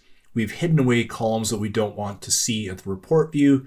We do some more formatting of the measures we created, so we didn't do some of that stuff as we went through the chapter here. So we're just going to go through and make sure our model's generally ready for end-user self-service consumption. So what I'm going to do here, like normal, is just go ahead and open up the desktop file that supports this. So I'm going to go to 03_14, double click on it. We'll go ahead and wait a moment here for the file to open up. Okay, so the file is opened up. So let's go ahead and start doing some of our cleanup activities here. We're not going to get everything cleaned up the way it should be if I wanted to do this to 100%, but let's just show you some of the things we might consider. So I can take a look at my total sales year to date and my prior year sales, and they all show 4 decimal places here. So let's go in and actually get those measures cleaned up. So I open up my sales table here. I am going to go into my prior year total sales here. And what I want to do here is I'm going to go over into my currency and I'm going to change this to English United States. So we'll go ahead and do that. And what we'll see now under our prior year total sales is now we're actually looking at things with 2 decimal places. I'm going to do the same thing with my quarter to date. Click on it, go over here, choose English United States. We're not going to actually see that one because that's not on the visual here anymore. Let's do the total sales. Go ahead and make that one English United States as well, like so. So now that has been reformatted. Go ahead and do the total sales, year-over-year percentage. Choose that one there. And just for completeness sake, let's go ahead and do the year-to-date sales here as well, just so we have everything all nice and cleaned up from the data model's perspective here. In fact, if I take a look at my model here, I can actually see that I made a mistake in it here. The total sales year-over-year percentage, this one shouldn't be formatted as a currency. We want to actually format this as a percentage. So let's go ahead and go like that, and we'll leave it at 2 decimal places. So this one was actually fine. So I just made a mistake on that one there. Okay, so that is going through and naming some of our measures. So let's go through here. I'm just going to go over to the data model now. And what we want to do here is there's several more columns that we actually want to hide away from the report view. So on the model itself, let's go ahead and re-hide the order date. So we had only brought that through to support the quick measure we were creating earlier. So there we go, we have that there. I'm just going to make this fit to the screen a little bit better. And now we're going to go through the sales table. I'm just going to expand this a little bit here because I want a lot of the activities that I do here to come through on this particular table here. So let's go like that. And what I'm going to do here is I'm going to go through and let's go ahead and hide the sales territory region. So I'm just going to highlight on that in the table, click the eyeball there. So it's not going to show in report view. And keep in mind, this is going to keep people from accidentally choosing it and expecting the filter from sales to flow over to sales territories. So we're going to go through and do that to all of the columns in here that are being used to join over to the dimensions, because we actually want people to use the dimension columns to do the filtering. So I'm going to turn the product key off, and where's the other one we want to turn off? We want to go to the order date. We'll go ahead and turn that one off as well. And the only columns that we're actually going to expose in this table here are the ones that we're going to sum, average, min, max, and count. So we'll leave our calculated columns alone. We'll leave the unit price plus all the measures that we went and created. If we want to take this one step further, what I would do is actually build everything into a measure and expose none of the calculated columns and none of the default summarizations, and would want to control everything through measures. But for now, this is good enough. Okay, so we can go ahead and take a look at our model here now, and things are actually looking pretty good. So we've hidden away things from the report view that we don't want people selecting on. We went and did some reformatting of our columns. Things are actually looking pretty good at this point. And if I just go through my data model and just quickly eyeball everything, there's actually only one column in here that doesn't adhere to the standards of having spaces between the names. And that is the is weekend column that came from Power Query that we developed a while back. So we'll just go ahead and put a space in there just so that every column in our model actually has a space between the names. It's just going to make things a lot more friendly from an end user's perspective. All right, so now we have a model that actually looks pretty good. So let's go and show you what this looks like at the report view. So I'm going to go back over here, and now let's take a look at our sales table. We'll notice that the only columns that are even being exposed here are the columns that we would want to average, sum, min, max, and count. So the aggregatable columns. The ones that were allowing us to join over or build relationships to the dimension tables, those are no longer available here. So we're at no risk of somebody choosing one of those columns and inadvertently trying to apply filters to it and not having those filters actually work their way back into the parts of the data model. Okay, so that was it. That's just some basic model cleanup that we want to do. This is always one of the last things we should do before we get ready to start pushing a model over into production so that people can start building more reports on top of it, is just really make sure that data model's set the way you want. You've got all the naming conventions in place. If you've got default formatting, you basically built everything in the data model to make end user self-service as efficient as possible.